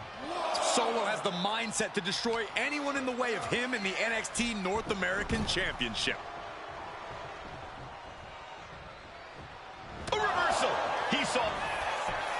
Finds the roll-up. He's on the ropes, and the ref calls off the count. Ooh. Drops the hammer. Right on the lower back. Got out of the way. He just flipped the script there. Big forearm. He puts him into the corner. Oh, man. Shoulders are down. Is this enough to retain? And the champ only gets a count of 1. I didn't think this match was close to over.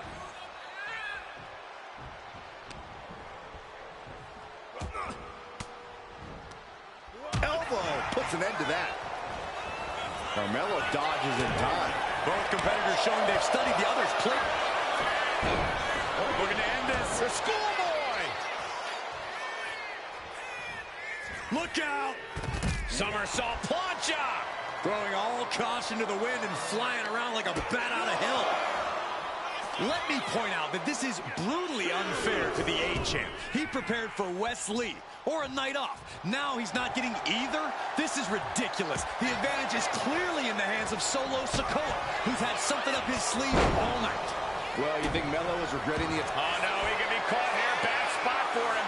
Wow, the power. And he very quickly counters. Sliced bread. What a counter. Power slam. Solo Sikoa signaling to the audience, and they are responding. Oh, boom.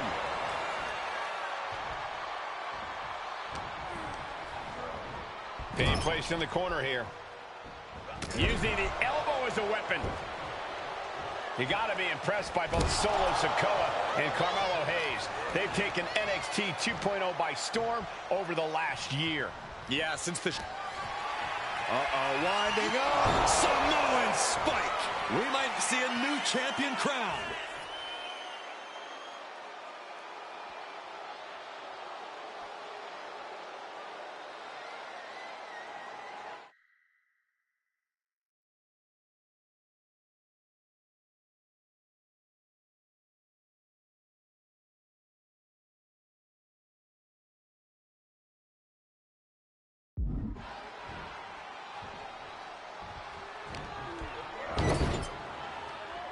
Big uppercut rocks the jaw of Carmelo Hayes. Ripped out of the corner. Looking to put him away, and now Trick Williams up on the apron, causing a distraction. Trick paying dividends. Ooh. First 48. And that could be the turning point for the North American champion. Oh, Samoa drop by Sikoa. Cover now for the win. Hayes kicks it too. And Williams once again on the apron. You can see how concerned Trick Williams is that Carmelo Hayes' championship hopes, might be fading away. Super kick drops Williams. Hayes picked out of the sky. Oh, and a spinning Solo. Is that it for Carmelo Hayes? Trick is out. Carmelo is dazed. Here's your chance, Solo. The title could be yours. From the top, huge splash by Solo. Can the champ...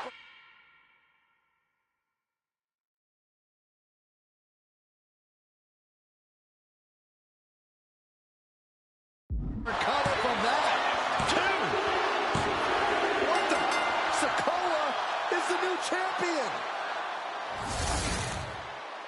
Here is your winner, and new NXT North American Champion, Solo Sikoa! Solo is your new champion. And is the North American title now going to SmackDown?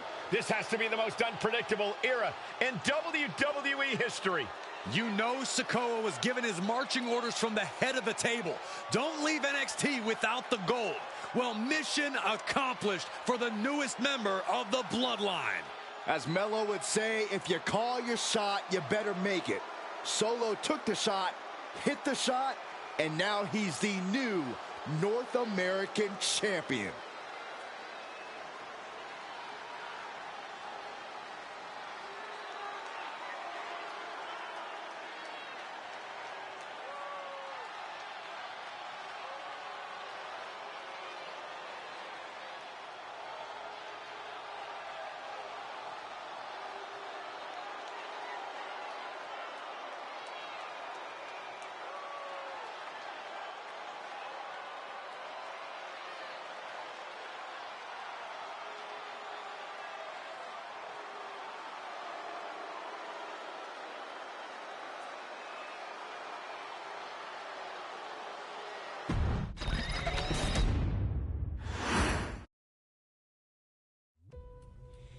I ain't doing this one. We can have all the fun we want with these video games and this showcase and these fantasy matchups like Alpha and Sika versus Bubba Ray and Diva. I'm not doing shtick about Roman Reigns and Seth Rollins. That's a little too volatile. And it's way too personal for Roman Reigns.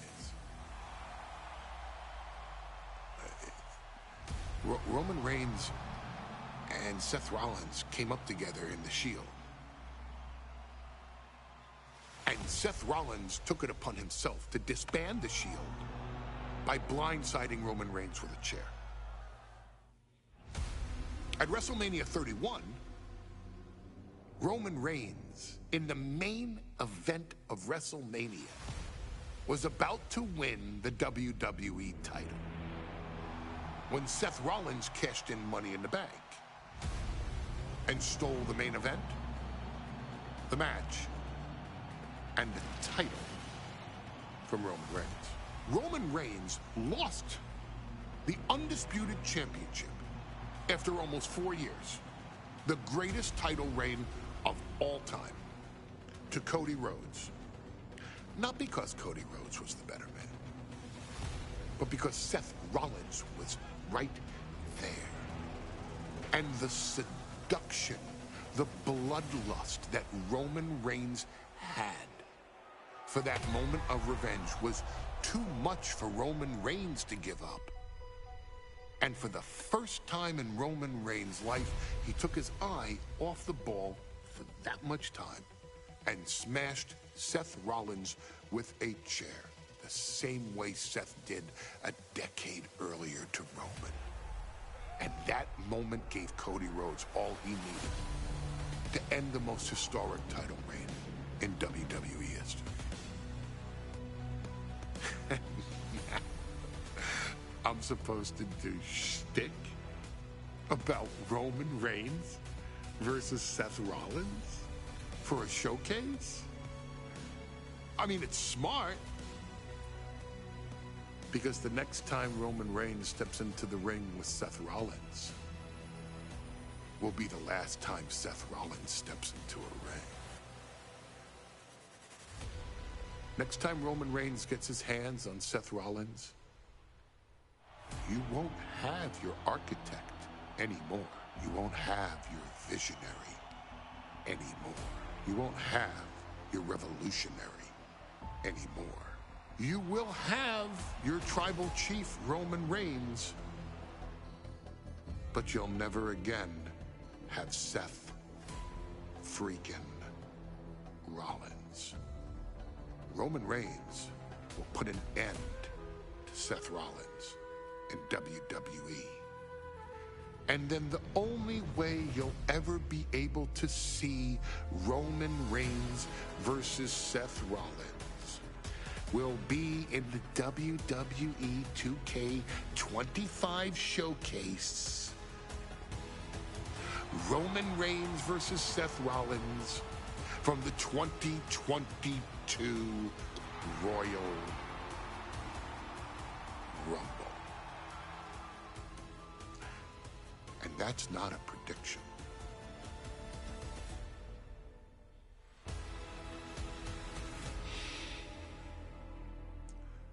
that's a spoiler.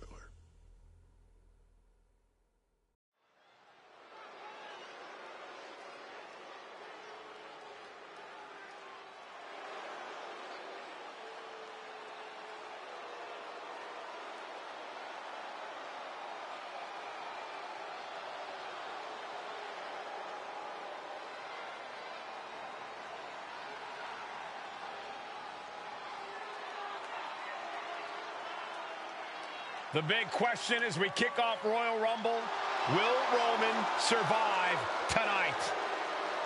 Well, the man who's walking down the aisle here in front of 44,000 plus is the greatest champion of all time, transcending the business.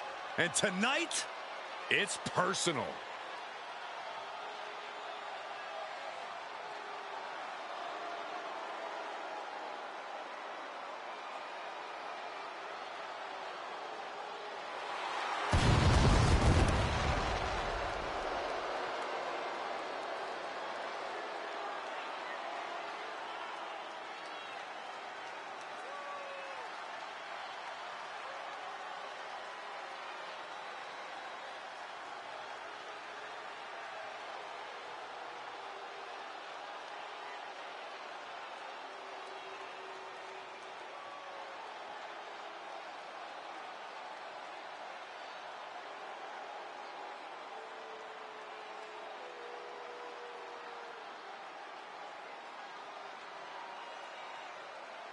For 17 months, Roman Reigns has dominated everyone.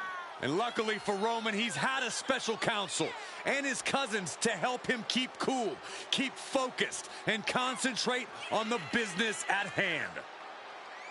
Now Paul Heyman is gone, and the Usos are barred from ringside. And without those calming forces, Corey, cracks started to form last night in Roman's armor. No telling how Roman's going to handle things on his own. It's been years since he competed on his own. But that's the situation we're seeing right now for the Tribal Chief.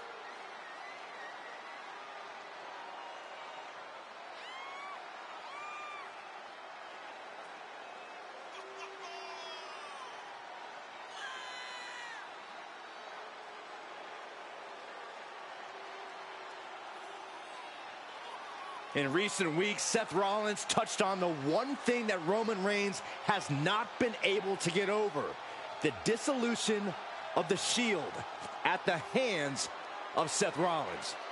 Roman Reigns is a loyal man, a family man, and what Seth Rollins did to his family was cowardly in the eyes of the head of the table, the Tribal Chief, the man who is blessed by the gods of sports entertainment.